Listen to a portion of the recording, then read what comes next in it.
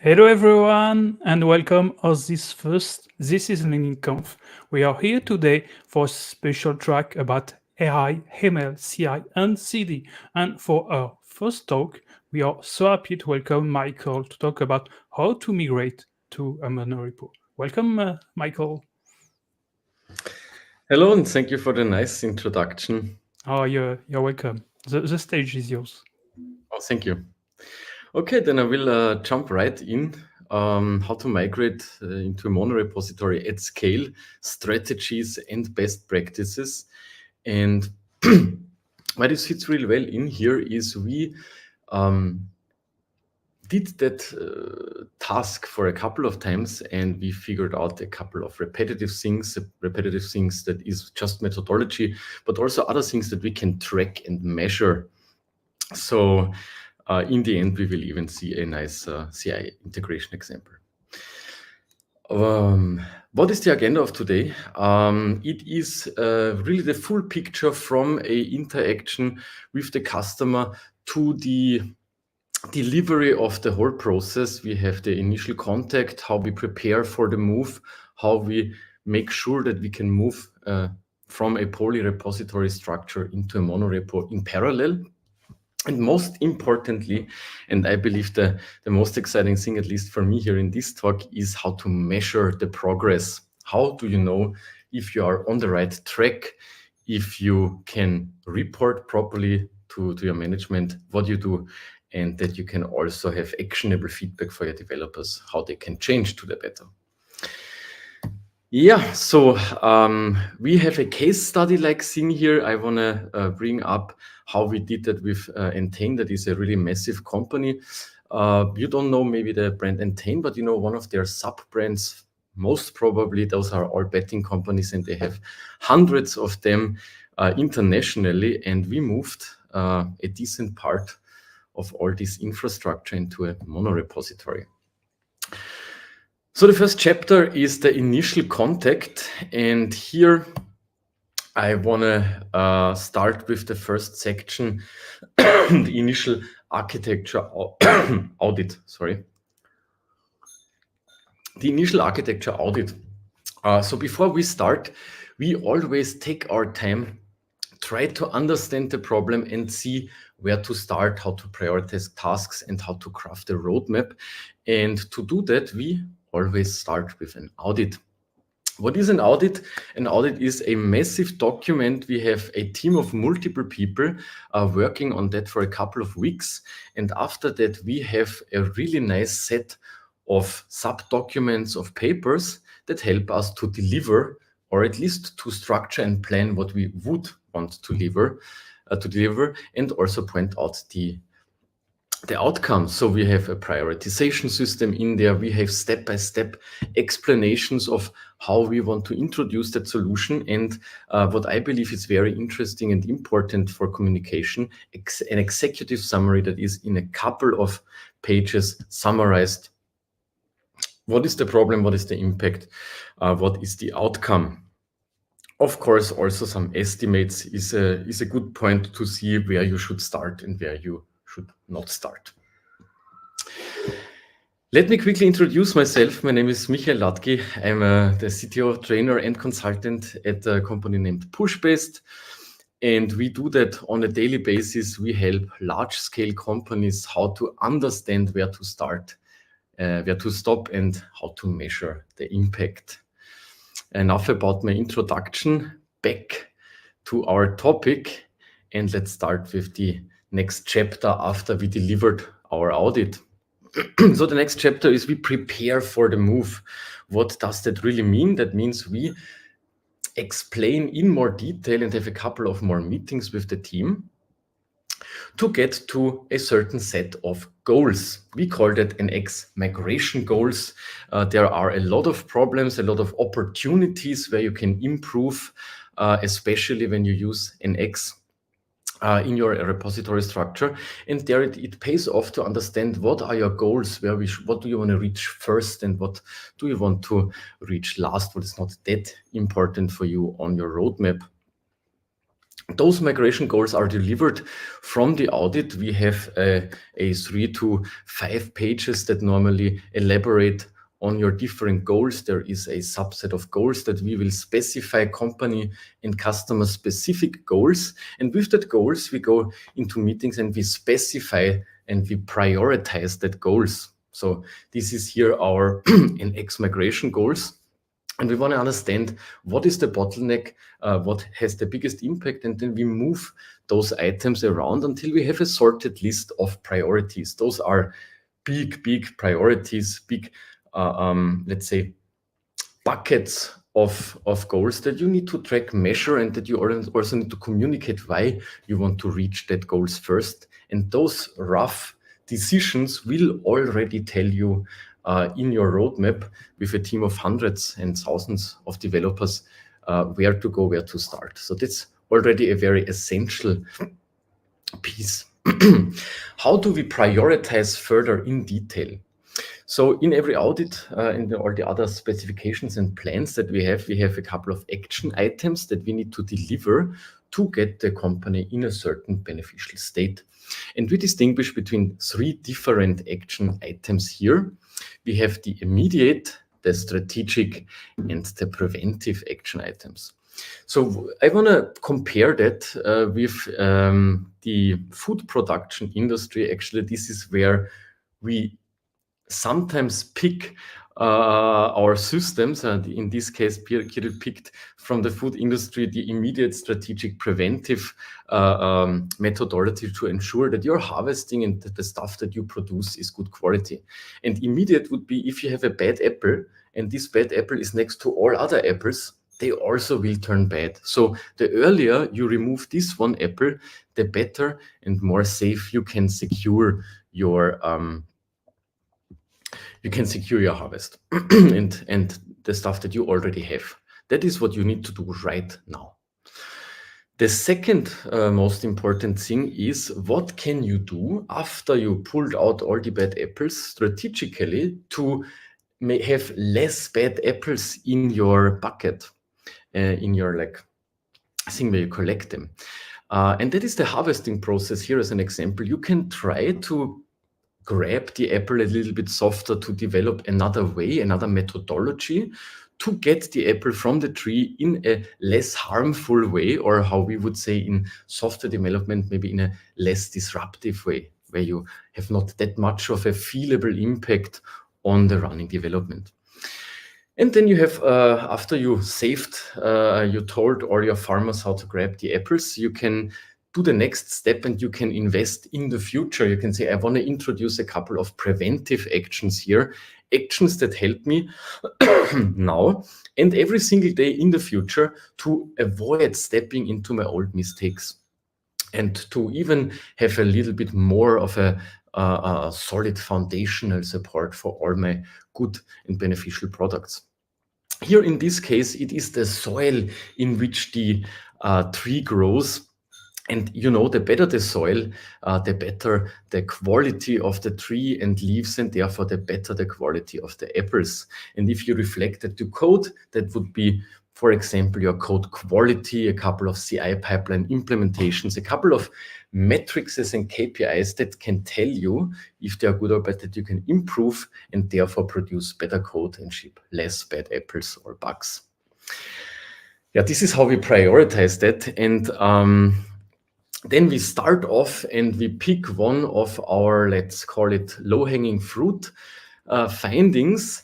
And here I want to have a real example, like we digged into the whole poly repository structure and we figured out if we start at that point, it would be most probably best. And I show you how we figured that out and how we really clearly specified what will be the impact and what we can improve. So there is a poly repository structure and you have lib A depends on lib B. You have a release process in between, a private artifactory. You can also think about the public NPM registry. And then you finally pull that package into your implementation, into your application. You have a couple of tests there that also take some time and then you finally release it. So that already looks like a good way to start for us, and we wanted to have a more closer dive into that and really point out why we picked it and where are the bottlenecks. So it's not only this chain of release and this delay. This is only one end of the stuff. We try to look at it in the perspective of like a good real life case, and that would be you sneak in a bug. So this graphic here shows us the same connection between repositories, here in this case two, but from the beginning when you would ship a bug unwanted and now you want to like fix your problem. It is already in production, so a pretty nice case. And then we see how long would it take to fix that. And then we zoom in even more and we would put all other repositories and processes next to it and would understand how does it look across the company and what can we improve. And we here distinguish between two different things. The tool chain that you can massively improve. Here in this case, we used an X that was the very best option we could ever take. But also at the top, we can we can see there is a layer that an X cannot solve, and that is the process layer. This is how people interact with each other. This is the company internal interaction. And also here we noted a couple of things that you could improve in your process. Little bit more detailed, like we sketch a roadmap. A roadmap has specific milestones or phases, as I named that here. And I really like to span the different layers and make the big picture. At the very top, I have the goal. At the very bottom, I have the ownership level and what you want to do. For example, in this case, when you move a polyrepo structure into a monorepository structure, you have all those sub goals in phase 1 to 5, and you want to move the ownership from a certain specialized team, in this case us, and slightly fade that into the company until the company itself takes over ownership of that specific topic in their own responsibilities. And here you have a couple of layers. One of them that is, I believe, very, very important is monitoring. Here, as you can see, we use custom NX plugins and custom code that we plug in the CI pipeline, and then also the personal level, how you share that, with whom do you talk to, and how to interact. Because the bigger the teams and the more developers that need to work together, the harder it is to communicate. Good. After that phase and all the planning is done, let me grab a little bit of water here. After that phase and all the planning is done, we really want to move in parallel. Everyone should be able to work. No one should be dependent on another one. And this is the section where I want to point out what we did. We created a migration guide, a big paper and a multiple day workshop where we sat together with the leading force. Then we also thought about a training program, right? While we are migrating, how can we feedback learnings into that massive process where the whole company and multiple departments start to move? How do we communicate and how do we measure the impact? So the first thing is the migration guide. As I told you, we created a multi-pages presentation that specifies every single step in the process, when which team jumps in, how we can get track, how we communicate. I believe on communication, I have a second slide in detail later, and also how we will deliver the whole thing. This year was not only a document, but also a full day, a multiple day workshop where we communicated the plans and worked together on a couple of first initial gears. That here is a close-up how we would kick off that. We have candidates, repository candidates that go through a kick-off meeting and process where already a couple of necessary things are shared. And then we have two important phases. We want to adopt the current code base to an X, and we want to align with certain specifications, certain rules that we want to have in our Entain mono repository, in the target repository. And then in the end, we have the phase where the target repository itself also will evolve and will add more and more specific checks. And those two phases also bring different impacts already from our goals. We have that as a nice README file when you start. We also know where we communicate. We decide how poly repositories should restructure before they move, so that also the code diffing is the easiest and best, and we don't lose too much in our Git history. And then here the close-up for the communication.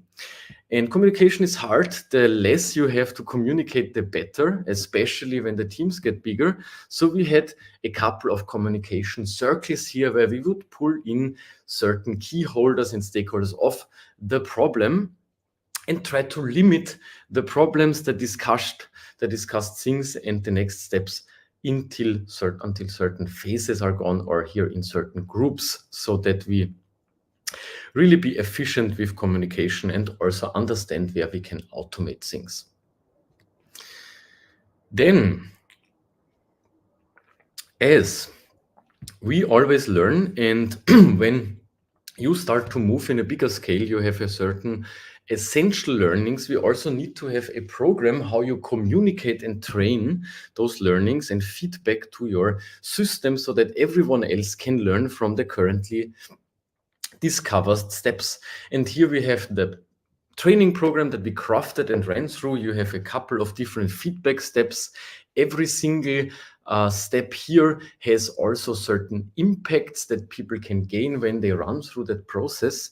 And in the end, the goal would be to not necessarily have any ongoing like informative trainings that you need to plan, but it turns into a like ongoing consulting where you on demand can ask questions, or even when in best case you can generate a automated rule out of your learnings, and nobody ever needs to think about it, not even your new developers. Okay, and then there is there's a last one here in this section, and this is impact measurement. And one of the obvious things is that you want to use the NX Cloud panel. When you use NX, you should use their cloud products. You will love their cloud products. They are really, really helpful. They make this massive gap here that you see that we could save with their caching technology and the architecture that we introduced. But we wanted to have some more details also on other areas. So this here is an example of where we try to classify what exactly the build pipeline improves. Within GitHub, when we change certain things, we have a couple more of those that show time to failure, where we could jump in, what the biggest and longest end-to-end tests are. Here we also measure when we introduce a change, and the green line here in the middle is we introduced change A, and now we want to see if it has an impact or not, so that we can communicate what we do has impact X. This is visible here. Also very nice. So another engagement here, that you should generate your custom metrics, your custom graphics. We were sure if we change certain ways of how to branch and contribute to the repository, then we can avoid rollbacks. And as you can see here, after the pink line, this is where we introduced our suggestion. The number of rollbacks turned down to less than half immediately. So this is a nice, wonderful way how to measure what you do and how to communicate what you do. You always want to have some number.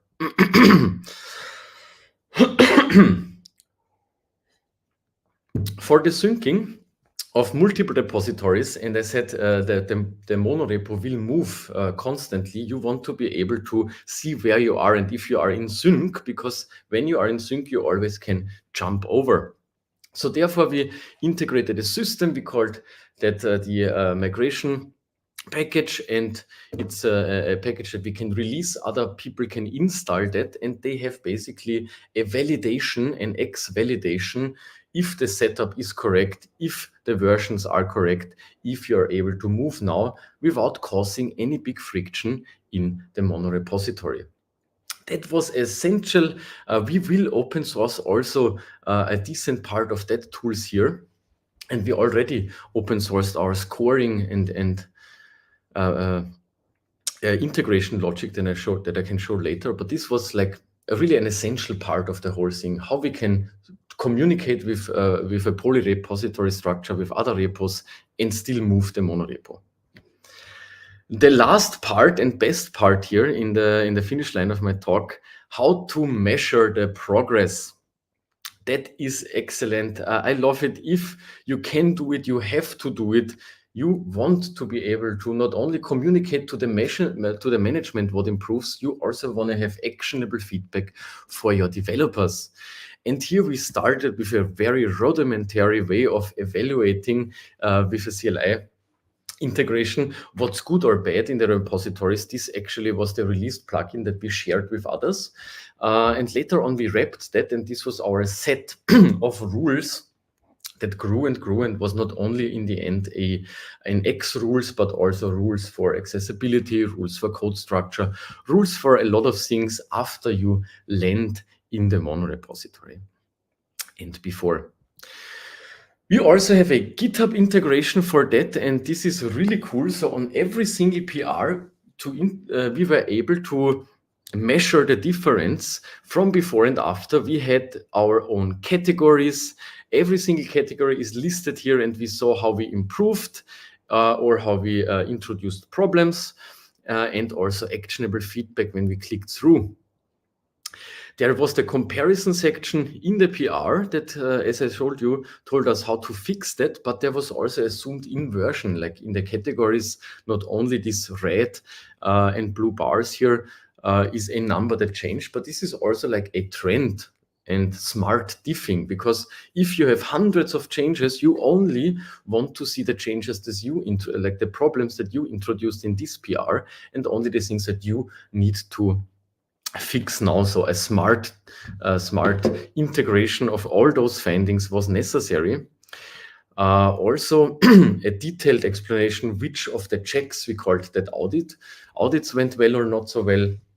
And then we also had, and this is really cool, GitHub annotations. So every single check was now able to run in our CI pipeline. That is, by the way, fully open sourced, and you have this wonderful report in your CI pipeline, and then you can create the PR, comment in every PR, and in the line of code, you have this line here that, for example, says we introduced a code coverage mistake or flakiness and so on. Yeah, as a last part of all those annotations, here you see them more in details. We have also something for the management. So that here was actionable feedback, very useful to get rid of a lot of communication, but how to present your progress to the management, basically, and get actually really not by showing them a lot of code and how you changed the lines of code. No, they want to see better numbers. So here we showed how we do with our NX migration. For every single repository, we had this detail view here that showed how the number went up or down on our adoption. Whenever we fixed something in another repository, the line went up, and we saw also that we really avoided to getting the line down again. That here was our overview. So we were able to have every single repository that needed a migration or was already migrated or was ready for migration in a dashboard overview. And in the end, we had all the other checks also present in that overview. And this reduced not only while we migrated, but also in the current actually ongoing development, a lot of communication. So there were only rules here. If you click on the rule, you had a solution, and that saved us and helped us to communicate KPIs. That's it for this talk. And as I did not do all of that stuff alone, actually, I played the smallest part in this whole success story, I would say, and also in the presentation. So I want to give credits. And first of all, most importantly, I want to give credits to NX, to the whole tool to the company, to the team, because without their massive load of tools that we could use as an open source, that we had help with cloud and caching and all of that. Without that, we would not be able to have all of those cool drops in time and improvements that I showed you. We also were very happy to have this open source open source tool here, code pushup, that helped us to integrate that stuff in the CLI and plug in our own custom ideas, our own rules and plugins. That was really, really helpful. And of course, the push-based team. Without our team, it was a very hard ride, and we showed that with a little bit of strategy, we can do a lot. So credits to especially the team that was involved in this one case study here. And yeah, if you're interested, we have an Enterprise consulting also as a service. And if not, I'm in any case very happy to chat. This is my email address, my Twitter handle. Ping me, and we can chat about your experience or what you love or not love on monorepositories or on X. Thank you. Thank you, Michael. It was awesome. I didn't expect it so many content so to be so helpful for companies. To make it's not about just migrating on technical aspects. It's really about planning, about scheduling, about watching the KPI to make sure that it's going as we planned. So yeah, it's really, really great. Thank you so much. I shared your Twitter handle. I shared the NX .dave website, and I shared the repository also. Very cool. In the comments. So thanks again for being here, and don't hesitate to connect with Michael. Thanks again, Bye-bye. Michael. Bye-bye. Hi.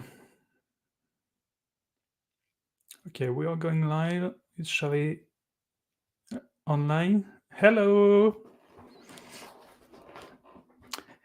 Welcome. So we were talking for some part of Michael talk about CI/CD. We will still talk about CI/CD, but on MLOps aspects with Shivai. So welcome here, and the stage is yours.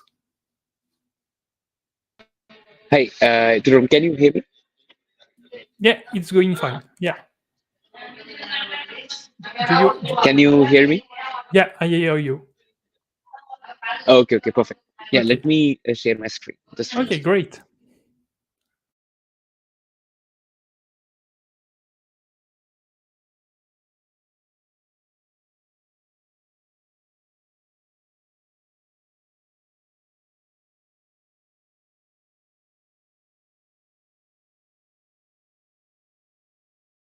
All right, I think I've shared my screen. Do you mind putting it live? Okay, perfect. All right. So first of all, welcome everyone. I'm super excited to be presenting over here at the TIL conference. And huge shout out to Santosh and the entire team of putting this together, putting this event together.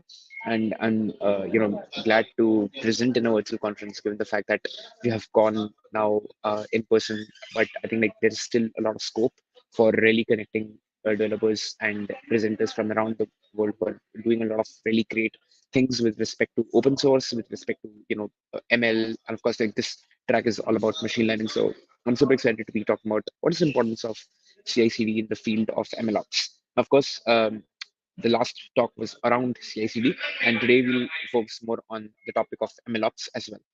And just a quick introduction about myself. I'm Shivai. I'm a Kubeflow release team member, and I am also currently working at Couchbase as a developer advocate.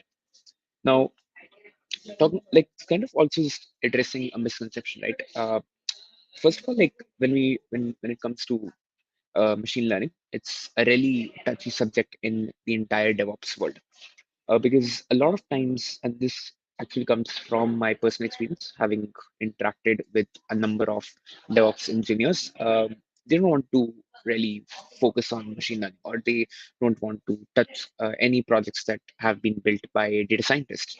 Given the fact that a lot of times it's considered that when you're, like, let's say, writing a Jupyter notebook, it cannot be deployed. And to a certain extent, it might look that way, considering that a standard software engineer will be using something like a VS Code or a JetBrains, and then they push their code to GitHub. It automatically spins up a new GitHub action, for instance, or any other CI/CD mechanism with Jenkins, and you have this entire flow that looks very robust. But you look at a traditional data science notebook, and all you have is these cells where you write some code and then you visualize certain aspects of what's happening in those lines of code that you're writing, and then those visualizations that you see. But is there any way in which we can we can deploy that entire AI pipeline robustly? In a lot of sense, it might not make sense that it can be done, but the point is that today we are in a space where there are so many different large language models that are out there, both open source and closed source alike, right? And all of them are getting deployed in a large number of companies who are leveraging these particular AI models to do a number of different things, including like generative AI stuff with things like ChatGPT, or on the multimodal front with Sura or all these models, and they are getting deployed, right? And of course, if you have not might have heard, OpenAI uses Kubernetes to deploy all of these large language models that they are also providing. And all of that is made possible by a very robust pipeline where they deploy the model artifacts, and they are deployed on top of these large running GPUs, which are running in multiple clusters on top of huge Kubernetes networks. So all of that is coming from really robust CI/CD pipelines, and that's of course in this case with respect to MLOps. So of course, I mean, like, given that there are so many of these misconceptions around, like, okay, DevOps engineers should not interact with machine learning projects, or vice versa, that data scientists should not interact with or with DevOps. They don't want to interact with deployment. Uh, Today, that entire life cycle is actually changing, because you look at a traditional machine learning life cycle, right? You collect some data, you clean that data, because a lot of times the data might not be in the best visualization possible. Then you do some feature engineering where you are essentially identifying those particular features which are the most useful for your use case. And then you can drop certain features that might not be relevant for some other use case. And then you'll go ahead and you will validate that particular model. And this validation essentially comes from the fact that you'll go ahead and train the ML model that you are going to be defining. And in this case, you essentially the model will understand the most important parts of the entire model itself, like from the data. So understanding the patterns in the data, and then once you have trained the model, you will go ahead and validate that. Okay, based on a given set of new inputs, is your model giving you the desired output based on certain preset conditions? And if it's doing that, then you go ahead and deploy that model. Now, in terms of the role of a data scientist, they are doing a lot of this data collection, cleaning of the data, feature engineering, and training the model, and also of course like validating as well, because they'll get different kind of model scores. There are different evaluation methods that you can use, and of course in the current LLM context as well, there are different methods that allow you to evaluate the performance of a large language model. And of course, like, this is where like the major misconception is that, okay, now the data scientists just want to focus till the evaluation part, and now there is this miscommunication or this gap where the DevOps engineers are not sure what to deploy, or in this case, the ML engineers or the data scientists are not sure how to interact with the DevOps engineers. But of course, given the fact that we are running all these experiments today, machine learning should not be thought of something that's different than software engineering. You can essentially apply a lot of those core principles that are applied to CI/CD to machine learning as well. For example, you write code, the code fails, so you reiterate over it. Similarly, in machine learning, you run different experiments by changing the model weights, and you compare which particular type of model weights were the best. And then once you find the best fit model, then you go ahead and deploy it. And the model weights are deployed on any type of an instance, a cloud instance like a VM, or inside of a containerized environment. So you can deploy machine learning code similar to how you deploy a software code. So that's where the misconception should be removed. That uh, a lot of the different things that happen in machine learning, especially if you want to productionize machine learning, is a lot similar to how you do it with any standard software deployment practices, right? And of course, the point is that what's the hidden technical debt? The actual ML code is probably just a tiny fraction of that real world use case that you're doing with machine learning, because you need to, of course, do data collection, you have to do feature engineering, but most importantly, you need really solid infrastructure for actually serving these ML models. And in this case, it's even more relevant today when it comes to serving these large language models that you're running. So the resource tools, and then of course you need to monitor them as well. So you'll still use your traditional tools like Prometheus and Grafana, which are being used also for monitoring your traditional softwares that go into production, to ensure that yes, the overall issue with respect to ensuring that the models are performing well when they are in production. So that's the entire premise, that the actual ML code that is being written by the data scientist is very, very small, or a very tiny fraction. So that makes sense that when it comes to understanding that how DevOps is really important, especially from the concept of like serving infrastructure, monitoring, being able to always ensure that the latest model artifacts are there into the environment, into the production, is important. So that's why you can see that why DevOps really is a huge part of ML. So like similar to how how dev needs DevOps, ML really needs MLOps, and MLOps is nothing but just marrying together a lot of the different best practices and the DevOps best practices, applying them to machine learning, right? So that's the entire premise of how and why MLOps is really important. And of course, like the entire idea is that, as we covered, that the models basically can deteriorate over time. That means that once the models are put into production, based on certain shifts in the data on which they were originally trained, because they are getting access to the new types of data. So in this case, the data that's there in production, the performance can basically deteriorate over time. Then you need the infrastructure overhead, of course, and then the scale of operations can determine how your models need to be scaled up. Considering something like a chat gpt, which requires thousands or hundreds and thousands of GPUs running on a very complex Kubernetes structure, will essentially mean that you need ability to scale up your ML infrastructure based on the number of, similar in a similar way that you would basically scale up your entire, you'll basically scale up your entire DevOps architecture for for like, let's say, a big billion day on happening on Amazon, when you're all on a Black Friday sale on Amazon, where you have like probably 10x the number of people coming in and using your platform. So that kind of challenges that DevOps engineers face, it's very similar to in the case of the machine learning landscape as well.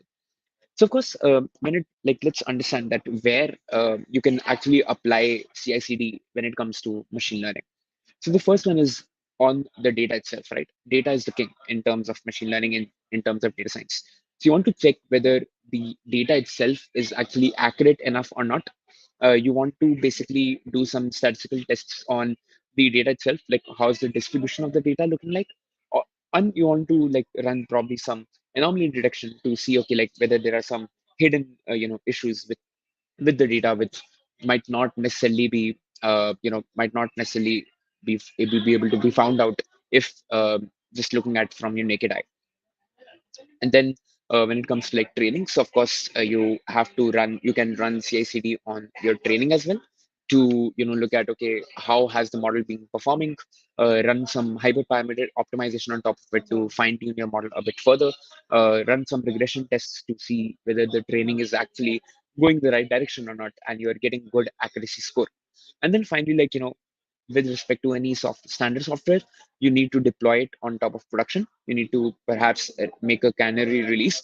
You want to run some performance tests on top of your ML, and you want to do some monitoring as well. So these are, of course, like a lot of the standard use cases that you will have with a standard continuous deployment setup for a regular software as well. So you can see like these are the different kind of things you want to basically implement with the help of CI/CD when it comes to an actual machine learning system as well. And here's like an example of an architecture of how that CI/CD it would look like. So this is from Google Cloud as a source. So what you can see over here is that over here what we are seeing is that you're first of all like doing the entire data analysis. So in this case, in the data analysis, you have the data validation. You're preparing the data. You're doing the model training. You're doing the model evaluation. So these are the steps of a generalized machine learning workflow. And then of course you would go ahead and deploy this code if it is working well. And from there what you would do is that once you have gone ahead and looked at, okay, like the model is actually performing well, you will go ahead and deploy it inside of production, inside of the trained model. But apart from that, you're also running this entire pipeline where you are doing a lot of data extraction, you're doing the validation on the actual data itself, and you need a lot of CI/CD pipelines to be relevant, which are relevant in the case of in the case of this entire MLOps pipeline. Because see, like when it comes to the data, like having good data is the most important. And what we'll basically do is that based on the input data that you'll have, you'll do several experiments on top of the same data. So basically making changes to the data that you're going to be running. So making appropriate changes in the weights, in the model parameters. That is what is basically happening when it comes to understanding that how the changes in the data affect the performance of the model. So you want to basically keep a track of all the previous experiments, similar to how in GitHub, in Git, we keep track of all the changes that we have made. And similarly, like when you are running Jenkins pipelines, we keep a track of all the previous changes, all the prior changes that we have previously made to to our code. And we see that, okay, like which particular previous change was actually the best kind of change. So that relevance of keeping the changes, or understanding that how we have previously made changes to our models, because you always might want to come back to a previous state of your model in order to ensure that the model is actually performing well. So those are some of the things that where you can actually leverage CI/CD in an autonomous pipeline, where it's actually related to deploying of the model, or whether it's actually just related to ensuring that you are getting good, accurate data in the first place. And like let's just also understand, the breakdown of the CI/CD with respect to what kind of tools you can actually leverage. Now, when it comes to automating the Python notebooks themselves, so one of the first things that we covered was that when it comes to like the Python notebooks, they are not production ready as such. Like they are great for experimenting, but you can actually use tools like Docker, and you can actually also use Jenkins for being able to automate all of the different machine learning experiments that you have been running. Then when it comes to like the entire machine learning pipeline, you can use tools like Kubeflow. So this entire pipeline would basically mean that if you're scaling up your entire ML workflow, you can actually deploy it on a Kubernetes native platform similar to Kubeflow. So basically each and every different step of your entire machine learning pipeline, right from training your model, or like let's say doing something like a model experimentation, can be thought of as a separate entity inside of your entire pipeline that can consider of multiple steps. And you can essentially just go ahead and train, and you can scale up each and every different aspect of your ML architecture on top of Kubernetes. So this all of this can be handled again with the help of your machine learning pipelines that will run on top of Kubeflow. Then you can do things like continuous integration of the entire machine learning pipeline. So being able to run unit tests on your actual machine learning. So this is actually also true that similar to how you might be running unit tests whenever you're creating a new PR, you can actually write unit tests for, or integration tests for your machine learning workflow as well. And those can be run with the help of things like Jenkins or DVC, which is known as data version control. And the inspiration behind DVC, or the data version control, is similar to how we have the Git version control. So in this case, you are keeping track of all the prior experiments, all the prior changes in the data, all the prior changes in the model weights and artifacts that you have made previously. So all those can be handled with the help of Jenkins. And of course, if you are like when it comes to actual deployment, so you can orchestrate the deployment either automatically, or you can also add support for rollbacks, or you can trigger machine learning pipeline deployments on a set schedule with the help of tools like Spinnaker. So all these are ecosystem tools, open source tools that allow for you to leverage them to do things like machine learning deployments. Now, like also like this is an example where you can see that in terms of the configuration, you will have a YAML file for the actual machine learning deployment. You can run smoke tests, and then you can basically run this entire machine learning pipeline. And this would essentially take a lot of inspiration from a tool like Jenkins that can allow you to actually do that. And here's another example where you can see that when it comes, something that we didn't cover before is that now, of course, like you have delivered your model into production, so the model delivery is being taken care of by Spinnaker. But at the same time, now if you want to monitor your model in production, so you can do things like logging. You can use tools like Prometheus and Grafana for time series to understand like how has the model score actually evaluated or performed over time, and then how does it actually affect the model performance, right? So that's like another example of how that would look like. So here's like an essentially just a overview of what we have covered so far with respect to continuous machine learning, which essentially means that you're running these ML experiments inside of a Jupyter kind of notebook. You push them into your GitHub, and then whatever changes were there in your notebook, those get picked up by Jenkins, and you can actually build, test, and publish them on top of Kubeflow if you are running your entire machine learning experiment in a Kubernetes native environment. Or of course, you can push your pipeline changes inside of a thing, something like a Spinnaker, which will get the new data. It can run the training orchestrator, and then it can push into production, right? And you can also evaluate the metrics with the help of some a tool like Grafana and Prometheus. So all of this might seem very similar to you. The only change that we are doing is instead of your standard software, we are leveraging now machine learning pipelines and machine learning experiments that you're running on top of your standard CI/CD pipeline that you're basically running. And of course, like here is one use case. So this is actually one of the projects that I was personally involved with, which is the Jenkins machine learning pub plugin, which again takes your entire notebook, Jupyter notebook, and converts them into the different kind of build steps that are usually there inside of a Jenkins workflow. And you can then visualize each one of them, run them separately, and you can define them as well. And of course, like GitHub Actions are also fairly common. A lot of us might be using them if you are leveraging GitHub.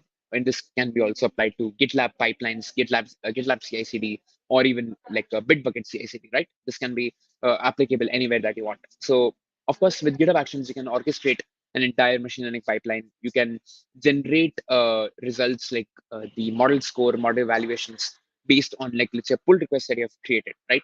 So an example use case over here would be that okay, the uh, the data scientists have very recently released a new version of their source code, and now they just create a PR so that it can be merged. So before it gets merged, you can actually see in real time what is the model evaluation score, or what is the performance of the model looking like before you even merge it and push it into production. So all of these can be handled via GitHub Actions as well. There are tons of different tools and open source projects that allow you to do that, including an example of iterative, which I'll also just show you an example for. So this allows you to set up continuous machine learning and get all these important metrics for you to evaluate whether the performance of the model is good enough or not. And you can similarly do these experiments not just for the final model evaluation, but also for data versioning, for model versioning as well.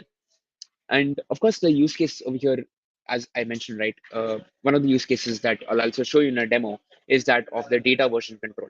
So of course, data scientists are still like lacking best practices when it comes to organizing the projects and the data that they're working with, because you want to basically save and track how the machine learning models have grown over time, because you might want to revisit some of the previous experiments that you were running, because sometimes you might get, because a lot of times machine learning is non-deterministic, right? They might be deterministic or non-deterministic, and you just want to understand that which version of your ML experiment was the best. So that is why these need data versioning. So this is where I'll just quickly now show you a couple of demos, and I'll stop sharing my screen and share my entire screen just to kind of show you what that actually looks like. So let's go to my entire screen, and I'll quickly jump into a couple of use cases where we are basically running. So the first use case is this by the iterative company, right? So this is based on the DVC, where whenever you basically create a new PR, it will actually execute a workflow to train that model, right? So in this case, for example, if I want to quickly see the CI/CD for in this case, I can just take an example of the CML. So here, for example, we have this Python code that allows us to train a new model, right? So we are using a pretty standard machine learning model over here, which is the random forest classifier. So random forest is a very common machine learning algorithm. And what we're doing this is that as we are making some changes into the actual code itself, right? What it will do is that it will basically now deploy a new runner machine with the CML Dockerized environment, and it will look at okay, like whether we have actually executed a workflow to actually train that model, and then we'll get a new model performance score. So here it will be returned as a comment. So in this case, like there is a couple of changes that were made in terms of this experiment, and you can see that it actually generated a couple of model evaluation, and this is just based on some change that we made in the actual training algorithm itself. So this gives you a use case where if you as a data scientist are making some changes to your source code and you just push them into to GitHub and make a PR, you can not only get to know how has the model evaluation or the model changed itself, but you can also now also see this actually running inside of the GitHub action where we change certain where we made some changes. So here, for instance, like you can take a look at the actual workflow that has been defined, where what the runner is actually doing is that in this case it's running it's going ahead and running installing all the requirements. It's going ahead and running the actual training algorithm, and it is basically generating a new confusion matrix, which basically tells you about how many false positives, how many true positives, all of those are basically there. So it'll run this every time there is a new PR. So this is a very simple use case. Now, if we take a look at some of the other complex use cases, which you will also be able to see in my demo repository that I have created for being able to do MLOps with CI/CD. So here, primarily, like again, as we mentioned, like CI/CD is really important to understand that you get better code quality and also understand if there are any defects when it comes to so in this case, like what I'm using DVC, which is for versioning your data and experiments, and the continuous ML, for which one of the use cases I just showed you.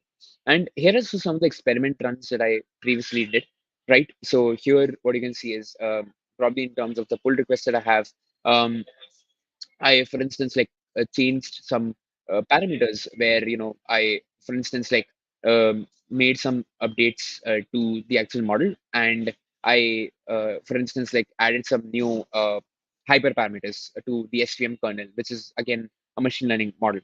And here you can see that it basically generated again a bunch of hyperparameters and an accuracy score based on the metrics that I'm generating for my use case. And for instance, like I can take a look at some of the other ones as well. So the idea really is that if I look at the actual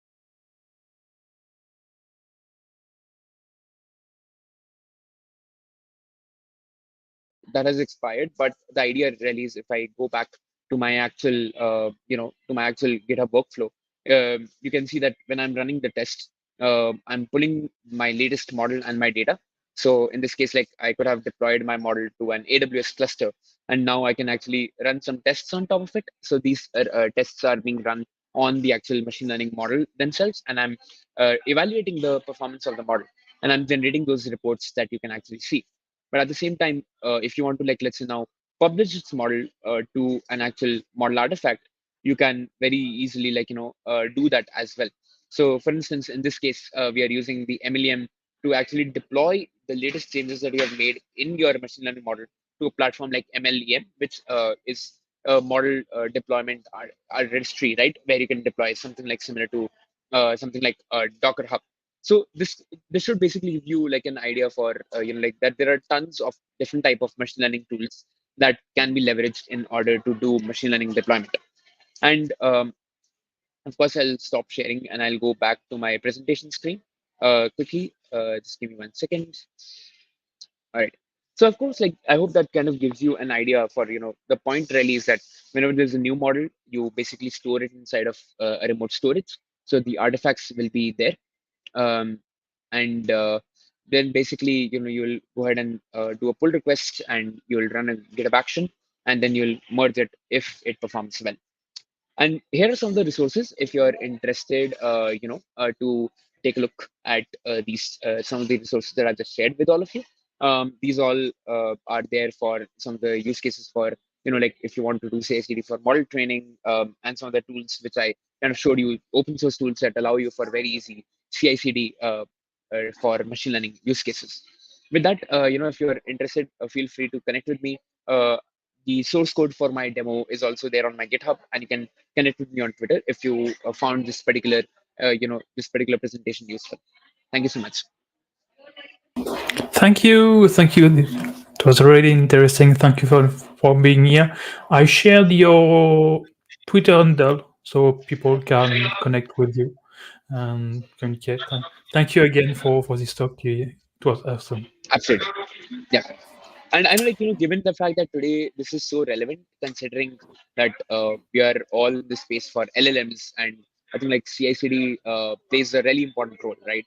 Yeah, Because you want your models to be accurate, you want your data to be accurate. So all these experiments that you can run on top of the data, on top of your ML performance, are all just parts of the same entire AI pipeline. So I think yeah, like it's exactly. highly relevant as well. Great. Yeah, thank you. Thank you again Thank you so much. for being here. All right. Okay, we are waiting for the next speaker. So I will just stay on stage waiting for him.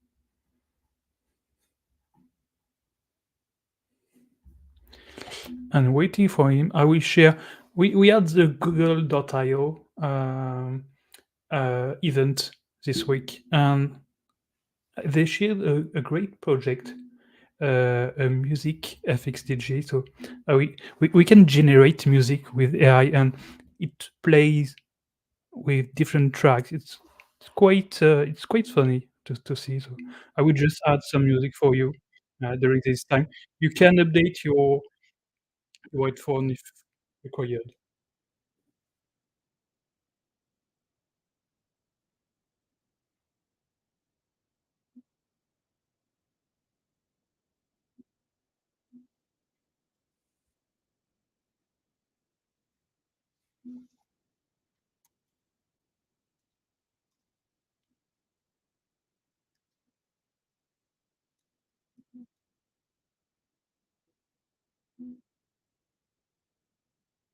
And do not forget, we have a raffle to get some books, which yeah, on screen. Oh, sorry for the link. So you can register there. There is some books. We have some books from Pact, from Thomas Trajan about Angular enterprise architecture. So feel free to register and to be able to win those books.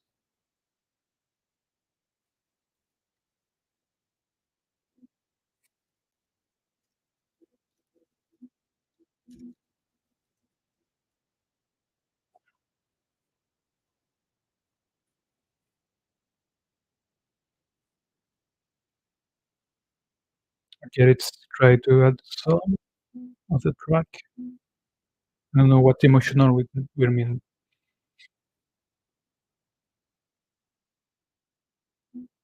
Yeah, let's remove the drum or this drum. Yeah. Oh, yeah, very different.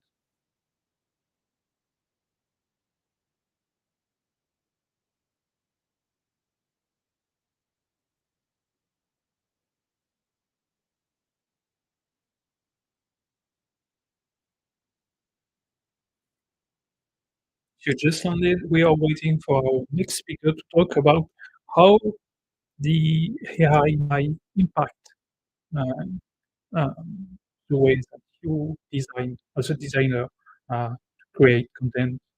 So it will be the next talk for this AAMI email, sorry, track.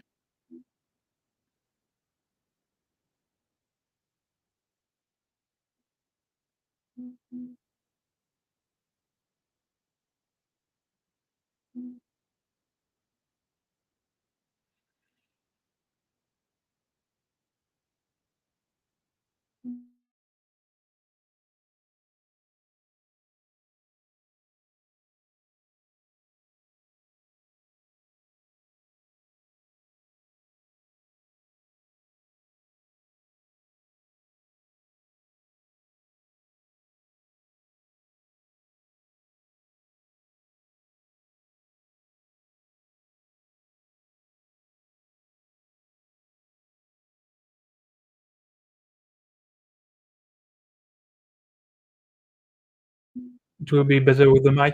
We also have some promo code for you.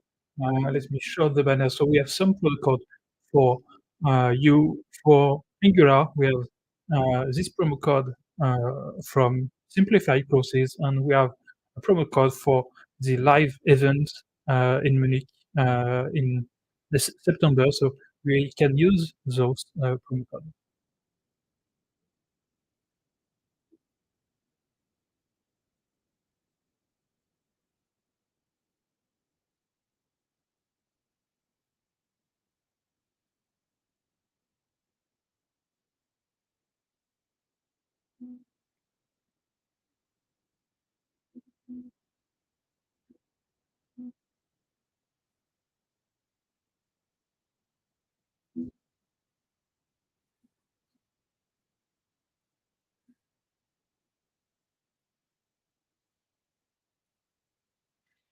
Okay, let's try another set.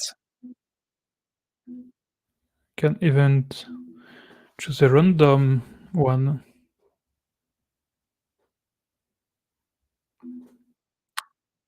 And I'm told that the speaker is coming.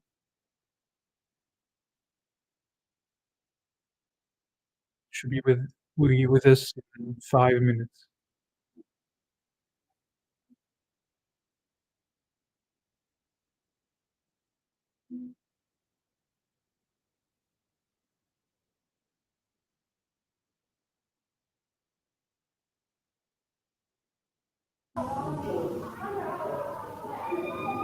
Hello.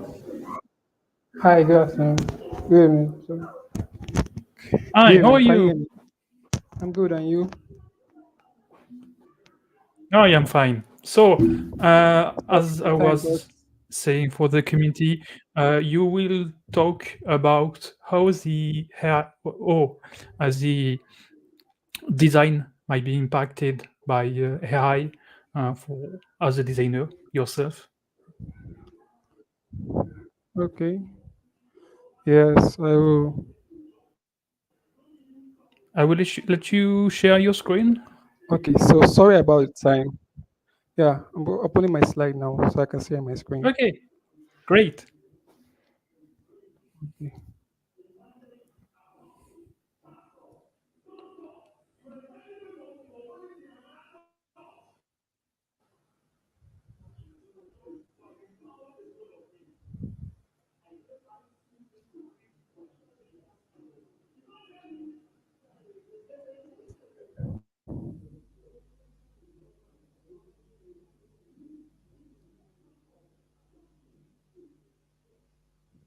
Share my screen in a few minutes, seconds.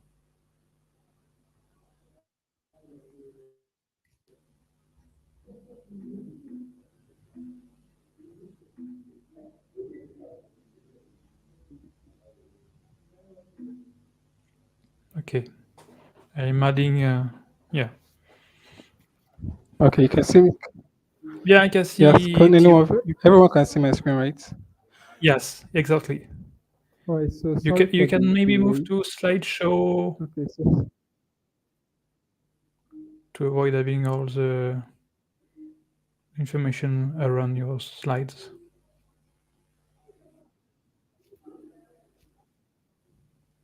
Right. So, okay, so let me begin. So, today I'll be talking about how AI could help in the design industry. So, sorry about my coming in late. According to the schedule, I was supposed to be by 5:30, so there was a mishap. So, today the agenda for today is about the design industry, designers' advantage with AI in the industry, designers' challenges with AI in the industry, improving your design process, then a practical approach and AI-enabled tool to improve your design process. So these are the six sections we're talking about today to help us improve our design, the way we do designs with AI. So prior to this, we had times where um, to do designs were really, really complicated. Like you to get resources were a challenge to get, even in your process. It was kind of challenging to do designs, but with AI now, like it's made it so very easy because there's a saying like my colleagues will always tell me like Google is your friend. Like whenever you have issues, whenever you have queries, ask Google, check Google, search for it. But now with AI now, I feel like AI is your personal assistant. So now I'm here to show us we can help how AI can help us in our design industry, in the design industry. So the first thing now, when I was small, I used to imagine like, or when you look at cartoons, when you look at movies, then back then, you would see how they had a futuristic mindset. Like, okay, you could do with technology, you could do this, you could create certain movies, certain designs, just like we see in Iron Man, or we see in movies like Spider Man, where we see like they create fascinating designs now. Now it's now a reality, now something that we're doing now, what we're doing now. It's not something like we're imagining anymore. Because if you look at when they just Google Extended, we just had the release from Google Extended, Google I/O, just a few days ago, even from OpenAI, and we can see that with the updates they are bringing in, it's giving designers the power to create. As designers now, it's like they've given us the resources, they've given us everything to be able to create many many things. So it's like they increase the field of possibilities where you can do as much as possible. Once you can think it, you can create it as a designer. So now, before now, AI was viewed as a futuristic concept, but now it's something like every day. Like as designers, it's something that if you're not using AI now, I don't. It's because it's like you're lacking behind. Because AI, it's a primary tool now. It's not just something that top tech companies use. No, it's something like now everyone uses AI. And so before using AI concept or before using AI advanced design, I think you need to understand that AI is just it's you need to understand the basic concept of design.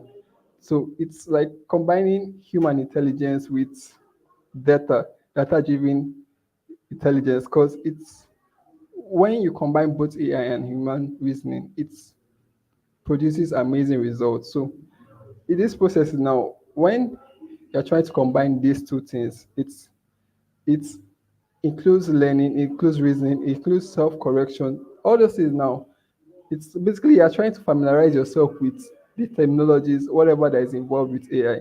So this and all these things are crucial as a designer. Design, most people feel that design is just you drop a few things, no, and you create designs, no. But design is actually it's like a thought process. So AI helps you with your thought process. It makes your thought process faster. It makes your everything, the calculations, whatever reasoning, whatever analysis you're going to do as a designer, it makes it quite easier and faster. So now let me go on to the next slide because my time is almost up, or my time has passed a bit. So now the way as normal human beings, our brain works is first of all we have to think about ideas. We have to have ideas, and we have to process those ideas. We have to think about it then before we can create an output. Now, but with the way AI works now, you have a prompt, you have ready prompts, you just need to specify what and what you need.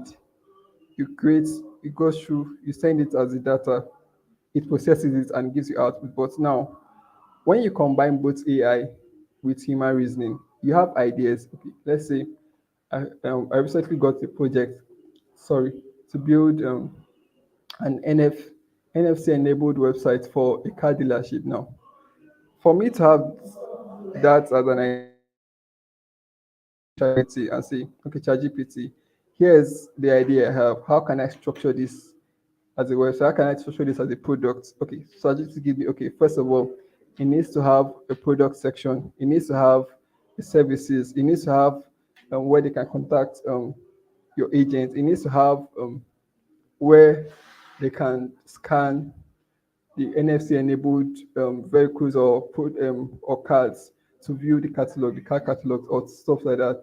So this now with AI, my idea is already in my head. I'm brainstorming. It's just like AI is a brainstorming partner with me. I get my ideas, I send it to AI, it gives me feedback, I iterate again, send my ideas to AI, it's it iterates, send me back. It's just like a back and forth. So it makes it very easy for you to process your ideas faster and quicker. Now, as a UI UX designer and as a brand identity designer, it makes my process very, very easy and very, very fast. Because, like as a designer, you have there's there's a limit to the kind of project you work on. So it's on every project, there are times there are deadlines attached to it. So with AI now, it makes my process really, really fast. Because now let's look at my branding process.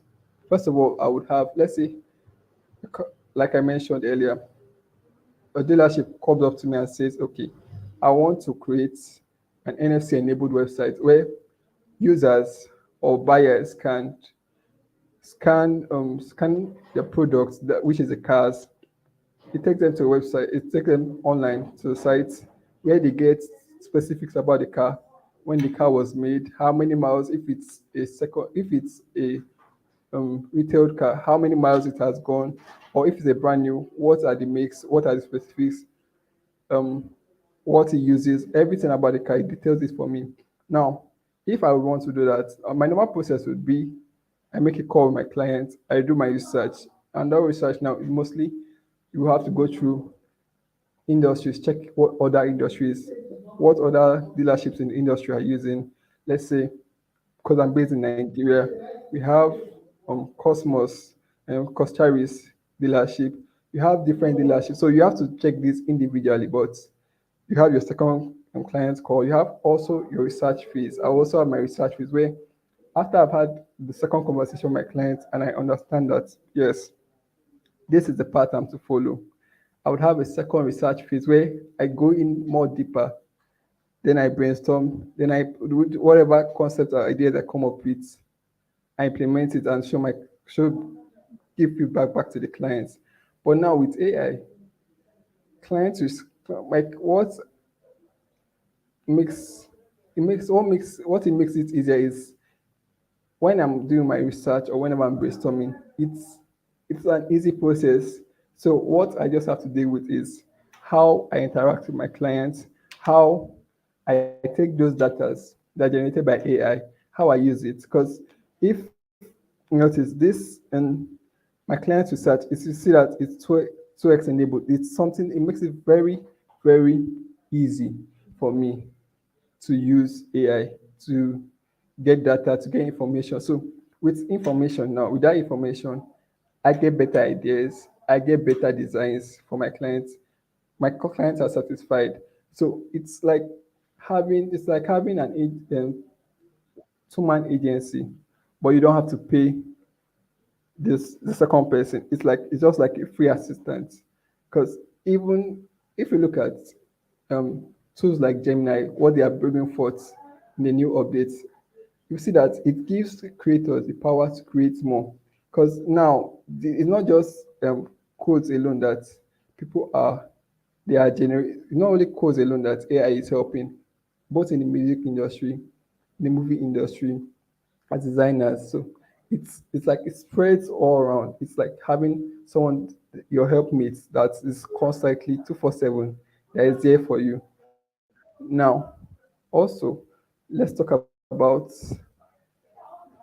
there are areas that AI affects as a designer. Now, The first and most important aspect that AI greatly affects is the resources. Now, as a designer, prior to this, prior to the release of AI, or prior to the um, new intake of AI, it's getting resources has been limited, has limited a lot of designers, especially in third world countries like where I am or countries that are still developing. So it's it's kind of bridged the gap between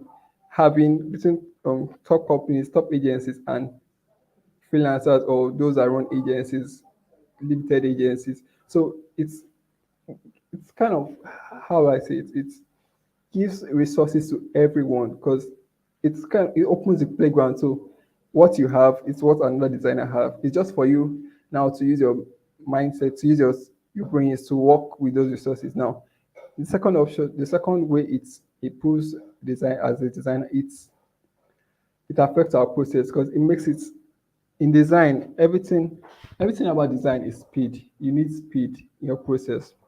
So as a designer, your process matters a lot. So that speed, like what AI helps you to do is it grants you speed, it grants you accuracy. Because with data, with the quality data it provides, it gives you don't need to backtest a lot on the data. Let's say I'm doing a branding project. I don't need to recheck and recheck to make sure this is accurate. I can just tell AI, okay, give me summarize this, give me the top five dealerships in this industry, top five dealerships in America. It gives me this and this. So I don't need to go through the whole process of locating each them by one. It just summarizes everything for me.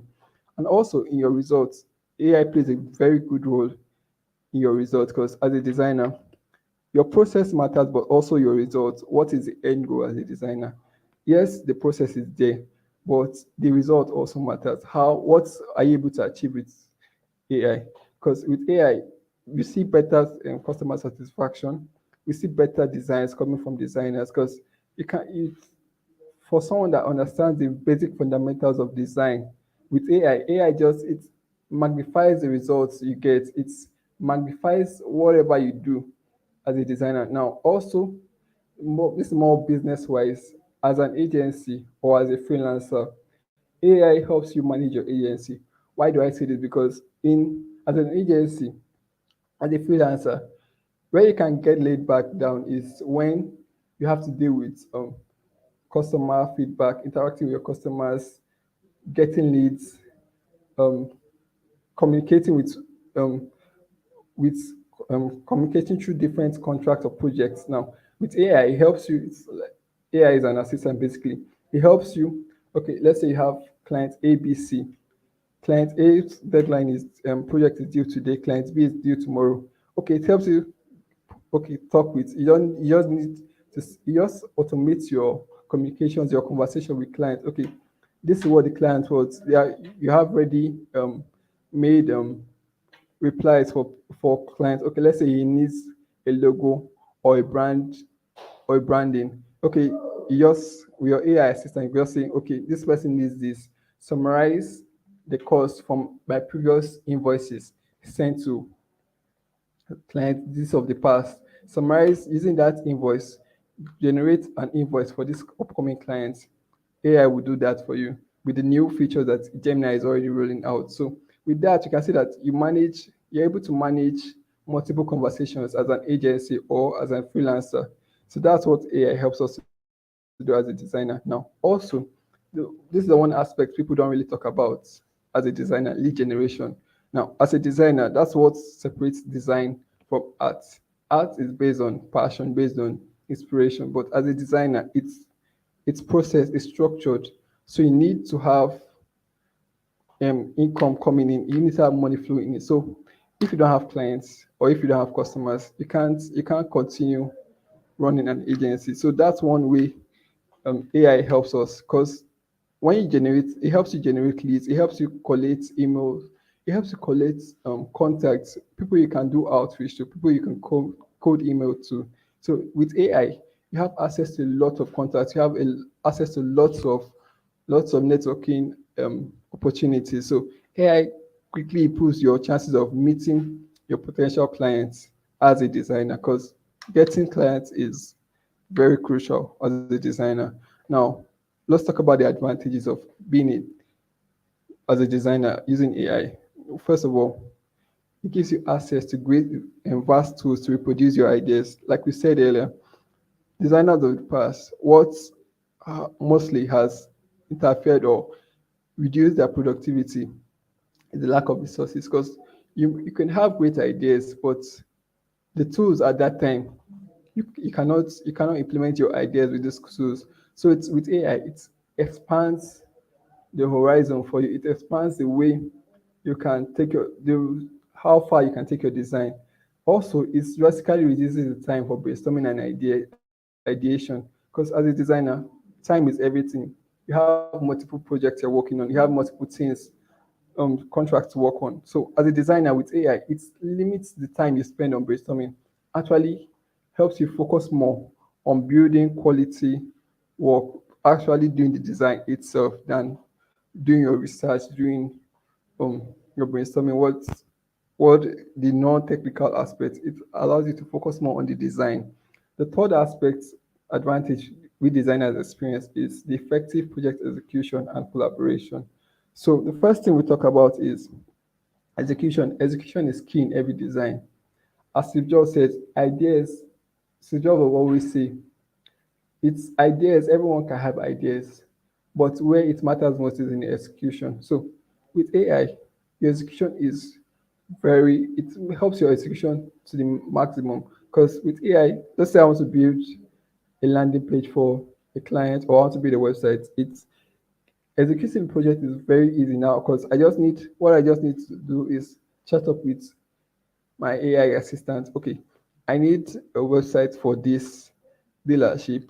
Help me structure, give me structures, give me sections. Now, once I get the structures, I could go further and say, okay, for my hero section, how, what aspects generate a catchy headline that would keep people's attention on this page. Okay, let's say it generates is a headline. I don't like it. I'll say make it better for me. This is something I've actually done previously for clients recently.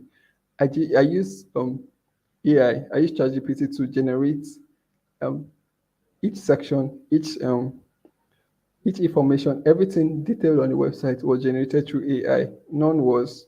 I didn't have to get a UX content writer or a copyright to help me assist me on the project. No, I did it full on scale by myself, and the client was satisfied. We also talk about the resolve of lack of resolves the problem of lack of resources. So that's one aspect. Another aspect that we talk about. Then it saves time, like we said, it saves time and helps you multitask. So with AI, you can work on different projects. It helps you, it's like an assistant. It helps you take care of the minor taxes while you, as a designer, can focus on the main taxes. Now, where we have advantages, there will always be disadvantages. So, one of the challenges we face as designers is ensuring the quality and authenticity of AI generated assets. Now, because AI is an open source program, it's not really, you can't claim ownership with AI generated tools or resources. It's hard as a designer because what we do as designers, everything we do as designers, we call them intellectual properties because these aren't something we can touch physically, but these are something we took our time to generate solutions. So those solutions now are known as intellectual properties. Now, given that they are intellectual properties, you have to have a sort of ownership. But with AI generated resources or assets, it's hard to actually take ownership of these resources or these tools. Why? Because it's AI. The same the way I feel, the same result or the same data is given to you is also giving it to another designer out there using the same prompts. Because prompts, anyone can use prompts. Prompt is free for all. So how do we check as designers? How do we check if what we're using is not already used by another person, another designer out there? So that's one disadvantage or one challenge we always face as designers. Now, another thing is limited customization and adaptability. Now, most AI generated assets or resources it's hard for us designers to actually implement them because it's, let's say I generate um it, an image for a website, for the website project I'm building. I generate an image for my hero section, and I say, okay, AI generates an image of a car on a stand, on a 3D stand. It generates that image. Now, when working on that project, I can't, since it's already generated by AI, I cannot edit or customize that image or resource any further because it has already been generated. And once it's generated, that's the endpoint. So customizing any assets by that is generated by AI, it's quite hard. Even you can't edit it on Photoshop or any Adobe product because it's already generated. So that's one limitation designers face because anything generated by AI, you have to just use that unless you understand the way prompt works exactly and you are able to get prompts that will give you what you want as a designer. Now the third challenge we face as designers is integrating AI generated assets into existing design workflows. When you when you're able to, it's hard to integrate AI assets into workflows because it's these these assets, like I said, are already generated. It's not something you can go back and do a fix or do apply changes. No, it's already generated. Once it's generated, it's generated. So something that is not editable or you can't really change. It's hard to inculcate it. Let's say I'm working on a branding project. It's hard to inculcate anything generated by AI into my sorry, into my designs or into any work I'm doing because it's design is something that the lot of iterations are involved. Changes are you keep on making changes because clients, the main goal is to get something that suits your client or get something that your client is satisfied with. So with this, with AI generated assets, it's hard to implement it unless you understand fully the way AI tools work or the way AI assets works. That's when you can actually implement those designs or those templates or assets into your design. Now, the last challenge I would list as a designer is designers must navigate the ethical and legal considerations when incorporating AI generated assets. Now, one thing that stands out or designers face is plagiarism. That is knowing when or actually knowing when to use design tools because the fact that AI tools or AI assets are open for everyone, there are still limitations because these are tools and these are resources. They belong to someone. Someone might have already, some designer out there would have already generated a resource or a design relating to what you've done and trademarked it. So as a designer, you have to check if, because with AI generated resources or assets, it makes it very difficult to actually um, consider if a design is legal to use or if a tool or asset is actually okay to use for your design project. Because if you don't actually check those resources or assets you're using that are generated by AI, if you don't actually check it, you could land either your agency, yourself as a freelancer, or the people, the brand you are working with. If you don't actually check those resources or assets that you are working with as a designer, it could land one or many people in danger. So I think the main conclusion I would bring to this is that so artificial intelligence is going to change a lot of things in the design industry, yes. But one thing is certain as a designer or as a creative, you can never be replaced by AI. And it's here to assist you become a better designer. So with this now, it's like I said in the beginning of my talk, it's AI is here to, it's like giving the power, it's like you're giving the power to create, just like we are many gods in this world. Because once with AI now, it's like you can create things beyond your imagination. It's something I wish I could share a practical section, but I think my time is up. So with AI, you have lots of possibilities. You have, it's like opens the scope for you to create lots and lots of things. So I think my time is up, right? Let me know. I think my time is Oh, up. you can. We can give you 5 minutes if you want. If you want to share, it will be So, interesting for the community to see it. okay. So I would like to show a project I worked on. Project I worked on recently. The project I worked on about a dealership. This was generated full on scale from AI. Nothing, no external freelancer or no external party was involved in this project. This is full on AI generated. True. Sorry, my finger is still loading. Let me change my screen. You were sharing the tab, brother. Maybe not your wall screen.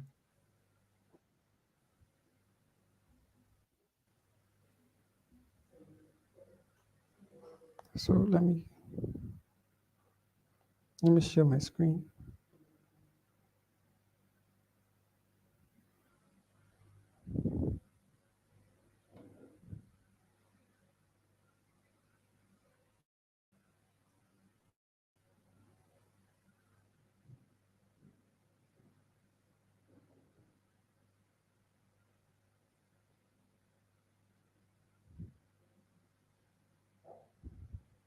Sorry, this my network. I'm having network issues, but this the project should open up anytime soon.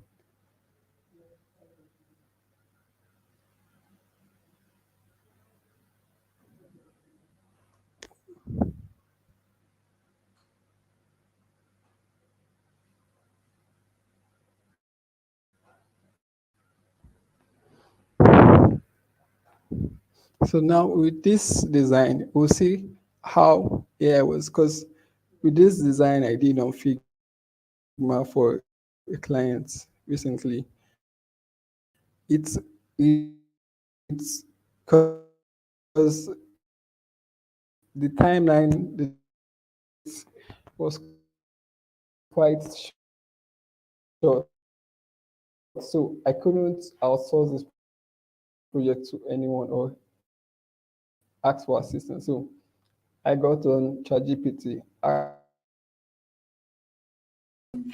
asked for Sorry, I think that the loading of this page is so impacted your like, but connection, and we hardly hear you. yeah, because this Because it's fine now. everything. So this website, this, sorry, I can barely hear.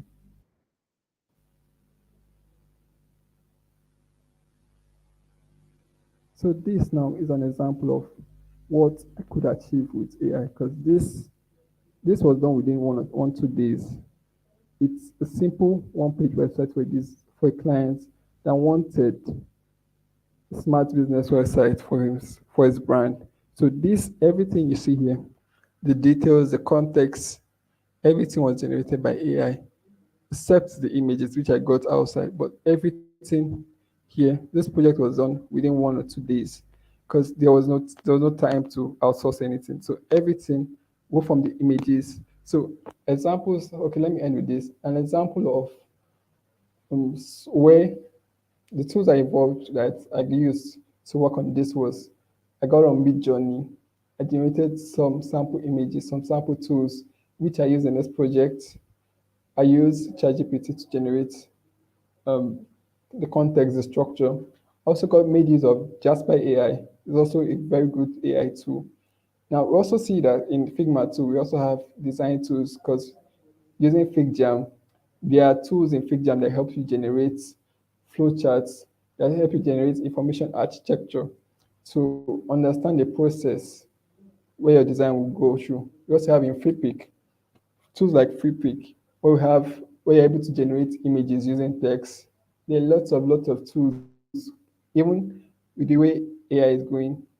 Gemini, well, we see that with Gemini, with the new features they are bringing about, you can create lots and lots of things with AI.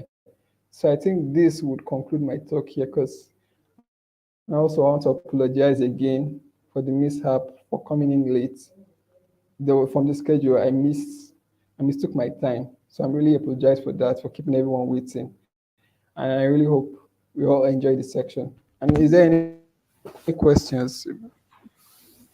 Thank you for this talk. And yeah, uh, it really impacts the way that you work, but it's about helping you to be a better designer. So really great. Thank you for being here. Thank you for this talk for shaped for designers. And I will welcome our next speakers. And thanks again, Manaki. Uh, so Neil, welcome Neil. So Hi. your talk is about my background, right? It's about the Yeah. green. So yeah, we need to create sustainable project. It's not about just making sure that they will work in for the next few years, but also making sure that we do the right decision about performance, but not just about performance, making sure that how it impact our environment and not our real environment, not just a fake background. So yeah, it's really important. That's what Neil will talk about. So welcome, Neil, and the stage is yours. If you have some screen to share, just tell me, and I will share it on Yeah, just stage.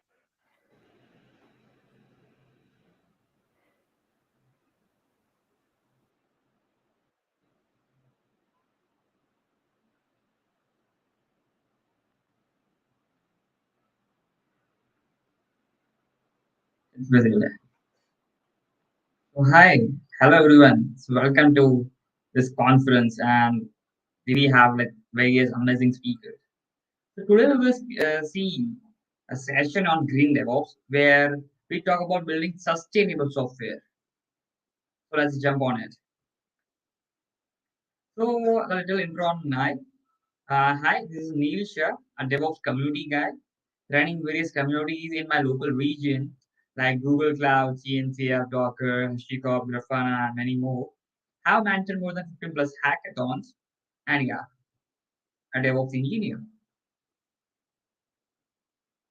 So first of all, I had one question that if I have all my data on cloud, so do I emit carbon dioxide or not? So in general, we have hosted or deployed our website or application or product on cloud. So cloud has their data centers, and data centers need power, need electricity. So they do emit carbon dioxide. So if you have hosted your website or application on cloud, then you do emit carbon dioxide through that. So yeah, the answer is you do emit carbon dioxide by that. So this was just me. Pollution is so low. I can see the data stored in the cloud. So let's go. In software development, what we focus on to make the product more performance oriented, performance improvement, and all that sort of stuff. But today we will see how we can build sustainable softwares.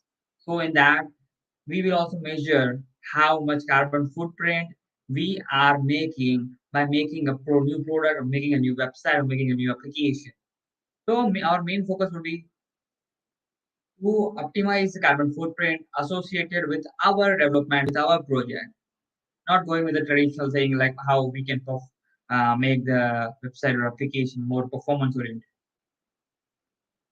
So green DevOps is nothing, but it's a general terminology where let me go through the line.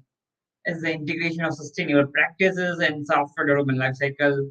So which I already told that. Unlike the approach where we prioritize speed, functionality, we will prioritize environment considerations and carbon footprint at forefront. So it is really important as we see a lot of climate changes, a lot of global warming. So it is really one of the major point because we all know we all are involved in IT sector or let's say in around IT, and you see a lot of people are making a lot of products and making a good impact. But uh, on the backside of that, they are also having carbon footprint.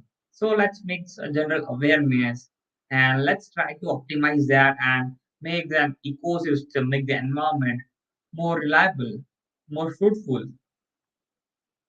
So let's go ahead. So benefits of green DevOps is reduce energy consumption.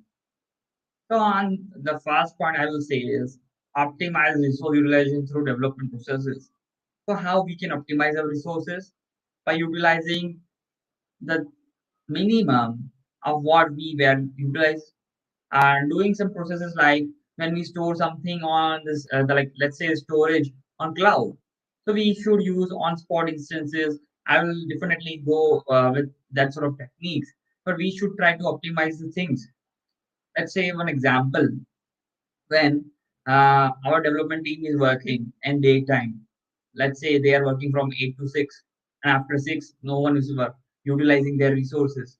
So we should apply a rule over there that after 6 the resources should shut down automatically, and when they come tomorrow at 8 a.m. it should start automatically. So this sort of different techniques could be applied to optimize the resources, to optimize the resource utilization, because it is storing something on cloud, and on that it's storing on data center only. So it will definitely need energy, and it will definitely emit carbon dioxide. So low energy consumption not only translates cost saving but also optimizes carbon footprint. So that's a win-win situation, because when you try to optimize carbon footprint, you will also save your cost. So that's a win-win situation for everyone. Next comes improve resource efficiency. So how we can do that? When let's say in the auto scaling process, right, suddenly some huge traffic came, so it will auto scale directly. But to improve that auto scaling feature, we should always do some like the cold alerts, hot cold alerts. Hot cold means we had seen like whenever the huge traffic had came, then only the auto scaling group has arrived. But at every interval, at every 2 day or every week, we should do that, because it will check the function is working properly, and it will recirculate the whole cycle over there. So we should improvise the efficiency in that manner, and also minimize the waste. And also like in most of the clouds, if we knew as a company or as a person, if you knew that we would be requiring this much of a resource, and so we can take help of the cloud provider, and we can definitely tell them like, give me this, and it will also help you to reduce your cost, as it's compute oriented sort of thing. So they also reduce the cost. Next is enhance software quality. So when you go like when you also tell the coders to optimize their code in such a manner that it will also impact the input output time. It will also impact all the various parameters. Then it will give the output faster in faster way. So it will also improve the latency of input output, and it will also reduce the burden on the data center. So in all the ways, if you optimize anything there, so it will be helpful in the whole cycle. Next is infrastructure right sizing. Right sizing is required, not resizing, but right sizing. Then there is a difference in right sizing and resizing. So it is very much important in right sizing. Now let's there should be some protocol. There should be some protocol to measure the carbon footprint which we are emitting by utilizing by making some software products. So how we can so GHG, greenhouse gas protocol, it's defined by the Green Software Foundation. So Green Software as similarly like the Linux Foundation, Green Software Foundation works for the beneficial uh, to improve the carbon footprint in the world in the IT sector. They have defined different scopes, and the scopes are direct emissions. Direct emissions is if I am utilizing, uh, I am burning coal, and carbon is emitted directly. Indirect emissions is If I am utilizing the electricity, so for electricity, coals are burned, or fuel are burned somewhere. Not talking about the solar energy, but yeah, in general, fuels are burned or something are burned. Then it's in indirect emissions. Third one came is business travel. If I'm traveling to train, and train is train, even there are electric trains, but yeah, some fuel is burned or something, and it's coming the indirect. So there are major three scopes: scope one, two, and three. So let's talk about how they are defining cloud. So if we say we have hosted something on private cloud, then most of the energy is considered in scope 2, which is mentioned here under interconnection. If we have hosted on public cloud, then most of the energy is in scope 3. And if it's a hybrid cloud, then it's a combination of scope 2 and scope 3. So it's moreover for the cloud persons for on the DevOps side. So it generally gives how like your code resides in which scope 2 or scope 3 on the GHG protocol. And it's given by the Green Software Foundation. So yeah, as we have seen the scopes, but how the carbon intensity is measured, there should be some formula. So on the basis of that formula, we can measure and we can also compare the carbon intensity in various regions. So software carbon intensity formula here is SCI equal to E into I plus M per hour, where E is energy consumed, energy used, I is carbon emitted, and M is carbon emitted through the hardware which we were utilizing. If we are using the data center, that's hardware. And on top of that, on the data center, we are using our softwares. We are hosting our softwares. Carbon emitted by that, it will give us a quantity, and that quantity could be measured with different quantity at the different region across the world. As M will be different everywhere because the energy consumption, the electricity produced, and different it will be different everywhere. Let's go ahead. Uh, to measure the carbon footprint, the major cloud provider are also focusing and also are also helping out. So AWS have AWS carbon footprint. Similarly, Google has Google Cloud Carbon Footprint tool, which measures all the resources used on their premise on the sorry on their cloud, and will give that your VM or your resources producing this much carbon intensity in that particular interval time. Similarly, Microsoft have Azure Sustainable Calculator. So when you like nowadays, like these cloud providers are using good job when you want to create a new resource. Let's say you want to create a new VM, and they will show some of the regions on top, and on the right hand side of that, that will have a label of having the low carbon footprint at that time. So low carbon intensity in that region at that time. So they are also making a huge impact. Are the all the major cloud providers who reduce the carbon footprint? That's come the cloud carbon footprint. This is a free and open source tool where you can make the dashboard similar to the dashboard provided by the carbon like major cloud provider. But this tool is very like because this is a good thing and I love it most because I can get data from many places at single place and it's free and open source. So here we can make a dashboard like if I am utilizing these resources for this much time, then it will produce this amount of carbon. So a dashboard like this would be seen if we map the resources, we map the sources of data to it. And on the like, this is a general graph of the carbon intensity.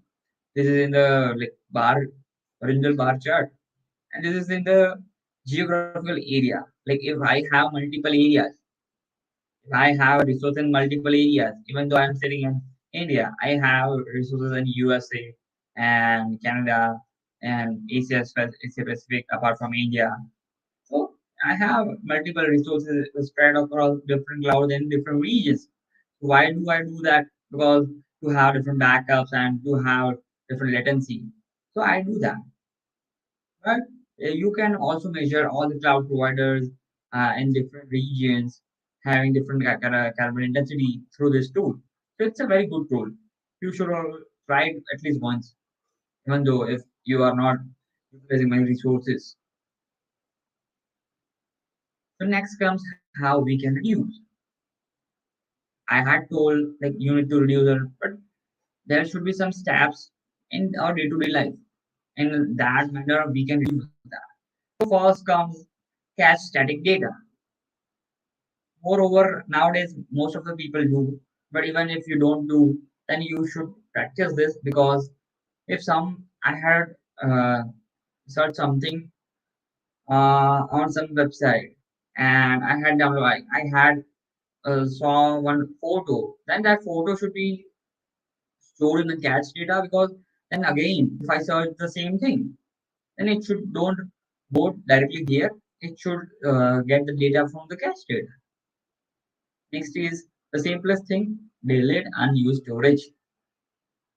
Many a times when we delete some VM or something, and we don't see the other resources attached to it. When we delete a VM on any cloud, then they have this attached with it, then they have public IP attached with it. So we don't remove that. So yeah, do that. Implement stateless design. What does it mean? To make the request in that manner that no requests are dependent on each other. Let's say, for example, if we have two requests dependent on each other, if request A stops, then only request B will start again. Then what happens is if request A is gone in infinite loop, then request B will be recycling it. It will create a lot of things. So make a proper design system design in that manner. You non-urgent processing request.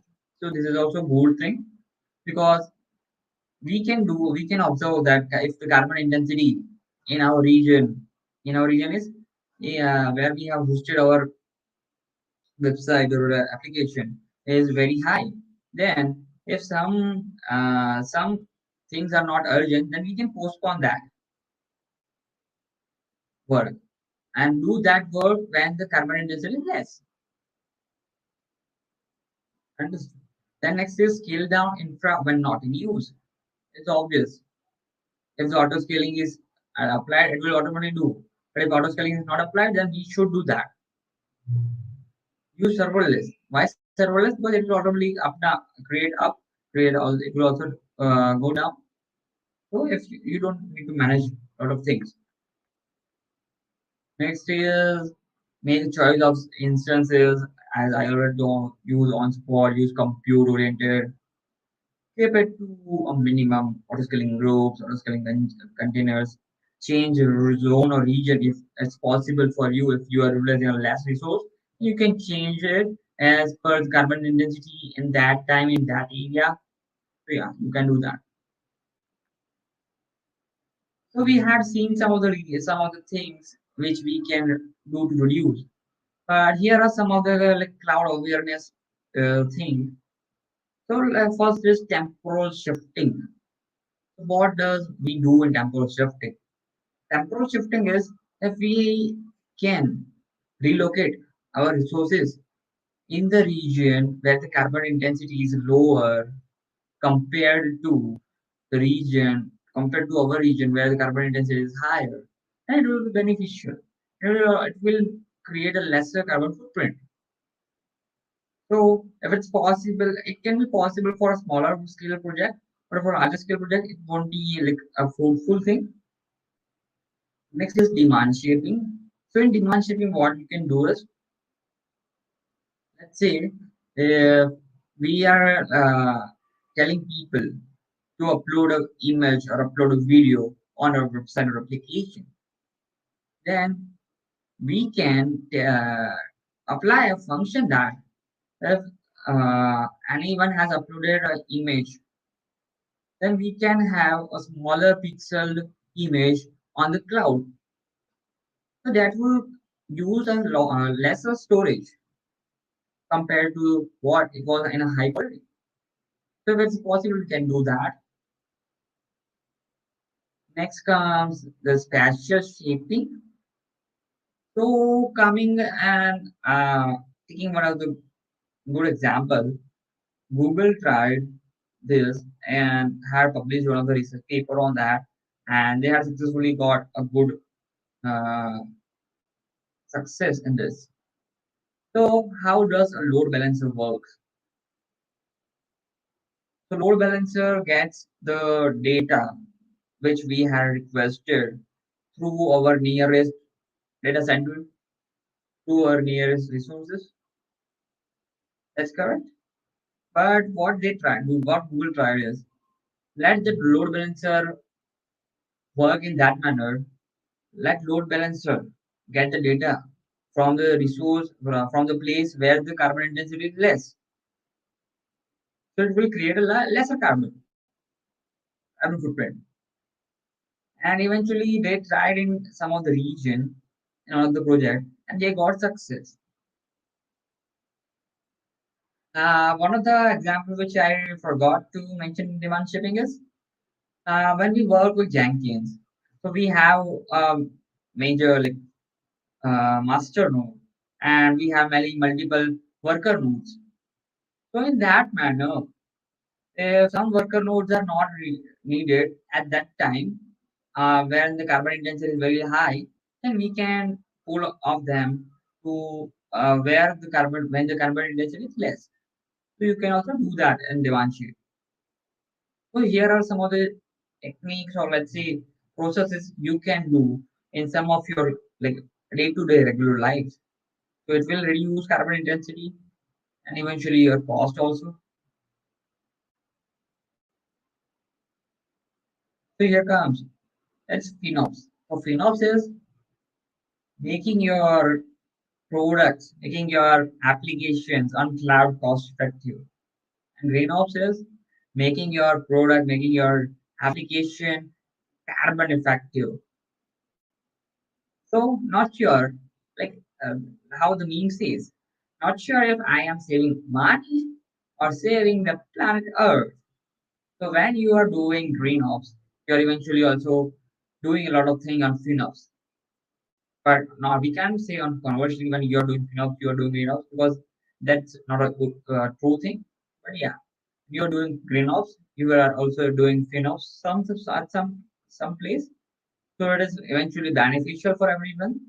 So let's make the ecosystem of the technical peoples and making a good sustainable software. Feel free to connect with me for any queries if you have, and also if you want some help on this sustainable softwares, you can connect with me anytime. Thank you. Thank you, Neil, for this talk. It's really inspiring. To we need to be careful about what choices we make. It's really great. Thank you again for this talk. Thank you so much. So our next speaker is Jaroslow. We won't talk about AI, ML, CI, or CD, but we had so many proposals that Santosh couldn't refuse anyone. So we had to make choices, and we had a lot of web talks. So this is a web talk. This is about Angular. Jaroslow wanted to make sure that I was talking about Angular. I have some proof that I love Angular. So yeah, that's a really great project, a really great framework, and I can wait to get inside about this talk from Jaoslo. Welcome, Jaoslo. And I see that you have the hold logo on you also. Yeah, hello everybody. Hopefully you hear me well. Yeah. So the stage is yours, and I will share your screen now. All right, thank you. Right. Um, so let's start. Now, before we delve into the details, let me share a little anecdote from my life, which will introduce you a bit to the topic I'm going to talk about today. My previous apartment, there was a leaky pipe in my bedroom, and that ended up flooding the downstairs neighbor's place. So the owners called for a plumber to fix it. Now, the bathtub was tiled, so to access to the pipe, some tiles needed to be removed. The plumber kindly offered to remove them without damaging anything, which sounded like a great idea for me. However, not sure why and how, within the next 15 minutes I heard a loud crash. I rushed to the bathroom to find the plumber instead of delicately skimming over the ground. He was demolished everything inside by a massive hammer. When questioned, he simply shrugged and said he wasn't obligated to be gentle, so he decided to take more destructive approach. Well, as you can see, sometimes you ask for a small favor and things don't quite go as planned. And speaking of unexpected outcomes, maybe not that extreme I described, let's shift gears and talk about change detection. But before we'll delve into that, let me introduce myself. Oh, I'm Jaroslav Zolnowski. I'm going to talk about from default drama to signal superpowers today. My journey with Angular began in its early days, from version 1.0. I'm a senior architect at Defint and I also co-host the Angular Catch-Up podcast. By the way, I invite everybody to follow along. Within just 2 weeks, we'll release our first episode featuring a special guest from Angular team who will answer questions about signals. So that's all about me. Where were we? Change detection. So let me take you back to the early days of Angular version 2.0. And I'm pretty sure many of you remember the time where we were all wowed by the magic of the TypeScript, the elegance of classes, the newfound power of interfaces. And everything seems so fresh. And I'm not sure how about you, but I was like a little kid in a candy store, eager to explore all new possibilities that Angular brought to the table. So now looking back, it's funny how we took change detection for granted back then. It's like that old friend was always there but was never invited to the party. And little did we know that it would become such a crucial piece of an Angular puzzle, shaping the way how we build and optimize our applications today. So in the beginning, most of us used the default change detection. I did use it a lot, and it's like being in the bustling city. There's noise everywhere, distraction pulling your attention in different directions. And this is how it was with Angular default change detection. It's like our plumber I talked about, who demolished everything inside without really paying attention on any specific tile. The change detection default one would trigger unnecessarily checks and updates throughout the entire application. So it keeps an eye on everything, even when nothing happening. And sure, it works, but it's a bit overkill, like causing performance hiccups, especially if your app grows. So this strategy is the default change detection mechanism, and it applies automatically unless we explicitly override it by on-push change detection, which I will explore in a few moments. Additionally, it relies on check always flag, which essentially tells Angular, hey, check everything regardless of whether any changes happen or not. And that sounds intense, right? So let me illustrate that using a prepared app to show how the change detection works and why it generates so much noise. All right, but before we'll do that, let's just walk through the code for better understanding what is happening here. The main logic that triggers change detection takes place in child component, which represent a node in the component tree. And it expects two signal inputs, the depth and the color, which are passed down by the parent component. So the depth allows us to control the depth of the component tree, and the color allows us to change the background of the component nodes. We have a bunch of different class fields. The most important are signal count and CD counts, and those are responsible for counting of the cycles of change detection with and without involvement of signals respectively. We have also trigger change detection method, which trigger change detection. This method is called directly from the template. And finally, we have start and stop interval, which update our signal count value using update value. So this structure creates a recursive pattern where each child component can have its own child node, and each child node can have its own child nodes as well, and so on. So this recursion continues until we reach desired depth level of a tree. So let's run the application. All right, this is how does it look like. So we can increase the depth, decrease the depth of a tree, change the background colors of different nodes, and we have the manual change button and set interval change button, which change the signal value. So when we click the manual check, we can see that with default change detection strategy, Angular keeps an eye all components, right? So regardless, when we clicked on, Angular will run change detection for entire components tree. So let's try to think, why is that? So before we'll delve into the Angular source code, let's try to understand how the change detection process works in general. So long story short, the process involves two stages. The first one marks the click component as dirty, which tells Angular something like, hey, this component needs a heads up, checkup. I'll explore that in a few moments. While the second phase is when the zone.js comes into play, and it monitors various asynchronous events, activities such as XHR requests, the DOM events, timers like set intervals or set timeouts. And when such an event happens, the ng zone prompting Angular to initiate change detection process. So let's explore how it appears in terms of Angular implementation.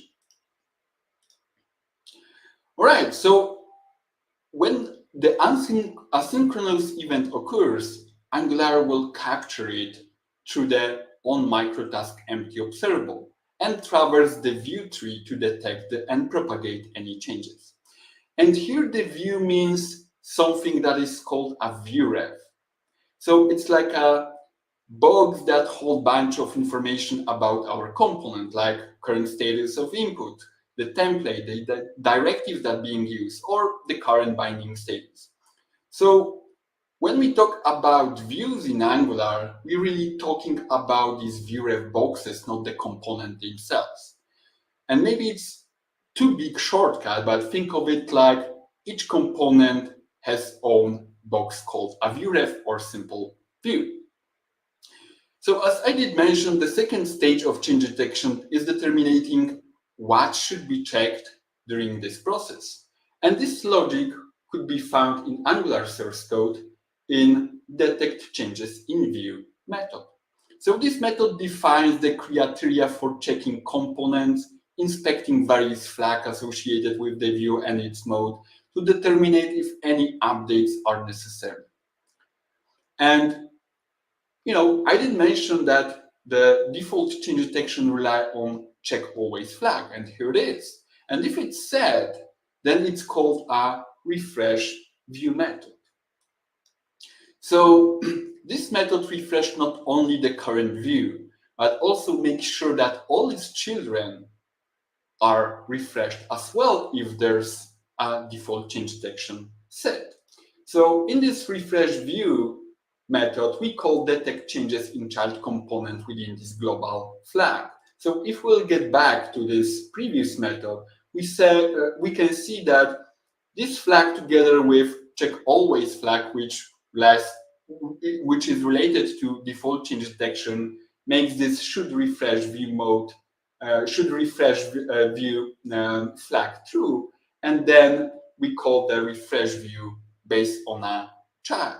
So it's kind of like a domino effect, right? Making sure the entire component tree gets updated whatever happens.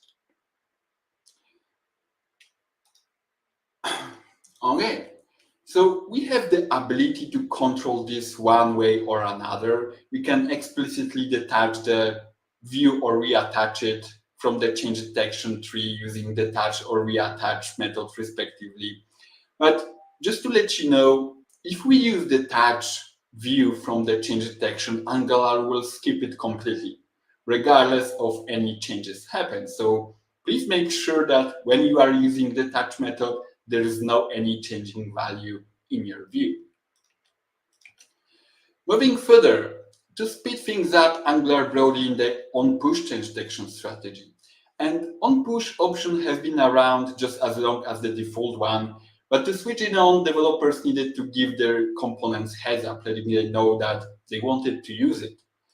And on-push change detection strategy is like finding a skilled plumber who knows how to handle the job with precision instead of blindly hammering away every time. So it only updates component when the input property binding changes, or we mark component to check using mark for check method, or any event occurred, like, for example, we click on the button. So by focusing on what's changed rather than checking every time everything, Angular makes apps faster and more efficient. It reduces unnecessary check and probably it prevents potential disasters. So how does it work? I did mention that on-push change detection is activated when a parent modifies a value bounded on an input property in its child, right? So let's examine the code that gets executed when we set a new input. So when we set a new input, the set input method is called. And first, it confirms actually that the value has been changed. And once it's confirmed, it basically tells Angular, hey, this child component view is now messy. So check it out next time you are looking for changes. So it's like sticking a note on that component view saying needs a checkup. And it's done by making it as dirty with mark view dirty method. So it's the same when we click the button with a listener in a template, and Angular will wrap the callback function with function that is called wrap listener, and as a result, it will call mark view dirty as well. Or we would like to trigger change detection manually by invoking mark for check method, which calls mark view dirty as well. So all these method calls this mark view dirty at some point. So let's take a look closer to this method. As we can see, it's kind of like a domino effect, right? It starts with specific clicked view and travels up the family tree, tagging each view along the way as dirty, meaning they all need to be checking. And when it's time to do this actual checking, Angular looks for this view mark dirty components. And if the component is dirty, it means something in that component has changed. So it needs to be re-rendered. And we do that by calling refresh view method. So to refresh the view, Angular executes a template function. So template function is a regular JavaScript function that is compiled from the component template. And it's executed within a specific context and the flags that said, hey, you'll need to update the values in your template. And that might be a very time-consuming process. So in short, to perform change detection, Angular traverses the views tree and execute template function on each of the components. So let's check how onPush works in our application. So let's check the default change detection to onPush change detection. Let's make it recompile. And here it is. So now when we click on the manual change button, we can see that onPush trigger change detection for the component itself, but as well as all its parents, which is expected since we have marked all his parents as dirty, right? So it's kind of a small improvement compared what we could see using the default change detection. Now, let's transition away from the past and explore most recent features. Starting from Angular 16, Angular has been getting all these fancy with these things called signals. And I said these things because at the beginning I couldn't really understand what is signal. And signal is just a box that is wrapped the value and can notify interested consumers that this value changed. So this value can be a very simple primitive or can represent a very complex data structure. And we can read this value through the getter function, which allows Angular to track where the signal is used. Now, the cool part is that Angular let us tap into this signal power and use it alongside the onPush strategy to tag specific component as needing updates. And this little trick means no more unnecessary checks for components wherever they are parents or children. Cool, right? So let's see what makes signals work as they work.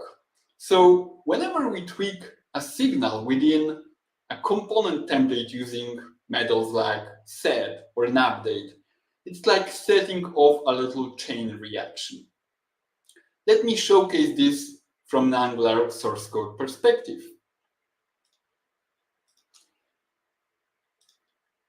Okay, so if we call a set or an update method, Angular will call signal set function, which will shoot a notification to the live consumer waiting in a view here, saying, hey, I'm dirty by calling consumer mark dirty.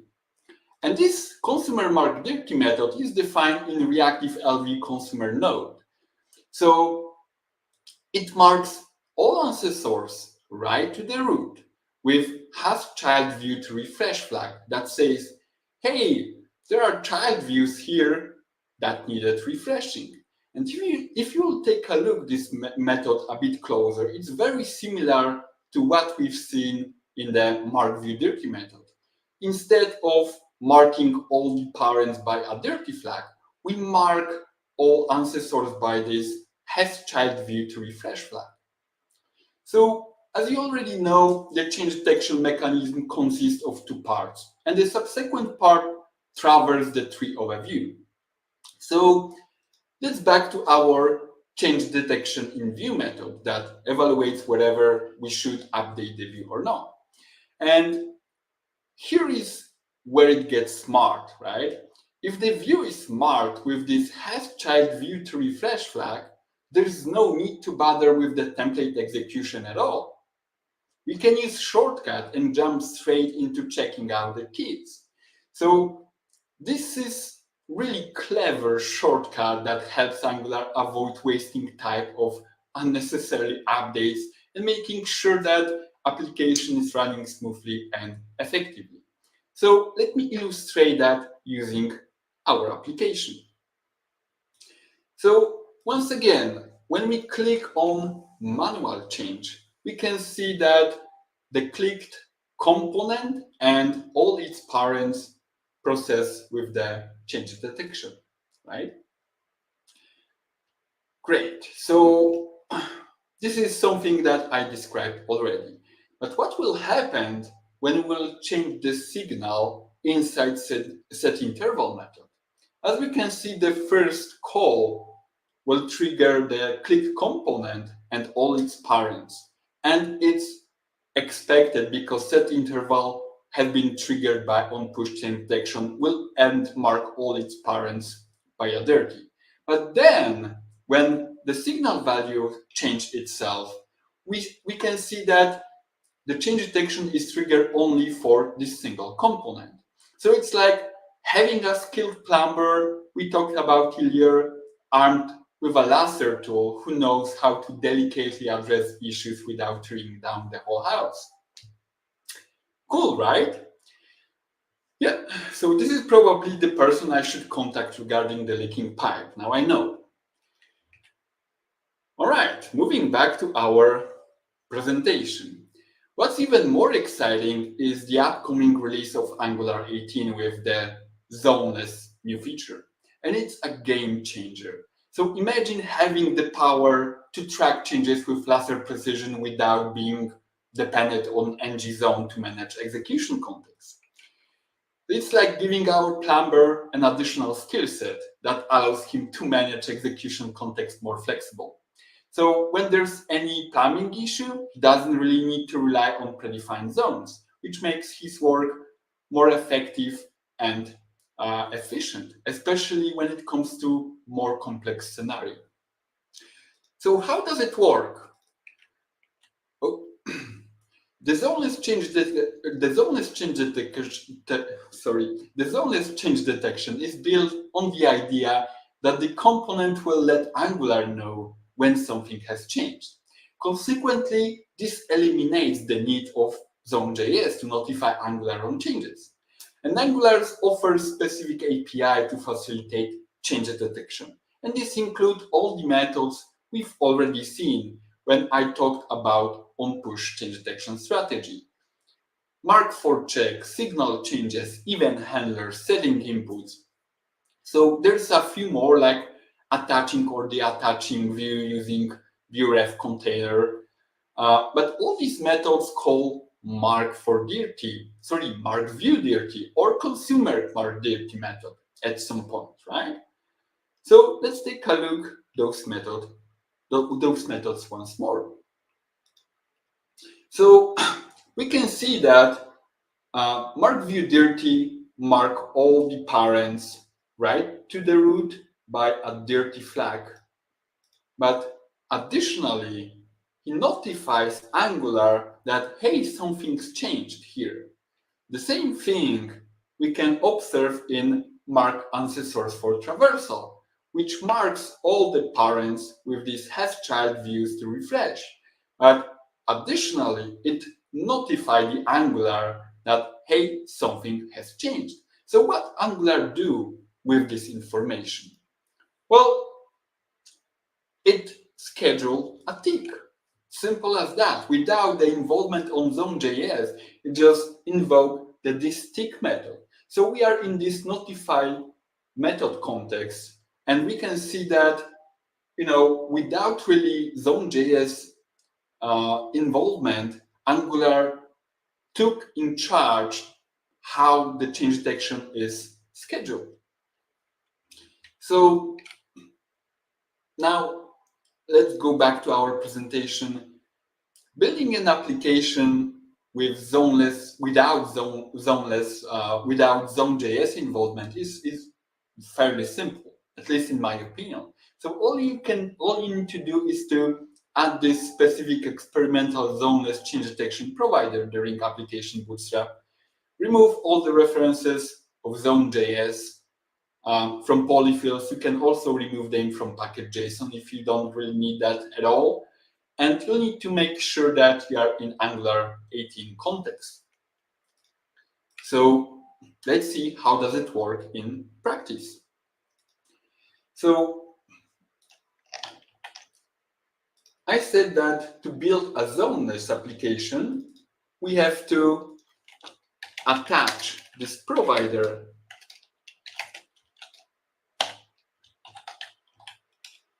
experimental zone. Attach this provider during the bootstrapping process. Then we can get rid of node modules and package.json to make sure there is no zone.js at all. Right? We'll remove the zone.js from our package.json. And meantime, I'll install the dependencies. So there's one additional step we should take, which is remove the zone.js references from our code.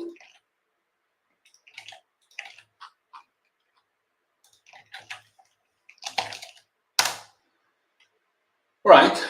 So meanwhile, when we installing the dependencies, what's happening underneath once we set this experimental provider?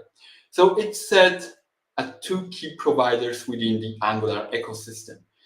One is related with change detection strategy. So it set change detection scheduler to utilize change detection scheduler implementation class, which we just saw when we call the tick method, right?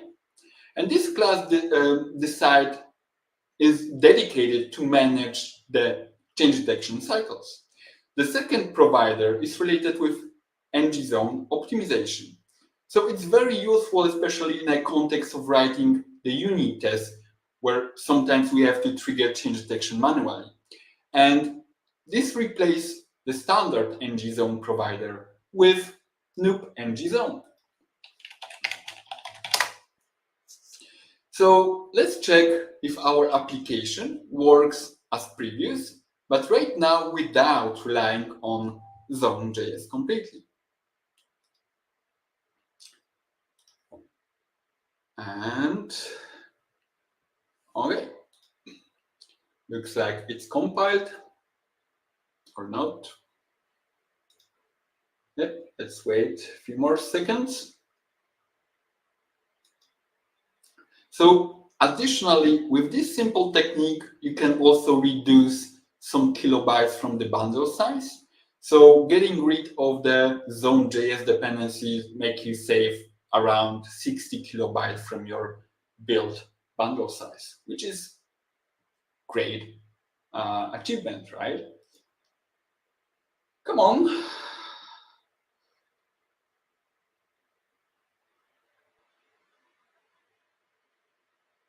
Okay, there we go. All right, so as we can see, our application works as expected without any bugs within the same change detection mechanism, but without relying on zone.js completely. Awesome. So let's go back to our presentation and wrap things up. On-push change detection is a really powerful optimization technique in Angular, right? It ensures that components are only re-rendered where the inputs have been changed, or we manually trigger change detection, or any event occurred. So it's really important to know that when we use on-push, the change detection refresh not only the involvement component itself, but also all its parent components in the component tree. Then we can utilize a signals within on-push, which is called a local change detection. So it's a more targeted approach to change detection. And this allows us to specify which component should be re-rendered when certain signals change. And this means that instead of refreshing the entire component tree, or even a single branch when we are using on-push change detection strategy, we re-render only component directly affected by the signal change. And last but not least, by creating a zoneless Angular application, we remove completely the dependency on ng-zone or zone.js. and that allows Angular to take a charge of change detection. And as a result, we can reduce amount of work required to schedule change detection and eliminating the overhead of Zone.js. Additionally, we can save around 60 kilobytes by getting rid of ng-zone dependency. So without a doubt, Angular continues to evolve, and there's no telling what amazing innovations lie ahead. Thank you for listening. You can scan the QR code to grab the GitHub source code of the application I did present. Was really pleasure. See you around. Thank you. Thank you so much. You know what? This is the most popular talk that we had for the event so far. You had more than 200 people following your talk, so that's really great. Really And nice that, to hear that. yeah. So even of when it's about EI, ML, CI/CD, where people coming, being interested about Angular, and we made some promotion. I see that we have Michael in the chat, being happy to be here with us. So hi, Michael, and that's great to see the community being here with us, with you, for this talk, and it was really interesting for for us. There are so many changes with Angular lately. That's great to have people like you being able to explain us and in a visual way. That's really great what you did with this application to really show how it works. So thank you again. Thank you once more for having this opportunity to present this presentation and to talk about this, long but very old, but at the same time very recent topic. So Angular evolves in time, right? And it's really nice to check things in a timeline to map in specific point in time where we are going. Is it really the Angular team, if they are doing a really good job or not? So, thinking of the Angular or developers who are starting their journey with the Angular should think of, things that are right now, were in the past, and will be in the future. So hopefully you did enjoy this presentation. Yeah, exactly. And the Angular team just announced that the next Thursday will be the live event for the next Angular vision. So feel free to join. It will be at 9 Pacific time, so everyone can join. I think around the world to be quite easy for everyone. So you're free to participate with the community to this new event. And thank you again for this talk. Yeah, absolutely. I'm looking further what they will present and obviously, I'm looking for making this zoneless application stable. Yeah, exactly. Thank you once more. Take Thank care. you. So we have a break for 1 hour. So we will come back in 1 hour for more talks about more centered about AI, ML, CI, and CD. So let's go for this break and see you.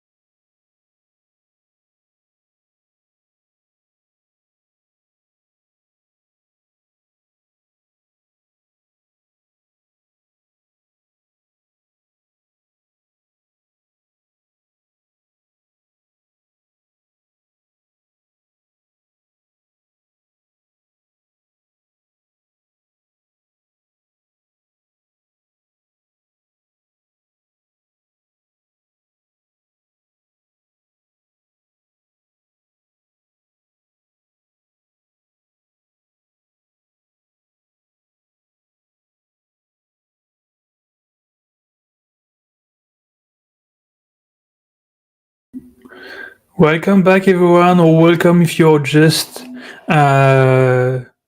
with us for the second part of the first day of the first This is Link Conf. So we are so happy to be here with you. This is the AI ML CI CD track, and for this first uh, talk, we'll talk about generative AI, but just not using generative AI. We all use now generative AI, but how can we build application with it? And I am happy to welcome Haman to talk about this topic.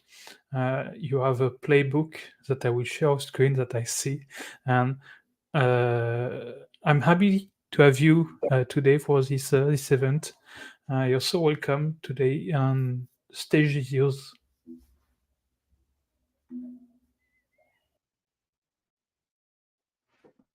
Awesome. Well, hello everyone from all around the world that you guys are joining here. And thank you, TIL, for having me as one of the debut speaker for this conference. And I'll try to make most uh, use of this time for all of you guys. And same as the intro, what I'm here is to talk about like the Gen AI, the whole Gen AI trend, and like the specific principle that we are going to discuss here is like a new thing that I've been working on. It's called the GenOps, which is basically how we can build, iterate, and scale Gen AI product faster, something that everybody is aligned with.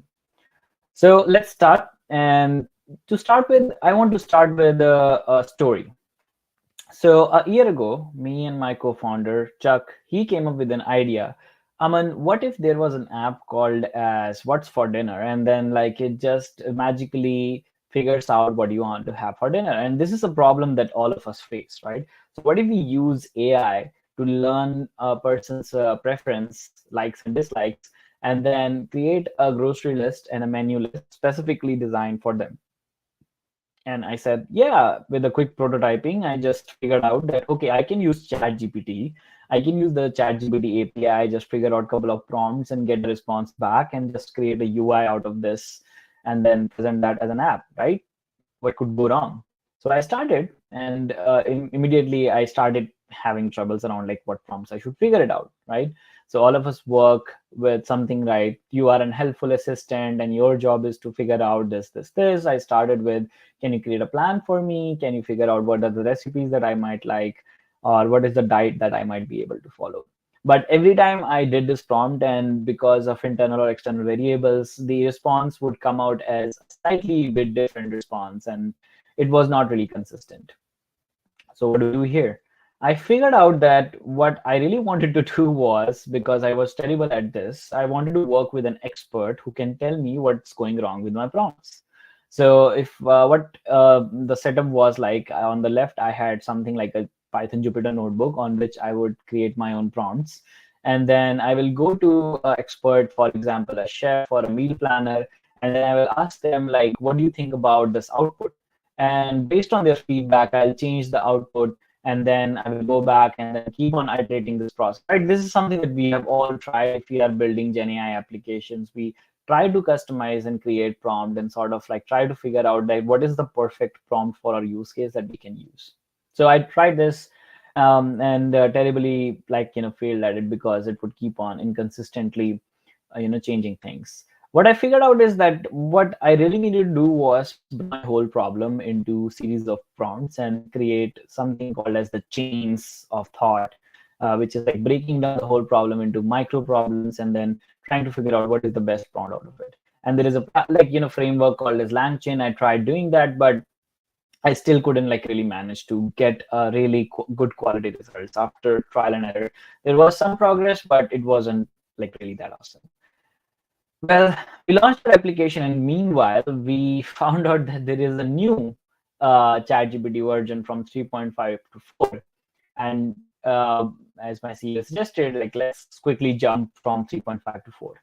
And as soon as we jumped to that version, everything that was working before started crashing. Right? It took more time. It had better quality in some sense, but it wouldn't actually work with the prompts that we created.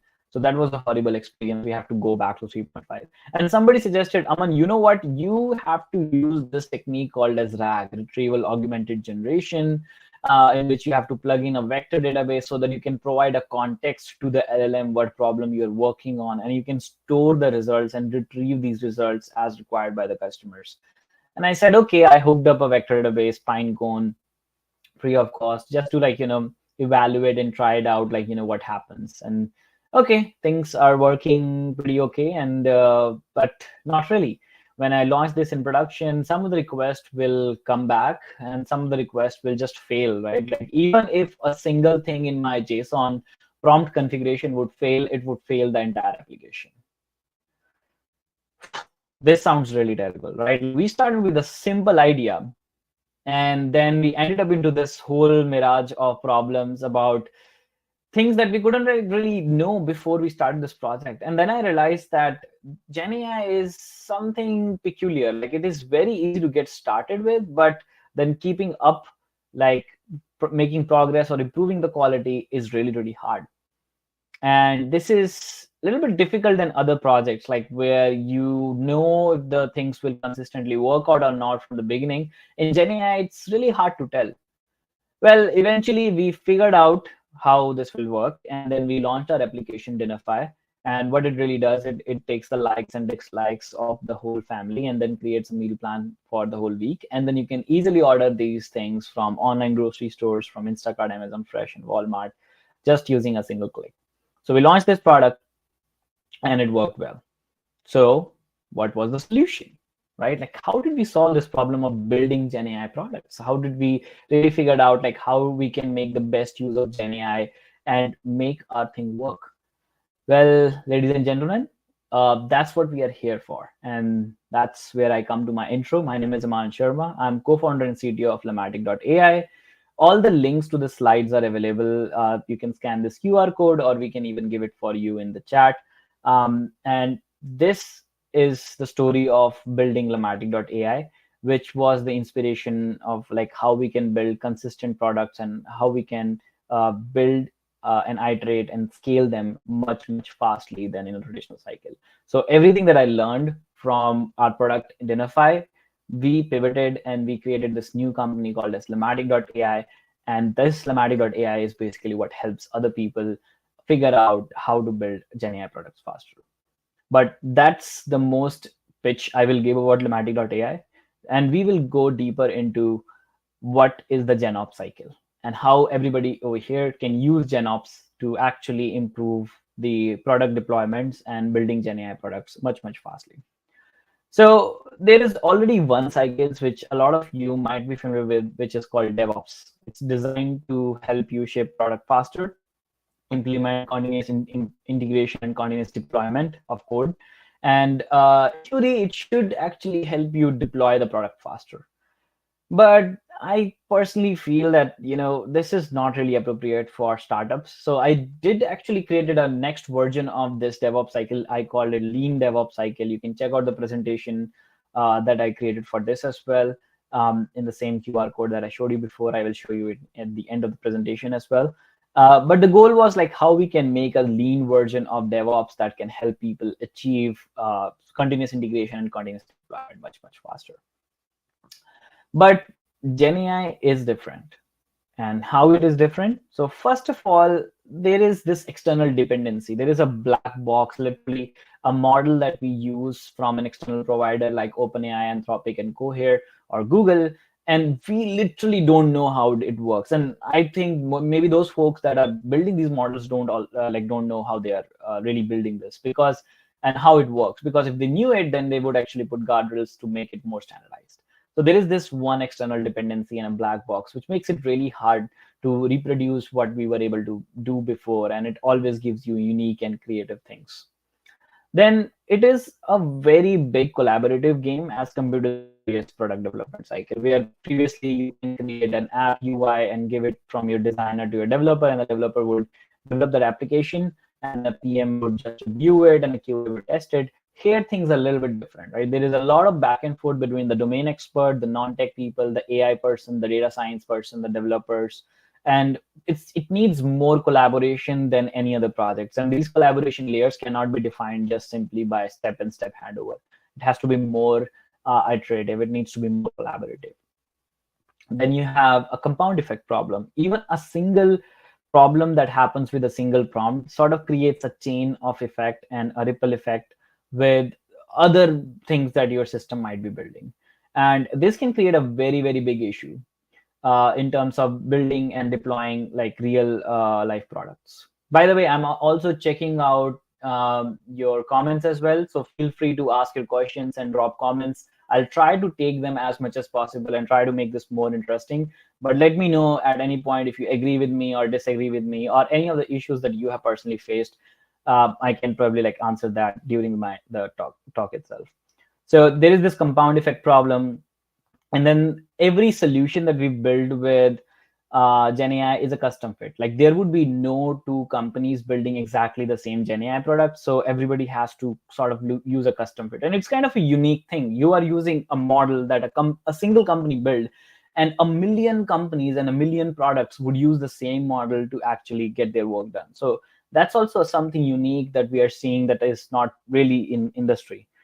And then finally, there is a big challenge to actually iterate really fast, because these models are continuously changing. And it's very hard to keep up with these changes. And if you have a backlog of 2 or 3 weeks, that can result into a huge backlog, because you will be catching up with your previous features while the world will already be moving to the next GPT version or the next AI advantage. So you have to really be very fast, and you have to fail fast, and then you have to see like what are the things that work and that might not work. So for all these reasons, like the traditional DevOps cycle that we have is not really applicable over here, right? So in the traditional DevOps cycle, we have code, whereas in GenAI, it's more like prompts, right? In traditional DevOps, we also build our code sometimes, and in prompts, there's nothing to build. Everything is runtime and everything is running in real-time requests. And then in like GenAI, we call the test actually evals, and there is no concept of release because you're not actually releasing anything. It's the OpenAI or somebody else who is releasing model changes. There is for sure deploy, operate, monitor, and plan that we'll talk about in the later part of the presentation. So for all this reason, I don't think like DevOps could be a really great solution for us to build application fast. So what is the real solution? Like how we can really build something fast using something new? So we need a new approach. Can anybody guess like what that new approach might be like? What do you think we can do? Again, I hope the comments are synchronized, but I think I can still read your comments. There is still a comments from like 10 minutes ago. So feel free to comment. I will break this mystery for you, like how we can actually solve this problem. And that's what is the GenOps cycle. And take a great look at it, because GenOps cycle is the cycle which you can use to actually build, iterate, and scale your GenAI products really quickly. And that helps you launch products that scale really well. So GenOps cycle is basically a 8-step cycle which is designed for you to increase the productivity of your GenAI products.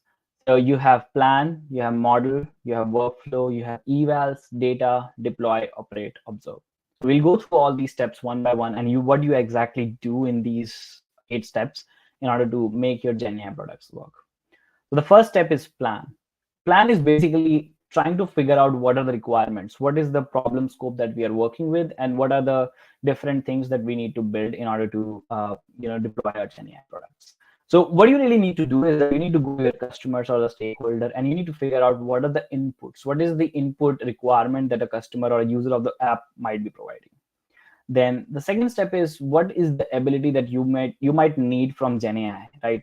You might need to generate images, you might need to generate recipes, you might need to generate a plan. So figure out that one particular ability, and then divide that ability to single tasks. So it becomes from a big engineering problem into small individual problems. And then figure out what is the output that you really want? Once you have figured out these three variables, you need to ask yourself these four variables again, which is sort of a dependency outcome of the previous step. So you need operator, interface, data, and model. So operator is basically what is the mode of operation of this Gen AI product that you're building. Is it fully automated? Is it semi-automated? That means there is a human intervention at some point. And is it assistive? Is there human intervention on all times, right? So we have seen products that use automatic chatbot that is automated. If there is like human sort of pass off at some point, that is assistive, and other systems like that. Then in terms of interface, is that a chat, is that a UI, or is it a generative UI, which is something that is latest trend that is coming along. Then in terms of data, is your data unstructured, structured, or is it logs data, like is it statistical data? And then finally, what is your model? Is it a image model, text model? That is the modality. And then what is the context length that you might need, and what is the use case? Are you generating images? Are you generating text, and all these? So based on all this would be your plan step. Like you figured out, okay, what exactly we are trying to build. The next step is selecting a model, which is the first thing you will do in order to develop your Gen AI application. So a model selection can be done based on these 6 parameters, which is figuring out what is the modality. Is it image, text, multimodal, or sound or video? What is the privacy type that you need? Do you want open source model? Do you want private enterprise model? Do you want open models, or do you want things like OpenAI, which is public private model, which is they are private in sense of privacy, but they are still available to the public. Then you can figure out the performance, how much tokens do you need per second, and the quality. There is obviously a trade-off between performance and quality. Things that are faster are not that quality level. Things that are better quality, don't perform that fast. So you need to figure out what is the right sort of balance for you in this situation. What is the price that you are setting? What is the budget for the application that you have? And then finally, what is the context length? There are 2 tools over here, which is LLM Leaderboard and also LM Sys Chatbot Arena, which sort of tracks down what is the best model based on all these parameters. So you can use these tools to figure out what would be the best model for you in this fit. Also, you would be noticing that there are these emojis on this side, and these emojis are sort of like the stakeholders for this step. What are the people that you want to work with in order to figure out this step? So you need product manager, you need a data scientist, and a developer. So once you have figured out what model you might need, the second step is fine tuning. Fine tuning is a step of improving the model from its default state. For example, a car that you just bought, and then just adding more modifications to it to make it more purposeful and purpose-driven for your own use case.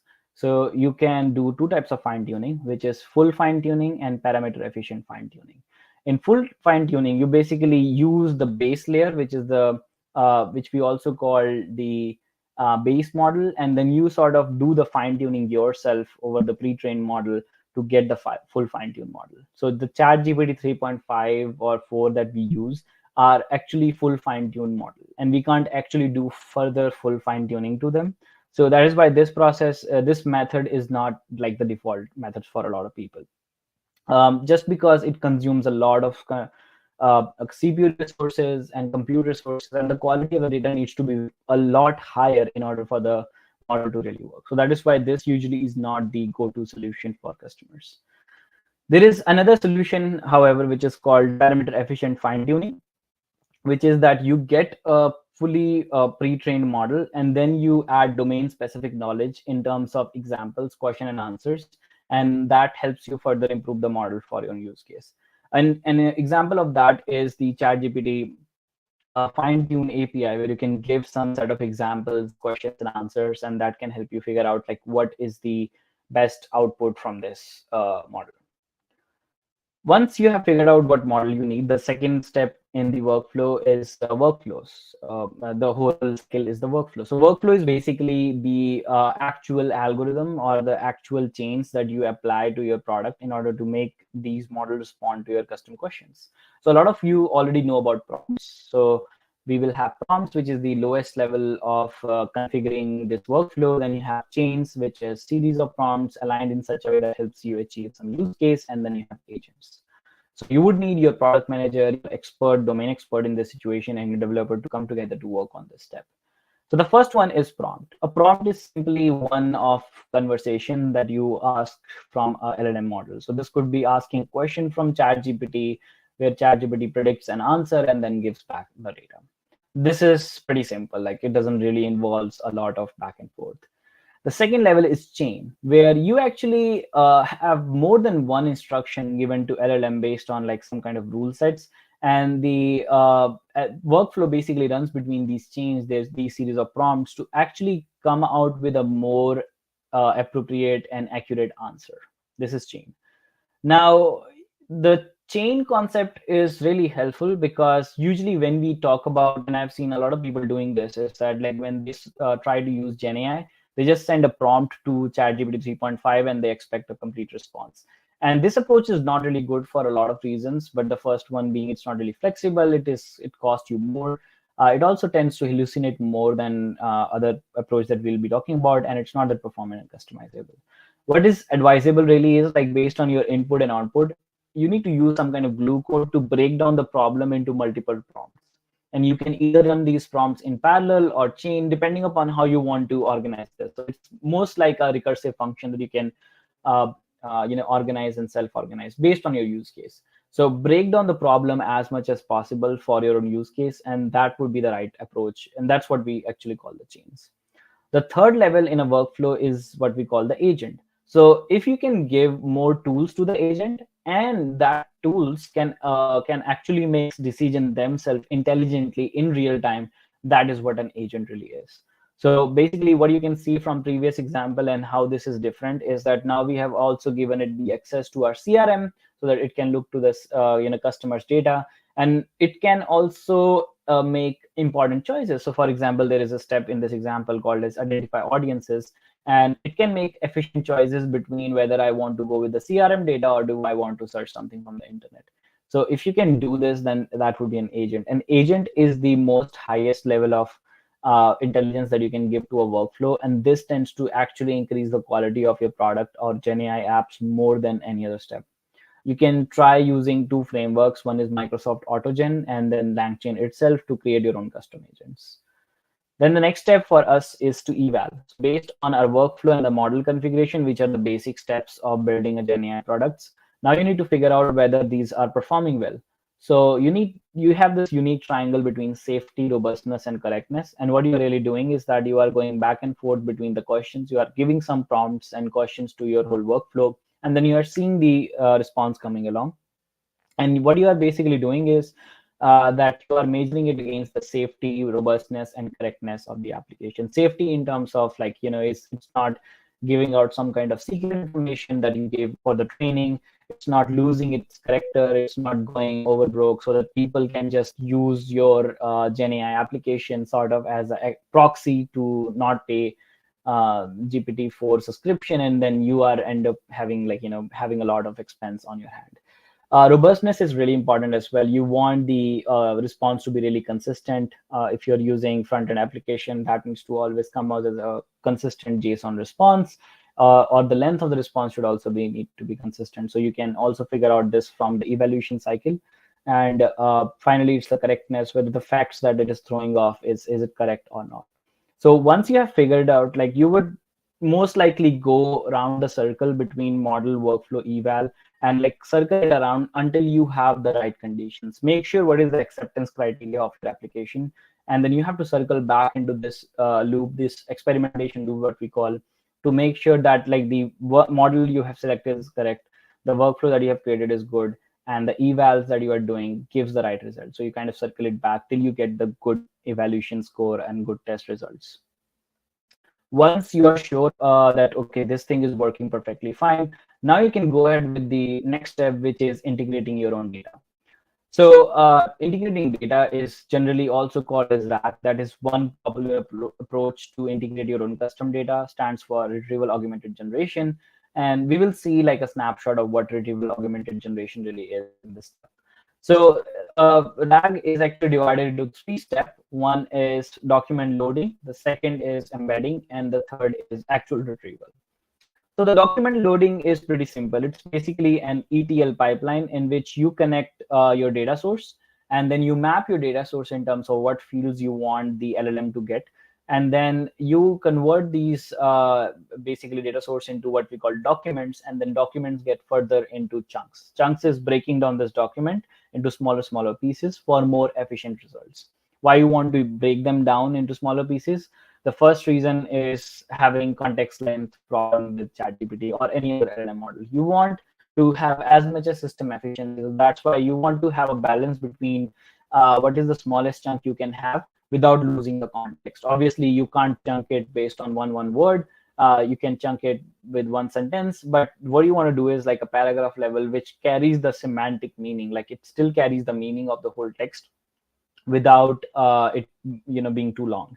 And then we also need to sprinkle some magic overlap, which is that it should carry the previous context and the next context as well, so that when the results match, it actually gives the right context from previous and the next results as well. So this is the first step of connecting your own data, which is data mapping, converting them into chunks, and then overlapping. The second step is using an embedding strategy. Embedding is basically converting your chunks into vectors, and vectors is sort of like array representation of your data. It could be text to embeddings and image to embeddings and stuff like that. You can use different embedding models like E5, OpenAI, BERT, and some of these are open source, some of these are paid based on your use case. And once you have embeddings, then you can use something called as document retriever, in which whenever there is a question that comes from your customer, you first of all go to this retriever and get the output first, and then you display it back to the customer. So instead of you are depending upon OpenAI to generate all the responses, you are depending upon your document retriever to find the first closest match and then go to the next step. Once you have integrated your data, now you can go ahead with deploy. This is very similar to the CI/CD deployment we see in DevOps as well. And probably there is like an overlap of deploy step between this cycle and the CI/CD DevOps deploy cycle as well. Always remember to have a version control system so that you can track down how your application is changing with different improvements that you're making. Try to containerize your application so it's easy to reproduce and also easy to scale. And then also depends upon, like, if you want to use feature flag, which helps you track down that what happened when you release this feature. Does the quality goes up or does the quality goes down? So based on that, you can figure out whether your application is performing poorly or better. And the next step is operate. So operate is like your application is now out in the world. How you basically maintain the application for consistent output for your customers. That is what we call operate. Normally, you have a normal response where your customer just uses a normal application.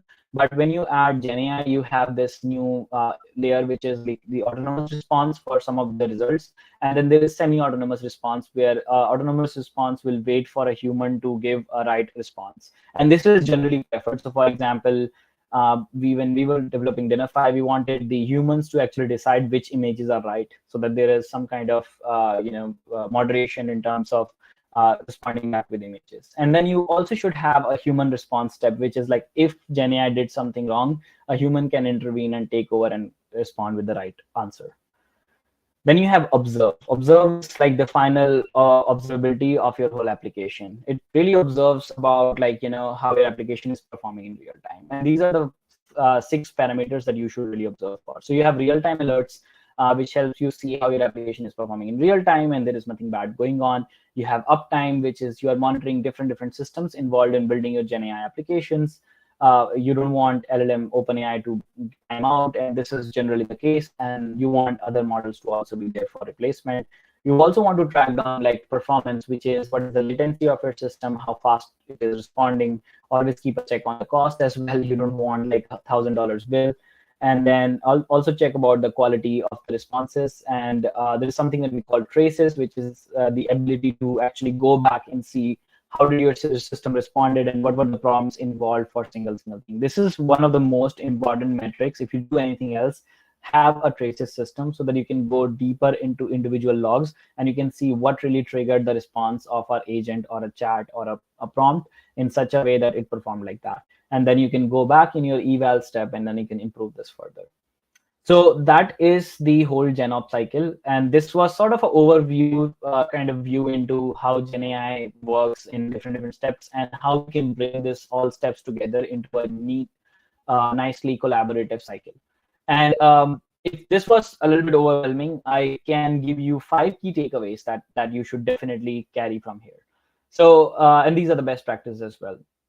So you need to carry the same DevOps foundation you have, but attach some iterative thinking to it as well.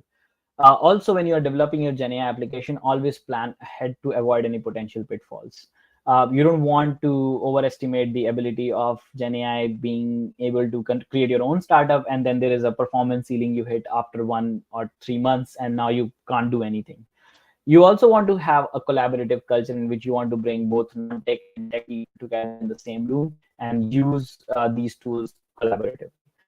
Invest in tools from day one, not just getting the job done. I had horrible experience with using Jupyter Notebook to do this thing, so don't use that. There are a lot of frameworks and tools out there. Invest in these tools from starting. It will help you save a lot of sweat and money in the starting. And then stay informed and keep improving. One of the thing about GenAI is like it's rapidly changing. There is literally no consensus around like what is the right way or wrong way. So make sure that you check out what is latest happening in this field and then improve your application further. I hope this was somewhat educational and you learned something new and you would apply this practice as go-to practice for your upcoming applications. And thank you. And let's start building. If you want additional information about this presentation, it's available on this QR code, also available on my website. And if you want to try out our product, you're welcome to have early access sign up from our platform. That's it. Thank you so much, TIL, and all the lovely audience for being here. Thank you for this talk. Yeah. Thank you so much for being here with us. We will move quickly to the next talk. And thank you again, Aman. So we were talking about generative AI. We will still be talking about generative AI, but about the DevOps part. This for the new talk. So welcome, and the stage is yours. And I'm so happy to learn more about DevOps part for AI. Great. Thank you so much. Hello, everyone. I am Cecilia Martinez. Super excited to be here. I am a lead developer advocate at OutSystems. You can find me at Cecilia Creates on pretty much any platform, Twitter, GitHub, Twitch. So please feel free to connect with me. I love meeting people in the community to talk about all things DevOps, software development, testing, you name it. I'm also involved in some other organizations like Atlanta JavaScript and Out in Tech Atlanta. And you may know me from my work at other open source developer tools like Ionic Replay and Cypress. I'm currently at OutSystems. So if you're not familiar with OutSystems, it is a full stack low code development and delivery platform for mission critical applications. It is AI driven to help developers accelerate their ability to build apps for their users. So we're here today to talk about DevOps and AI and the intersection of those two. And this is something that is typically driven at organizations from the top down. What we're seeing is that 84% of C-suite executives believe that they must use AI to achieve their growth objectives. And that comes from the Accenture Artificial Intelligence Summary Index. However, 75% actually believe that if they don't scale within the 5 years, then they risk going out of business entirely. So there's a lot of pressure from leadership to get up to speed with how to leverage AI across their entire company. And these leaders have a lot of expectations for AI.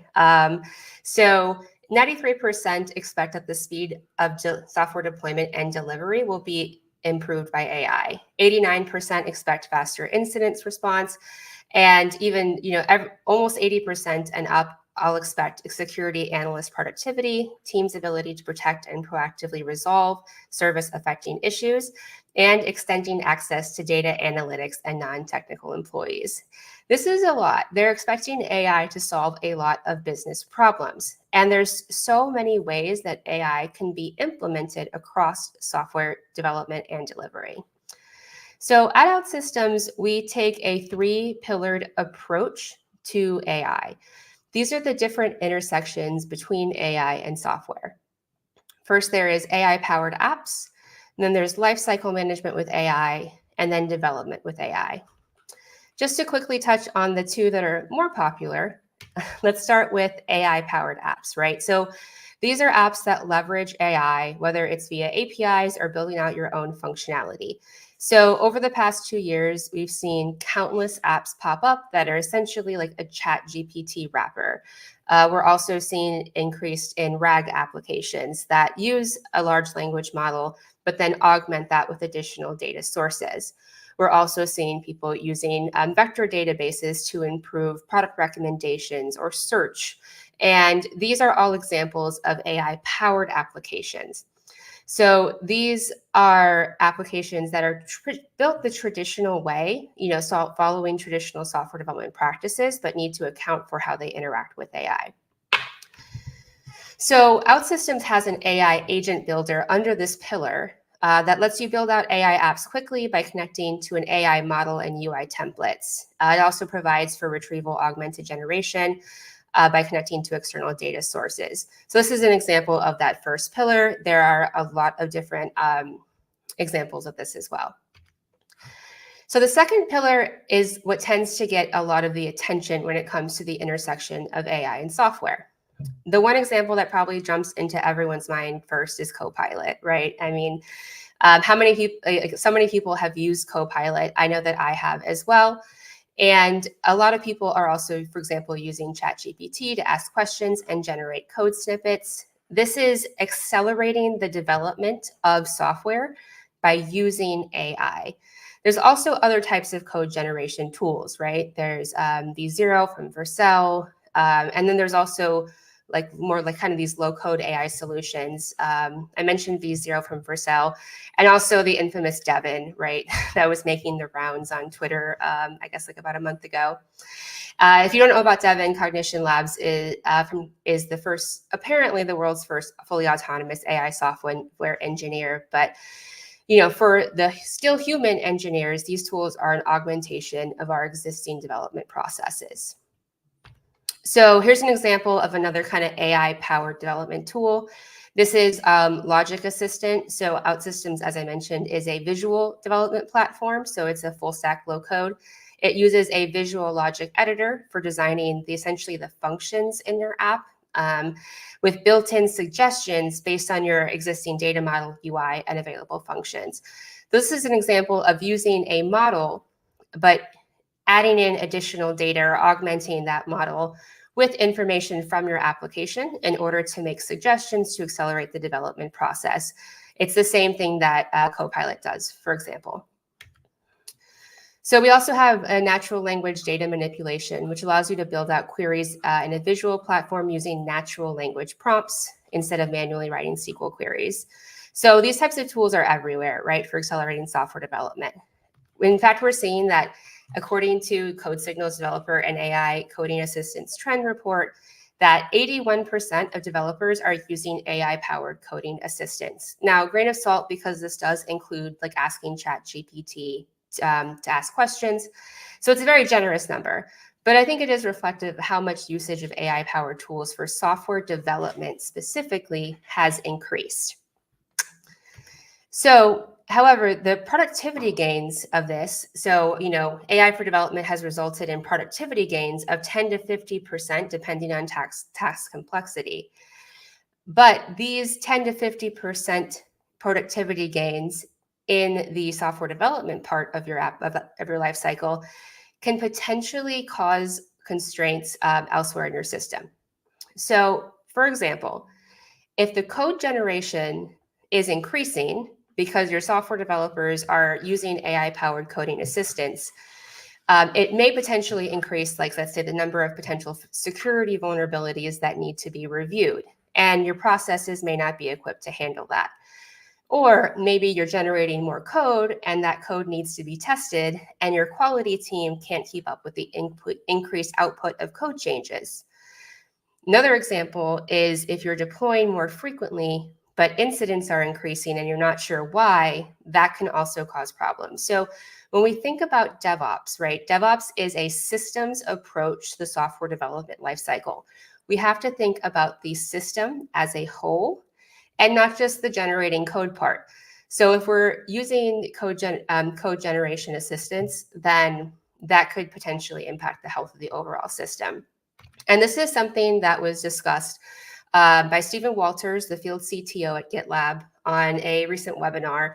And he said, the real constraint potentially within your organization may be later on within your life cycle. How you're doing your deployments, how you're initializing your environments. By speeding the amount of work that goes into that constraint point, it creates a bottleneck. So it's critical that if you're implementing AI in your software development processes, that you're implementing it in a balanced way across your SDLC. That way you're not creating bottlenecks and you're actually able to realize the productivity gains that you're getting from accelerated development with AI. So that brings us to the third pillar of AI, which is lifecycle management with AI. This is where you optimize your life cycle and your delivery processes using AI. So this is something that 83% of DevSecOps professionals have said that implementing AI in their processes is essential to falling behind. So we know that it's important that that if we're already leveraging AI for app dev, we also need to leverage it in other areas of the software development lifecycle. But how do you know where to get started, right? There are two common approaches that I see. The first is AI as a panacea, like AI for everything. Let's just any potential use case for AI, let's jump on it. And sometimes you can see this like from the top down with leadership, right? They're like, what can we AI? Can we AI our coffee orders, right? Like AI all the things. The second common approach is AI as a disinfectant. So what's the worst performing area of our software development lifecycle? Where do we need the most help? And can we use AI there? But there's also a lot of considerations that can arise when you start to implement AI, and that can make one of these common approaches maybe not a good fit for your organization. And when I say considerations, there are a lot of considerations. I mean, more than can fit on a slide.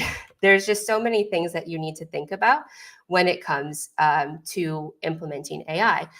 And because of that, the real question becomes, what are the high impact areas to implement AI?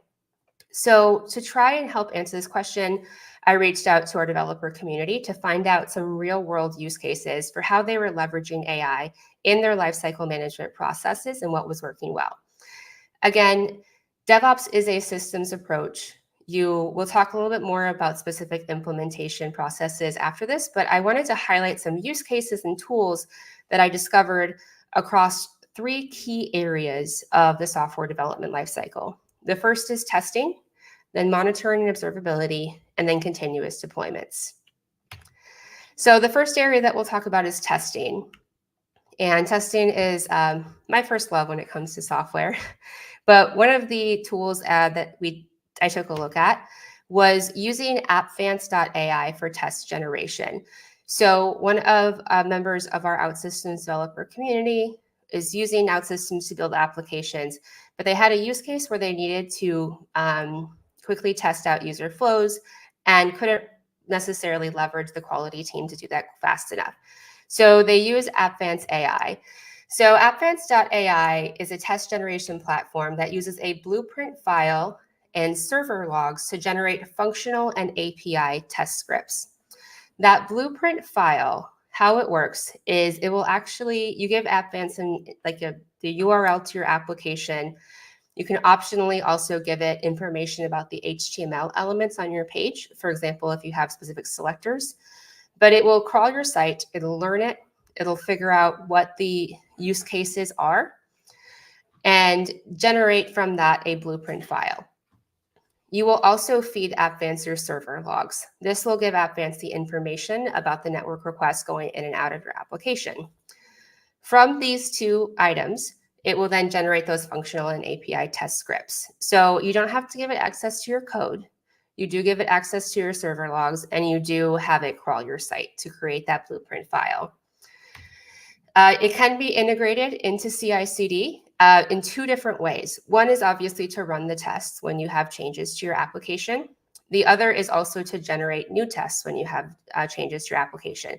So if there needs to be an update to your blueprint file based on adding a new feature, that can be implemented into CI/CD as well.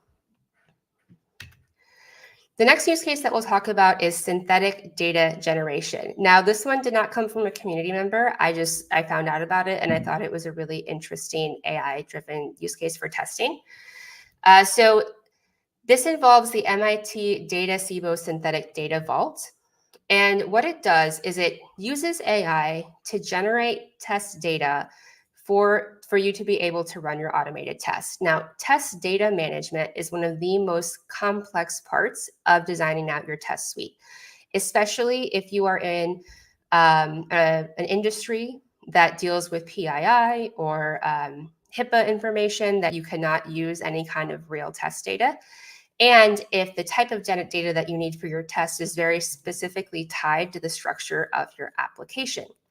So what this does is that it matches the statistical properties of real data. So you can train the model based on these based on the type of data that you need and generate it, but you're not actually generating real data.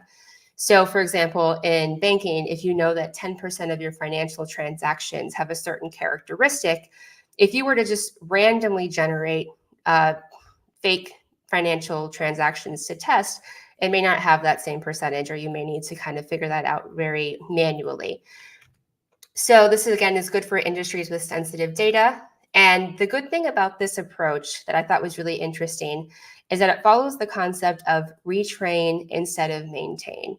So anytime that you do need to make large scale changes to the type of and structure of test data that you use, instead of having to manually make those updates and spending developer and QA time on maintaining your test data bed, you can instead retrain the model, and then it will handle that aspect for you, and it'll make the changes that need to be made to your test generation. I'm sorry, your test data generation.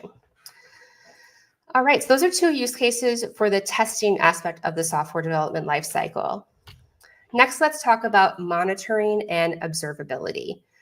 So the first one here is Dynatrace Davis AI. So Davis AI is a feature of Dynatrace, and we had one community member who was implementing Dynatrace to consume logs from their OutSystems applications in order to use AI to better predict service outages, performance, and a lot of different information.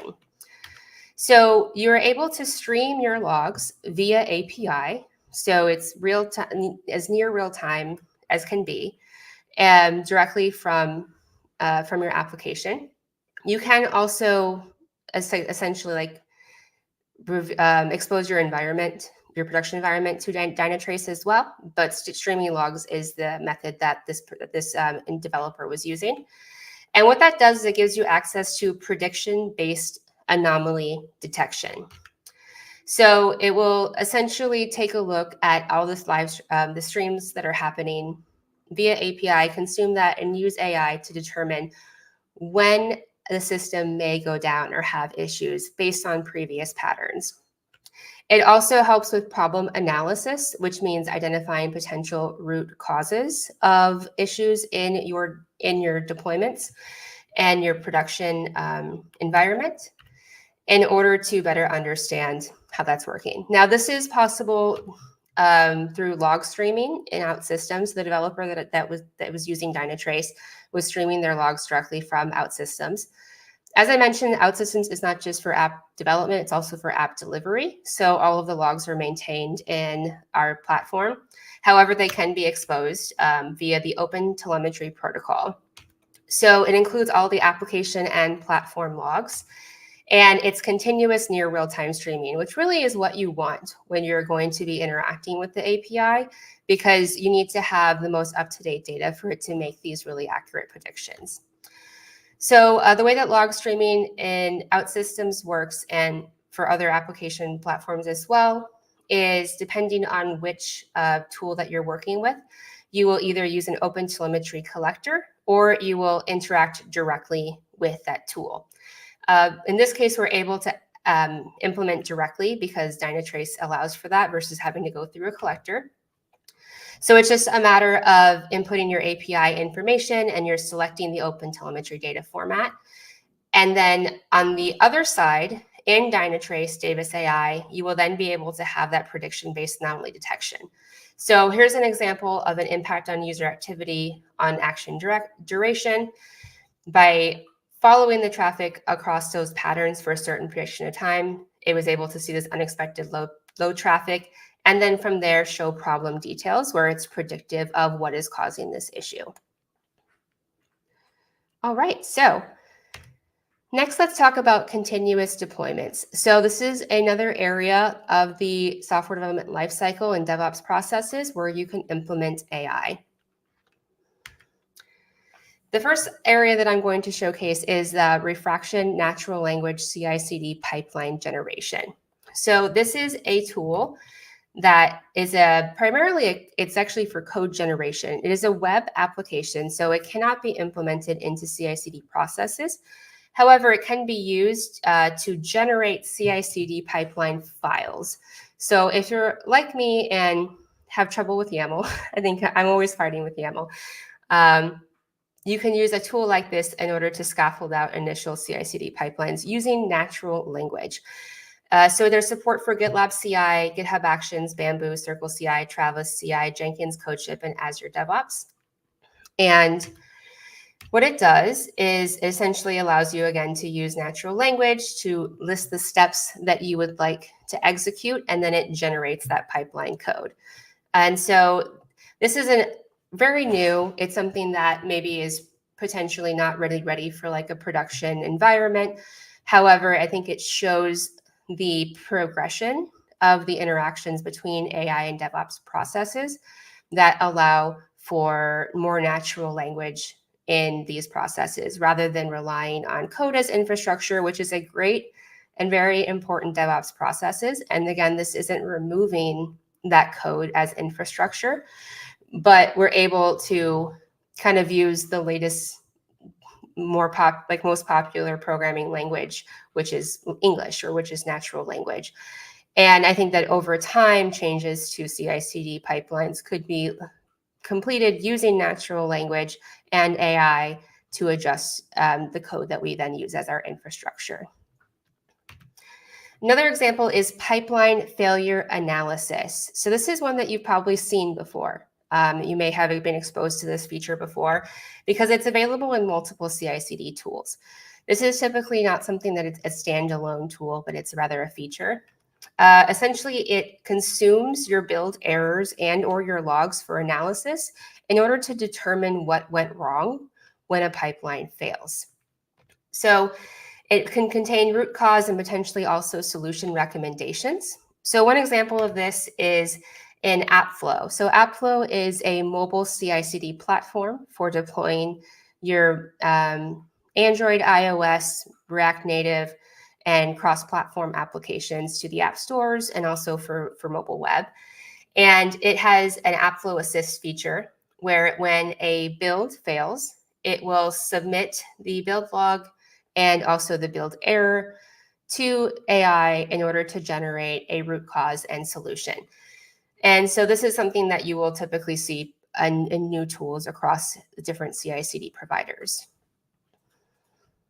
All right, so I mentioned that we would talk about implementation strategy. So I want to make sure that we have time for that.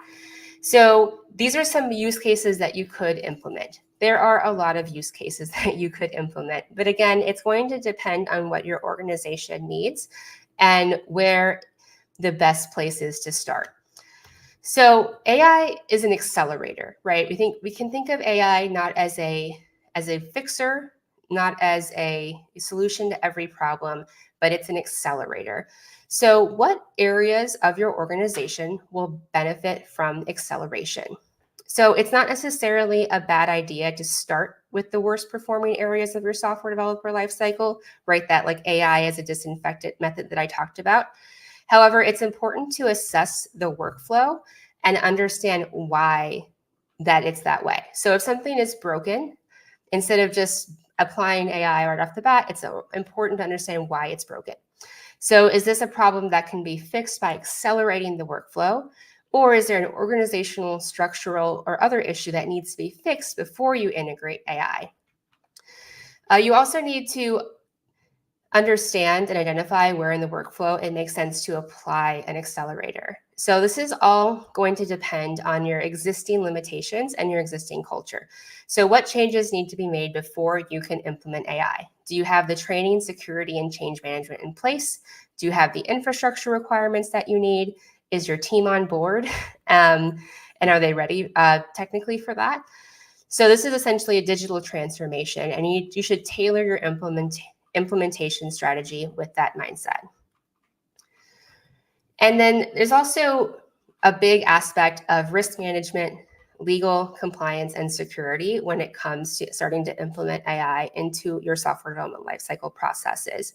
You will need to consult these teams, legal compliance and security, in order to establish governance policies related to the data that goes in and out of AI tools. You need to understand who has access to these tools and also establish guardrails for how integrated these tools are into your overall systems. So a recommended approach is a phased approach prioritizing integration with your existing systems versus rebuilding a new system from scratch. So another area of consideration is to identify places not only where you need an accelerator, but places where it is going to be simpler to integrate with your existing system, as well as creating rollback processes for that integration. So if you have an area of your, let's say like your test data generation, right? If that is an area of your software development lifecycle that is not tightly coupled to your test process, you're able to integrate easily with that system, and you're also able to disengage from that system quickly if needed and roll back if there's a problem. That may be the highest impact area for you to start. So you need to make sure that you also have the logging in place to identify when, why, how, and by who these tools were used in your system. Whenever a change is made, you need to understand, was it a human or was it an AI that made that change? And you cannot do that if you don't have monitoring and governance in place. All right, so we talked about how to get started. We also talked about some use cases.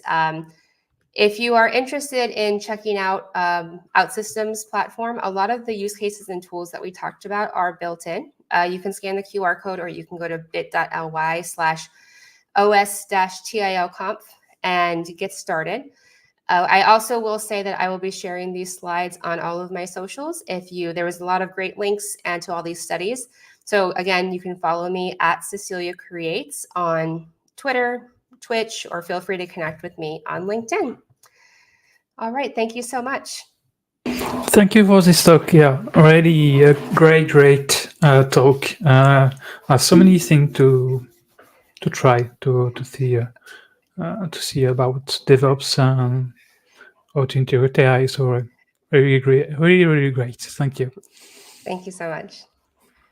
Thank you for being here with us. We will introduce the next speaker. Thank you again. And so for this new talk, that's a topic that we have. It's the first talk about LangChain, so it's quite exciting to have a talk about that. I don't know a lot about LangChain, so I think that how to craft LangChain app will really help me, and I hope that it will help you too. So welcome on stage, and the stage is yours. If you have a screen to share, you can do it right now, and I will display it on stage. Sounds good. Just give me 1 second as I figure out my monitors here. I think we should be good.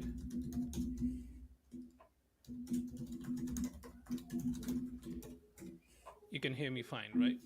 Yeah, that's fine. Awesome. And it's shared. Okay, the stage is yours. Thanks, sir. Thank you. Hi, everyone. As Jerome said, I'll be talking about LangChain and Azure AI. So I know this is very exciting because I've been playing with LangChain for, I want to say, about 8 months now, and I've built some really cool AI-powered applications. And today we'll learn about this amazing framework and how you can leverage it to build your own AI applications along with using some of the Azure services. So to get started, I quickly want to showcase how easy it is with this framework, and then we'll dive deeper into some of the concepts. Okay, so you can see here my VS Code window, and there's a file called starter.py.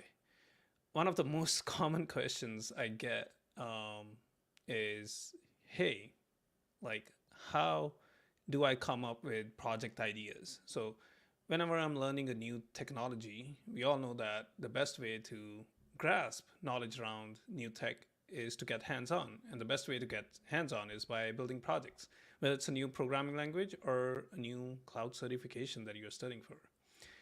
And I thought to myself, yeah, like, we do have these large language models that can generate project ideas for us.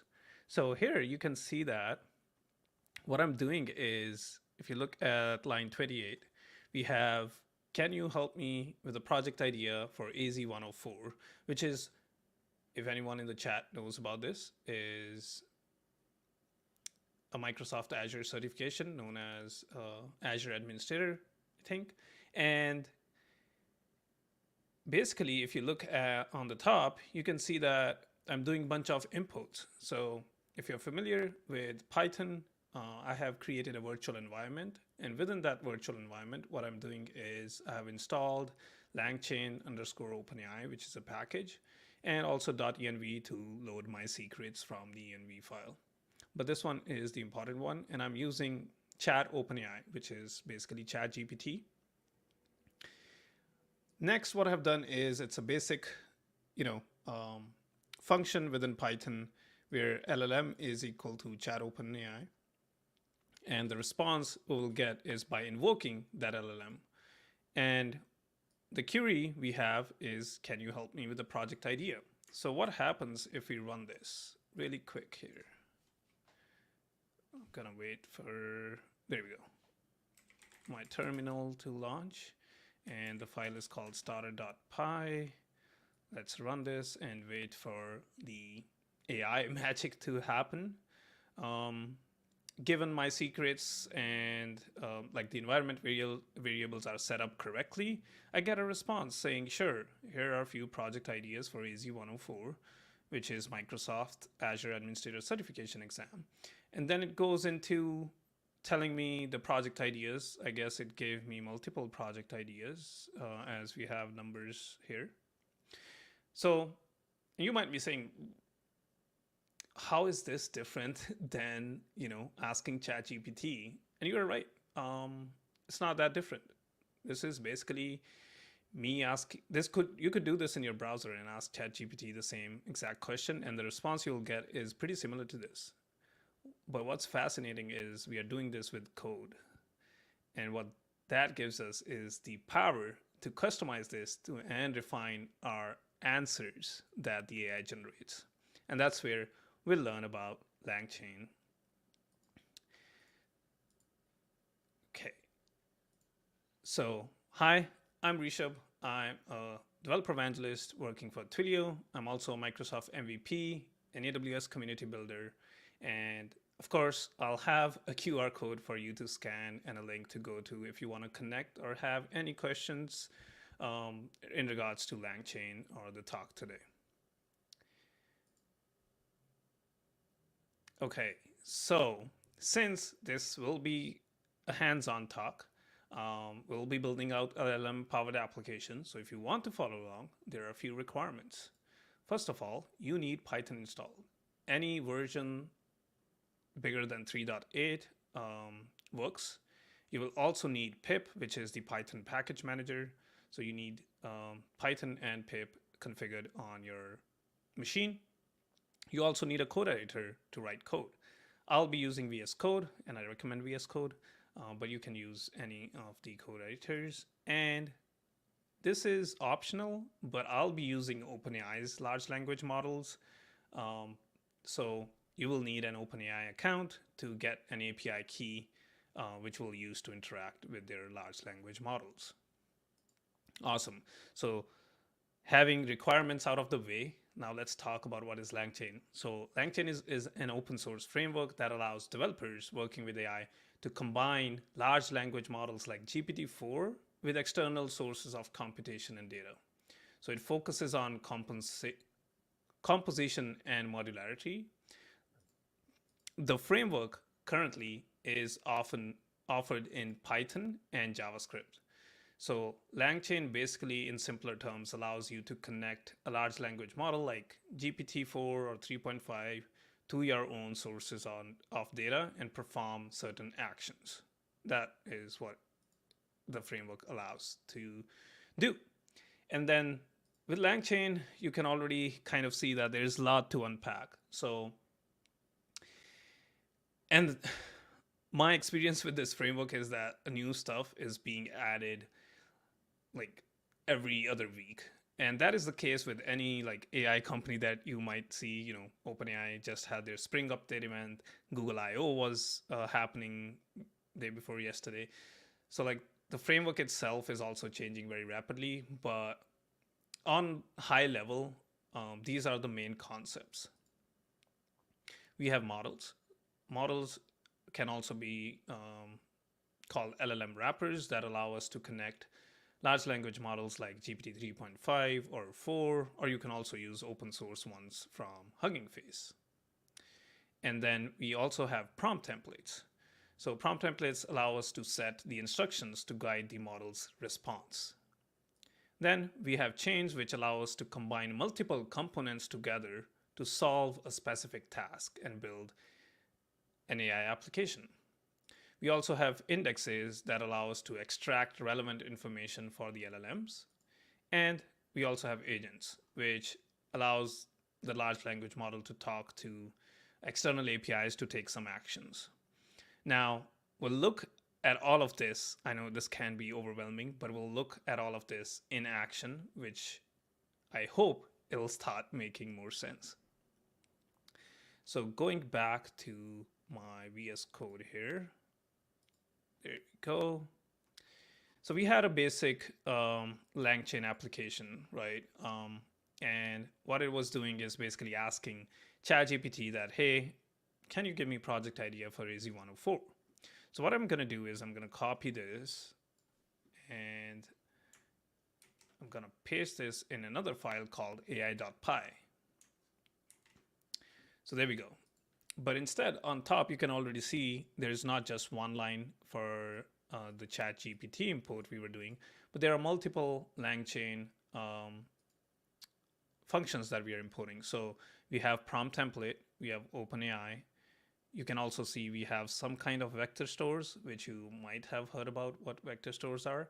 And we also have OpenAI embeddings. And you'll see how all of these will be used today.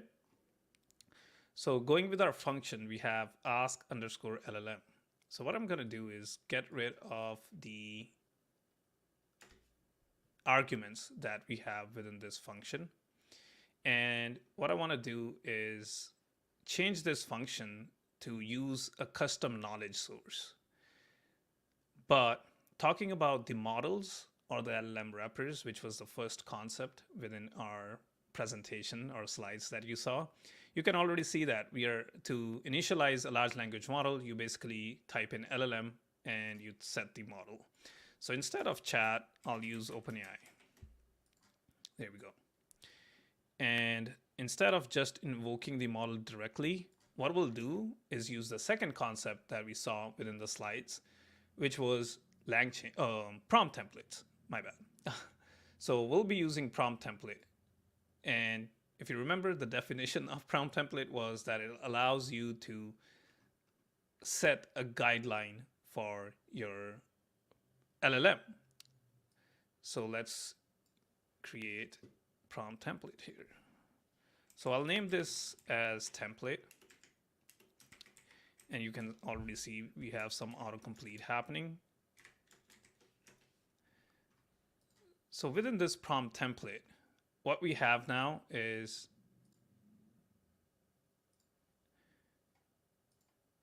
two things that we can define. One is the template itself, and the other thing is input variables.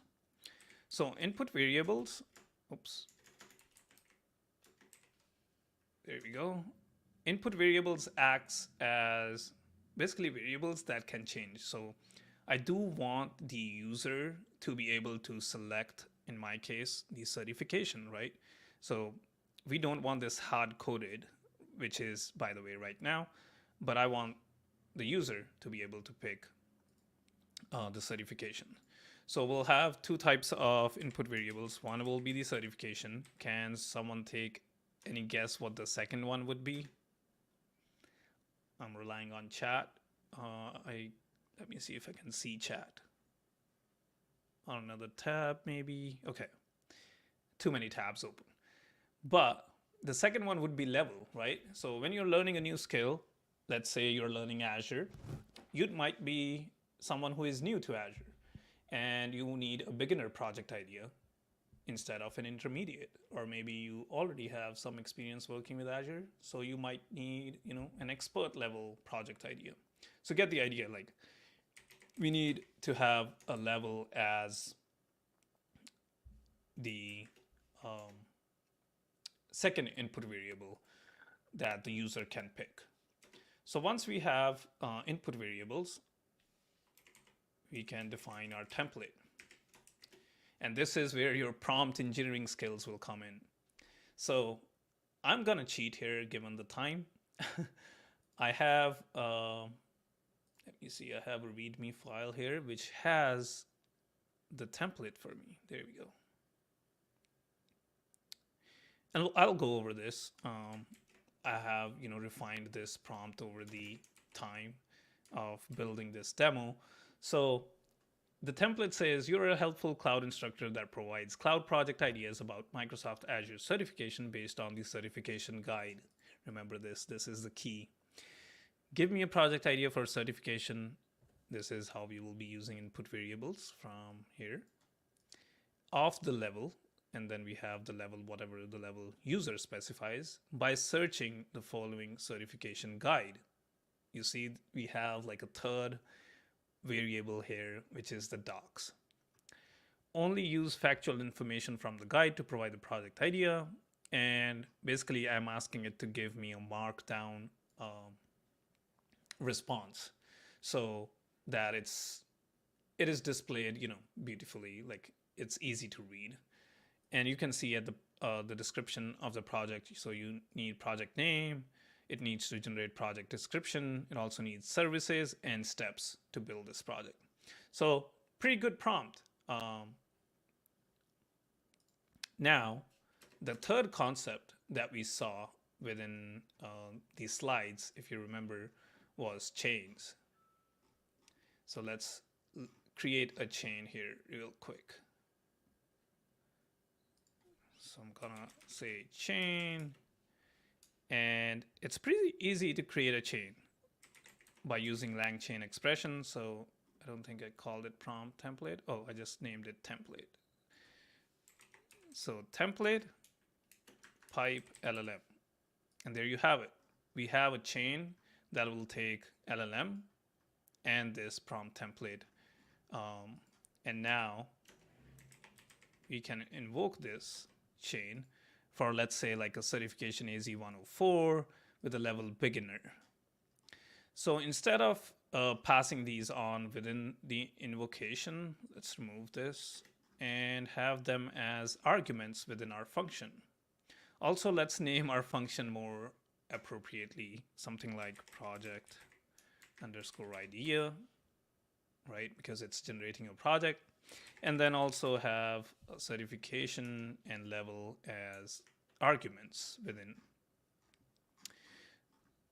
So now that we have these as arguments, we need a way to map these.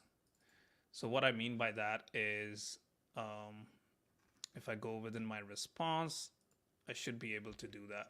So here we can say certification is certification from the input variable like this. So this is equal to whatever the argument the user passes in our function. There we go. And the same thing for level. Awesome. And we can get rid of this print statement. So this function basically will give us project ideas for whatever the user sets the certification to and the level to. Now, what's interesting is in the prompt template, you saw that we are providing some kind of docs. And if you were able to take guesses based on the certification guide word here, that's exactly what we are going to do.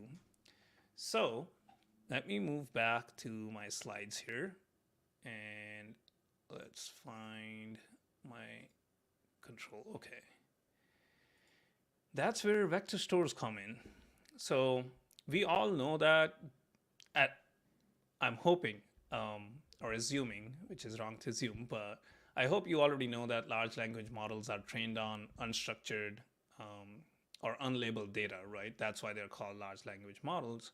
And one of the most common ways to store and search over unstructured data is to embed it and store the resulting embedding vectors into vector stores. And that's why we use vector stores. So you also have to remember you can't just pass the entire certification guides. So if you Google AZ104 cloud certification guide, you'll get an official study guide from Microsoft, and it's usually, lengthy. And all of these large language models have token limits.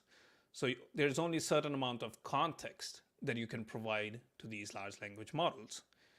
I know that our project idea will be better when we give them the certification guide. So if we give a large language model the certification guide itself, it'll be able to generate a better project idea that covers the material within the certification guide that is necessary to gain those hands-on skills. So you get the idea. So that's where chunking comes in.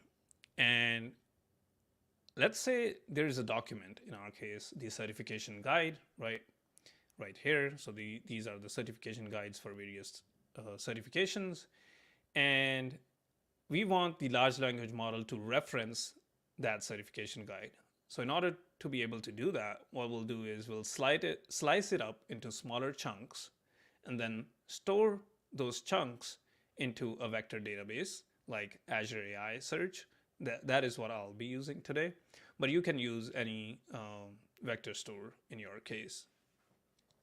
So again, as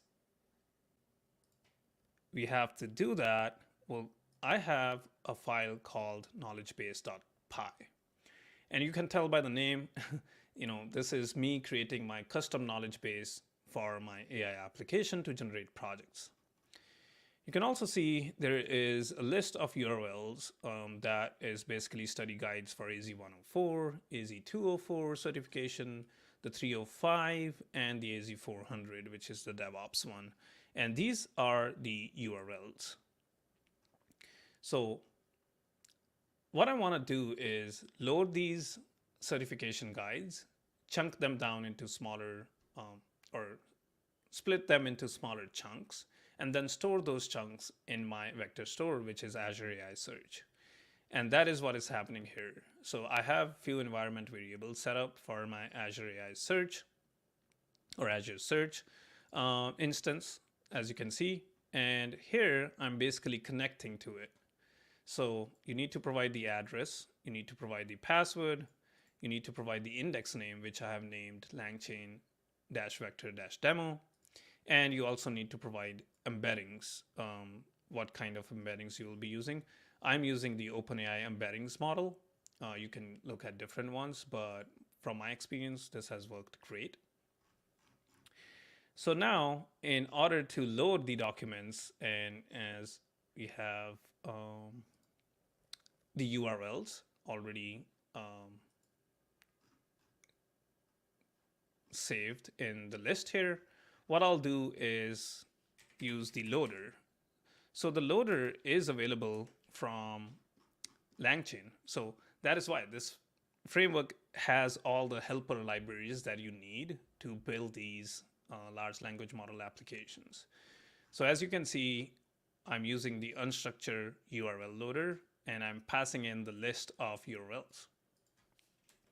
The next thing we need to do is let's load all of them and save it in a variable called documents. I'll also create a text splitter. So text underscore splitter, and this is where it gets interesting because we need to specify what the chunk size is going to be. And also there's another interesting concept of chunk overlap. So instead of 5,000, I'll do 2,000, and let's go with 200 overlap. And you can look into this more, strategies on how to do chunking. But basically what's going to happen is, so documents, right? So our documents variable has this one huge text based document that is the certification guides. Now what will happen with this text splitter is it'll create smaller chunks of documents that is 2,000 in size, but also the last 2,000 characters will overlap with the next document. So this last 200 characters will be on the first document, but also on the next one. And similarly, you'll build this overlap as you keep on chunking through the documents. So we'll use this text splitter and save this into docs variable, I guess, because so this was Copilot suggesting the name. So text splitter dot split. The function is underscore documents, and the documents is here. Okay, that looks good to me. Now we also have to add this to our vector store. So vector store dot add documents to, and then we'll add these to the docs. Now to show you that our knowledge base is working, let's do a similarity search. So docs is equal to vector store dot, instead of just simple search, we'll do a similarity search. Get rid of the search.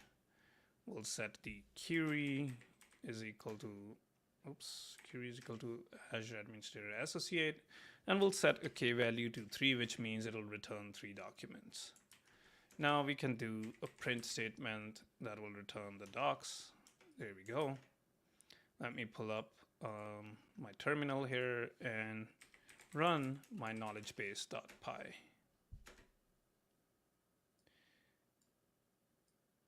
Okay, so it's doing some, so it's creating the knowledge base, right? It has to load all of the documents and save them into vector store.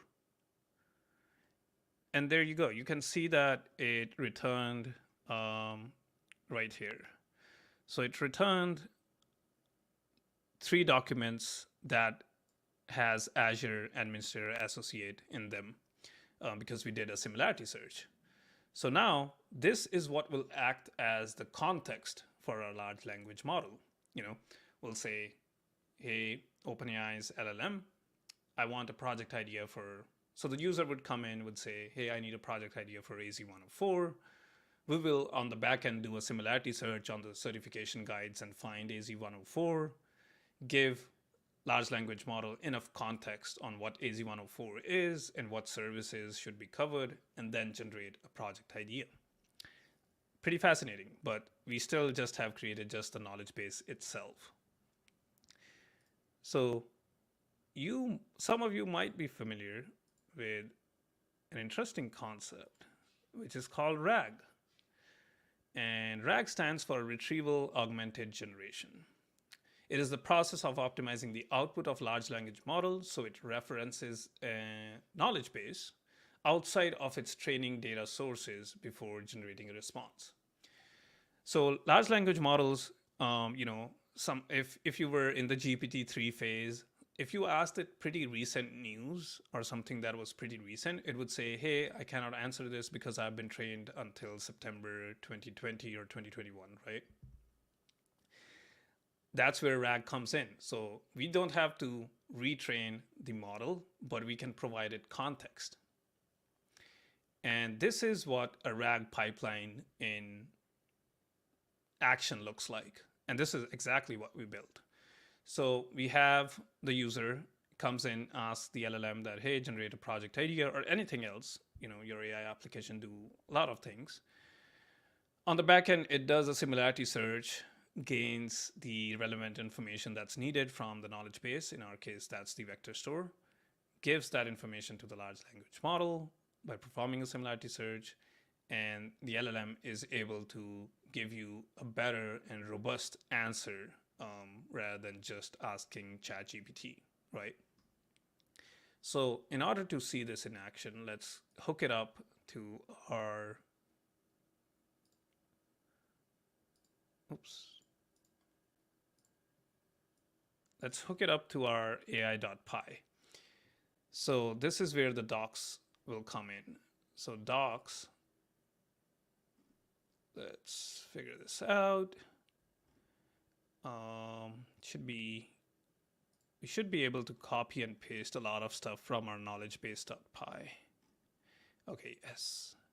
So we need a connection to our vector store, right? So we can copy this settings.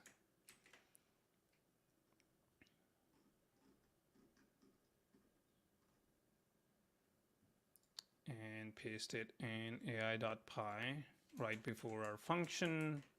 There we go. So we have an error for embeddings. I guess we haven't defined it here. Yes, we haven't. So let's do that quickly. Embeddings is equal to OpenAI embeddings, since we'll be using that model. We also need to specify docs. So I should be able to copy that from here, right here. And we can paste it before large language models. There we go. Okay. So we are doing a similarity search on whatever the user says the certification is, right? So if user says AZ104, AZ204, this will change and it will do a similarity search and return 3 documents. What I'm doing here is basically joining those individual 3 documents into like one single one. Because yeah, we have to pass it to our large language model. Everything else looks good apart from adding docs here as input variable. Okay, I think we are good on this end. And also, did we have the docs in our function argument? No, so we don't need to map it, but just pass it here.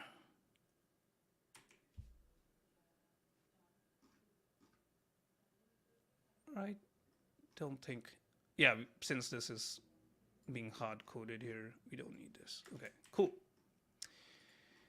So I have my ai.py. If you're familiar with Streamlit, Streamlit is known to build AI application, or sorry, front-end applications within Python. So I'm going to quickly show you what this app will look like. So if we go to streamlit.py, you can see I have basically st.title, cloud homework, right? So it helps you build cool front-end interfaces, which I cannot design myself, you know. So Streamlit is really helpful. So if I run Streamlit, run Streamlit py, it should load a tab. Let's see. Oh, there we go. So you can see this is running localhost 8501. By default, AZ104 was set up and the level was set up to be beginner. And just to demonstrate, let's go with AZ204 and an intermediate level project. There we go. So it generates a project idea saying Azure Virtual Machine for web hosting. You also have project description. So this project uses Azure Virtual Machines to host a website or a small business. These are the services that will be used, and these are the steps required to develop this project. So if you remember what our response was in the beginning, remember we just asked ChatGPT and it generated like 4 or 5 projects randomly without like a, compared to this, which is more detailed response for a project idea. So, you know, the power that you have to build with AI is like unlimited. Like you can build so many cool things with AI. specifically using LangChain. And bear with me as I struggle to find my tab uh, buried into these so many edge tabs that I have. So yeah, AI gives you the power to build very interesting applications. And I just can't wait to see what you'll build. But this was kind of a quick showcase of how LangChain works and how you can integrate OpenAI and Azure AI services. Again, I'm Rishabh, and as I said, there will be a QR code for you to scan and connect with me on socials, or if you have any questions, you can reach out to me on LinkedIn or Twitter. You can also go to bento.me/rishabhincloud, which will have all the links to the GitHub repo for this project and also all the other interesting stuff that I do with LangChain. Thank you. Thank you for this talk. We will start. Thank you again for being here with us, and we will start with the last talk of the day. So, I'm welcome. Oh. So, welcome. Hey. So, for this last talk, it's about AI. It's about end-to-end testing. I know that I'm used to end-to-end testing, but when I need to create tests, I rely on solutions like Chrome Recorder. You need a human being, so I guess there is something we can do with AI. So I would let you the stage. The stage is yours, and if you have a screen to share, I will display it right now. Hold on, I share the screen. Okay.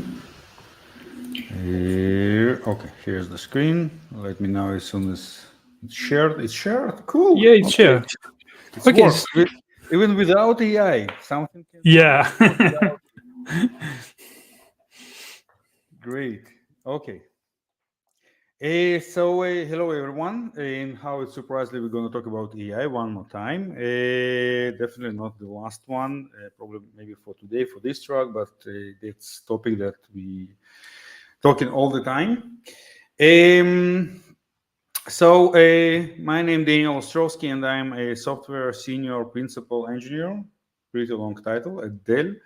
This is my barcode, Dandoch.me, Dandoch81. This is, you can find me in Medium, some articles also about AI if you're interested, and Twitter. So follow me. It's left only about 2,000 followers to get to the 2,000 followers. Okay, so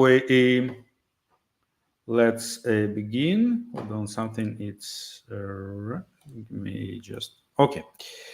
About me, I'm a developer with more than 25 years. I'm a full cycle evangelist. The idea is developer or engineer should be aware of all aspects of the development, not only his specific area, but actually everything: DevOps, testing, monitoring, delivery, everything. Okay, not to be professional at each one of them, but at least to be aware of what's going on there. I'm a public speaker and public writer on multiple languages: English, not the best one, Hebrew, Ukrainian, and Russian. I'm open source contributor, I'm volunteer and mentor, and I'm a meetup runner. Now, this you can see the pictures of my hobbies. None of this picture is mine. It's just my dreams of my hobbies. So what we're gonna talk about today, generative AI ecosystem research. Be honest, I know that there's a lot of talks about the AI, and probably at least the first 5 or 10 minutes you have seen in other talks, but I think it's still important to go over just to be aligned and to understand what have been done and how it works. Prompt engineering, what does that mean? What our options? Unit testing with AI is an example. API testing and UI end-to-end testing. So, what are the common tasks of generative AI models for engineering? Basically, what we're doing as engineer, okay, when and how we're using the generative AI. Of course, software programming and code generation, right? LLMs such as OpenAI, Codex, GitHub Copilot, Codium, and many others are helping to us developers to write software. right? These tools provide code completion suggestions, help debugging, and many other things. Of course, our use case, test case generation, AI can automate the creation of the test cases for software, reducing the manual effort required and ensuring more comprehensive test coverage, and many other additional use cases where it can help. Documentation, something that we don't like as a developers, right? To write the documentation. So basically, generative AI, it's really helpful in generating documentation for software projects. Bug fixing and troubleshooting. It's sometimes it's very easy with the complex and complicated code, especially if it's minified code or some code that is not well written, not not without any self-complained naming convention or anything like this. It's much easier just to drop it into the AI and ask, hey, please try to find the bug, or try to translate it, or try to rewrite it with meaningful names. What's going on with this code? Code refactoring, right? AI can suggest improvements to the structure or design of the code without changing its functionality. And it's actually really great help in maintaining the clean, efficient, and reliable code bases over the time. And automated programming assistance. Beyond the code generation and debugging, AI offers a broader range of programming assistance, right? Such as suggestion best practices, optimizing performance, and advising on security enhancement, and many other things. So this application of LLMs in engineering streamline the software development process, right? So it's reduce manual efforts and allow engineers to focus on more complex and creative tasks than actually to do whatever we like to do and not what we do not like. Commercial tools, let's go over. OpenAI is not the only player in the game on the field. We have a safe coder that is based on the Hugging Face. GitHub Copilot, yeah, it's a brother, it's OpenAI brother. Codium, it's over 70 language that we can use. Replit, collaborative browser IDE, and of course we have OpenAI with the ChatGPT, and we have Gemini from Google, many other systems. But we open source, right? So let's talk about a little bit what we have in open source ecosystem. And so we'll talk about there's many open source code generation models, but we will focus on the big code ecosystem. Okay, what is the big code ecosystem? It's a project joined by Hugging Face and ServiceNow, focused on open source code generation system. And the family of the models are Start Cody, trained on what they call the stack. Okay. And also the bug data set that they got from the community. Now, the many companies actually using it. Okay, we can see here that Stable Code using it, Salesforce, Replit, Daisy Coders, etc. Many big companies, many large companies that are using open source models and not OpenAI, anything like this.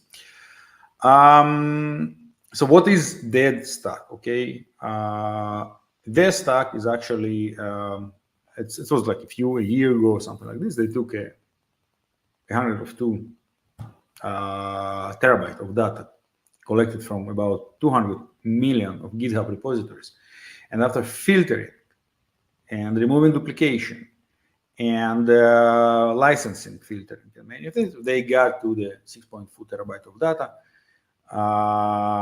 It's after the license filtering and after the near the duplication, it's got to the 2.9 terabyte of data. And this is Llama 2, for example, was trained on this set of data. Now the Llama 3, it's trained on a little bit bigger set of data. Okay, we're talking about the 65 terabyte of data before the duplication and the 32 terabyte of data after.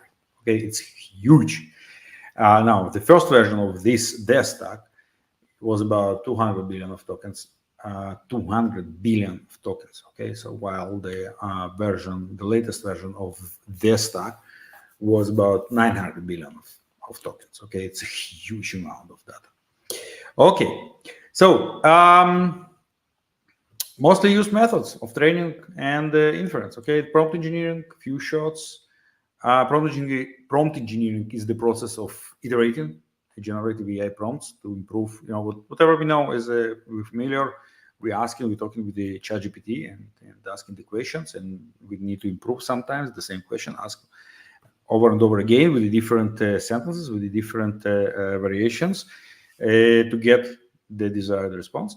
Few shots, I've given a few examples of the model in the prompt and accept the model to learn from it and generalize. RAG, retrieve augmented generation, means that we can ask model a question and also to provide the context to find this question from, and fine tuning actually to train the model. Okay, something that, let's face it, we probably able to do it on our computers for the small models, but there is no way we can, unless you're ready to spend about 100K for the GPU unit, 100K, $100,000. Then you'll be able to fine tune models like OpenAI, for example. Okay. Today we will use only the prompt engineering and few shots. So prompt engineering, right? It's kind of, it's one of the practices how actually to communicate with the generative AI, right? It's to split the prompt for the several pieces. Okay, the instruction, specific task, what should be done, context based on what the model should work. Okay, for example, you need to write the test. This is the code that you need to write the test for, and input data, actually the code itself. Okay, and also output indicator. We can also output, please write the code only without natural language in case we want to get the snippet code only without all this explanation of the code or something like this. Or in another way, please explain code or add explanation in the in code and comments, etc. The few shot inference, it's when we basically kind of write and faking the communication, I would say, with AI and sending it as in the prompt to show to AI, hey, this is the communication with me, and this is the following prompt, the following question, and continue like we talked before. Okay. For example, in the test generation, we can send like just for the system, like defining what the model should do. You are the Java engineer to write the test, la la la. And as a user, please write the test for this code. We're providing the code, and the test case, we're providing the existing test case that we like. Then another one, use the test for MFE, enable flag poles, for example, and then another Java test code that already exists and we do like, etc., etc., etc. It can be, on this case, we can see about 3 communications like this. Usually it should be about 100, as more is better. And then after we send in this set of like faked kind of faked communication, we send and we continue this communication with the new one. Okay, now please write a test case confirm successful creation. Okay, for example, and now it's your turn. Now, based on all our kind of fake communication, please write the test. This is the few shots. Okay, now it's called n shots because it can be not few, it can be now 100 and 1,000. So it's very difficult to say it's few. Okay, available open source extensions for our IDE, Chat UI from Hugging Face, no, not from Hugging Face, from something else. LLM VS Code, Hugging Face, continue, the one we will use today. LLM, text generation interface. There's some extensions there's a lot of extensions for IDE to use AI. Most of them working the same: code completion, test generation, and context, etc., etc., etc. Okay, UI test challenges. When we generate in unit test, I believe most of us have done this and have seen how it works. When we generate in the unit test, we're just sending the code to AI. We're showing to AI the code. This is the code I need you to test this code. So AI exactly knows what should be tested because you actually send in the code, you actually send in the function to be tested, or many functions. With AI, it works a little bit different. Okay, there is between the source code and what actually have to be tested, it's a huge layer of abstractions. Okay, we have a source code composition. Not like all our applications are typically written using the combination of HTML, CSS, programming language like TypeScript, and this source code defines the structure, styling, and interactive behavior of the application, right? Compilation and transpiling. TypeScript, for example, is a code that transpile to JavaScript, making it understandable by web browsers, right? So web browser have no idea how to deal with the TypeScript, not yet. And this step actually involves, the checking of the types and correctness and transforming TypeScript-specific syntax into the standard JavaScript. And then we have a building and transformation tools like Webpack, for example. They are used to bundle the JavaScript along with the HTML and CSS into the smaller number of files. This process may include minification to reduce the file size, transpilation to convert modern JavaScript, into the older one for the older browsers, for example, if you want to support it, and many other things. Okay.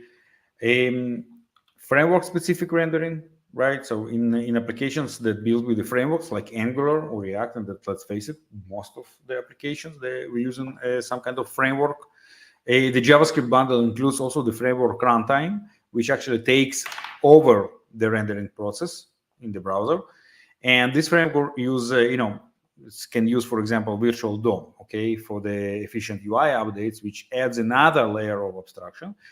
And the framework's renderer the framework renderer interprets the JavaScript to create and manage the actual DOM elements based on the application state. And after all this, we come into the browser rendering. And finally, sorry for that. And finally, the browser translates the HTML, CSS, and JavaScript to render the visual elements of the UI. And this step also actually involves, complex layout calculations and many other things. So there is no way we can just take the source code, send it to AI, and say, "Hey, generate functionality UI tests," okay? Because you're not gonna understand what's going on.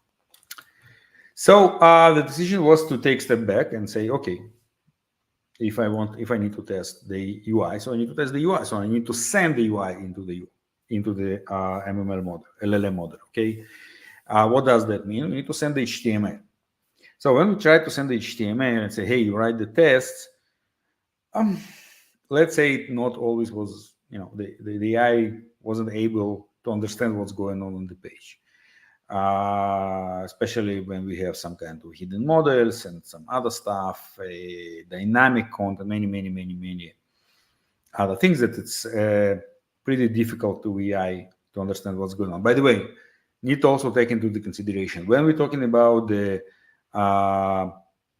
more common websites like blogs, e-commerce, news websites, and they publicly open the sites that are ACO optimized. Let's put it this way. Okay, when actually code can come, bot, right? Google, for example, can come and scan it. When there is a lot of open source in GitHub that describes how this site's built, when there's a lot of documentation and articles and many other things that talking about how to build the e-commerce, how to build the blog site, how to build, etc., etc., etc. So this information, usually, for example, if we're talking about OpenAI, it does have it, okay? And if you will ask for OpenAI, write the UI test for shopping cart in Amazon or in AliExpress or in other e-commerces, probably will able to do it because it's open system and everyone knows. But if you will talk about the system that like Salesforce, or you're working on the kind of back office system, okay, SaaS platform that it's closed behind the authentication and the entire document and all the source code is closed and the documentation is not open. So, and the AI have no idea what's going on. It will see first time, it will never understand it doesn't have any base knowledge to understand what's going on the page and what is this page for.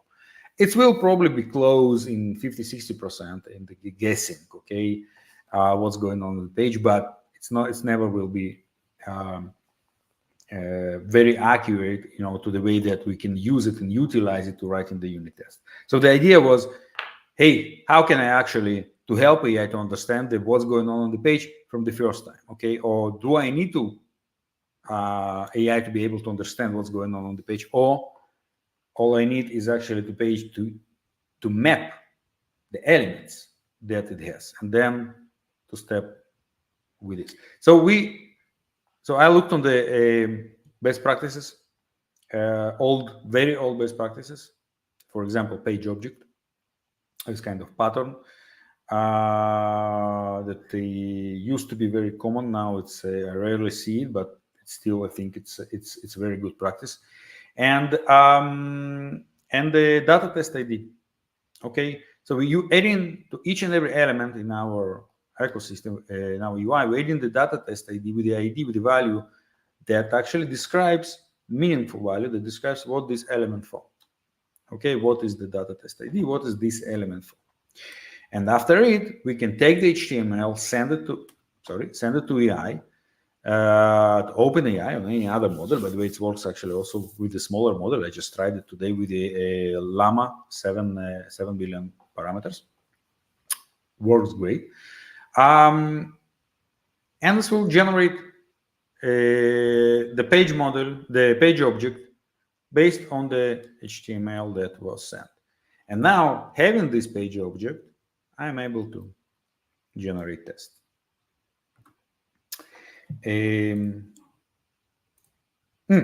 Live coding. Okay, we're not going to see any coding, but I want to show you actually in action how it works. Okay, we have another 8 minutes, and I hope I'll be able to show it. I hope everything will work. So here is a kind of Pokemon application, okay, where we can search for the Pokemon. We can see the Pokemon picture. We can go to the Pokemon details page, go next, go back, and this is the Pokemon. Okay, it's kind of application for the testing purposes and for the demonstration. Hold on, it's not what you see? I see something else on the screen. Stop screen. Present screen again. This one. Okay. Now you see. Okay, so this is the Pokemon application, okay, that you see right now. Okay. So what I'm doing, I will use my extension, okay. I have built this extension not so long ago. I have the older version of extension that can be found as it's called the end-to-end test helper in extension store, Chrome. But this is the second version. It's still in draft. It's still in review on the Google side. It takes a little bit of time because it requires some permissions. So it takes Google checks what's going on with it, and it's better. So need to take into consideration if you use it, it's better. In the settings, you can define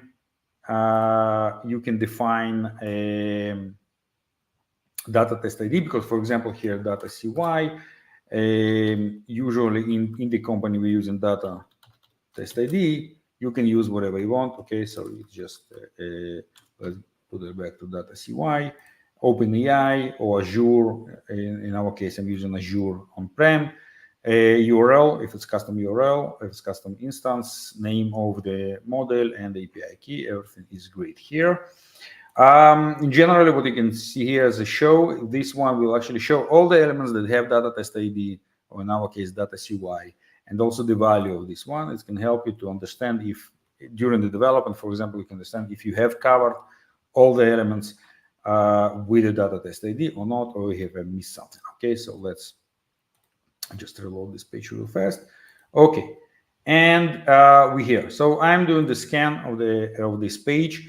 I can see also for debugging all the elements that I have found with the data test with the data CY in our case. Sorry, forgetting about it. Data CY.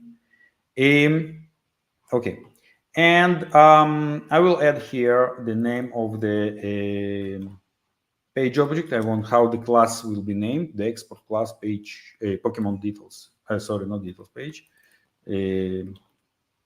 list page. Okay. Here can be additional if you want to provide to AI additional information, additional prompt that will be added to the entire request. So you can add here, for example, pay attention. This button don't have, or this element doesn't have CY, but still create the selector for it, etc. It's able to handle it. Okay. Let me just open DevTools to ensure that nothing is falling.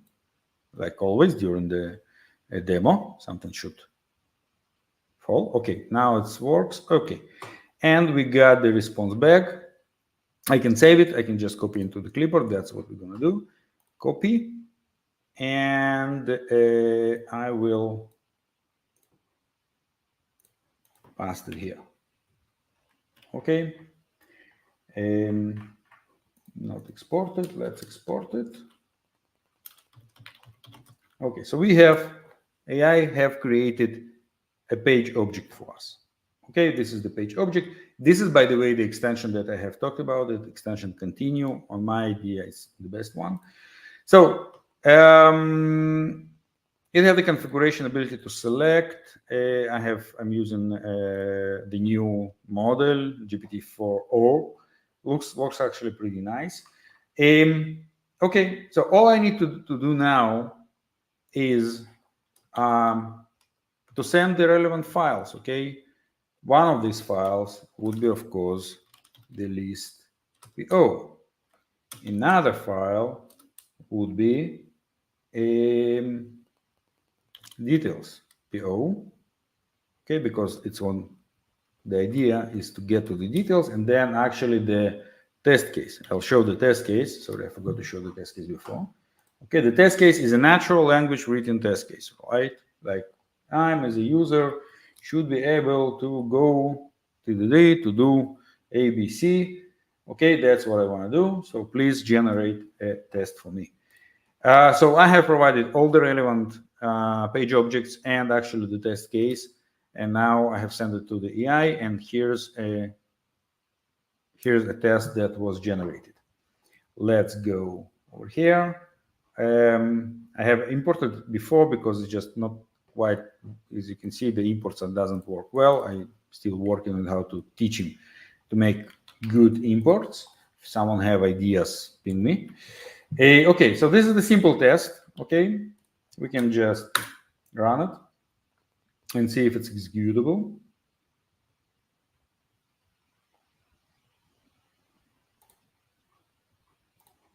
Okay.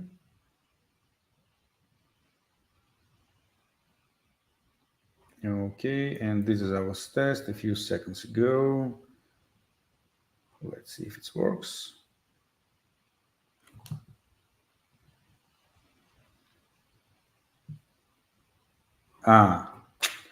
Good. Okay. It's also need to define that do not use the Pokemon list for some reason thinks that this is the correct URL while it's not. Okay. And here we go. Okay. The application have been loaded, searching for the specific Pokemon, and we got to the Pokemon details page. Great. Looks wonderful. Now, if I want to add something, I want to adjust this test. Okay. I have here like additional. On the details page, I want to be able to click on the next button and see the next Pokemon. Okay. I will just add it to the test case. The prompt is ready. All I need to do is actually just to regenerate it. Okay, and here we go in the new test.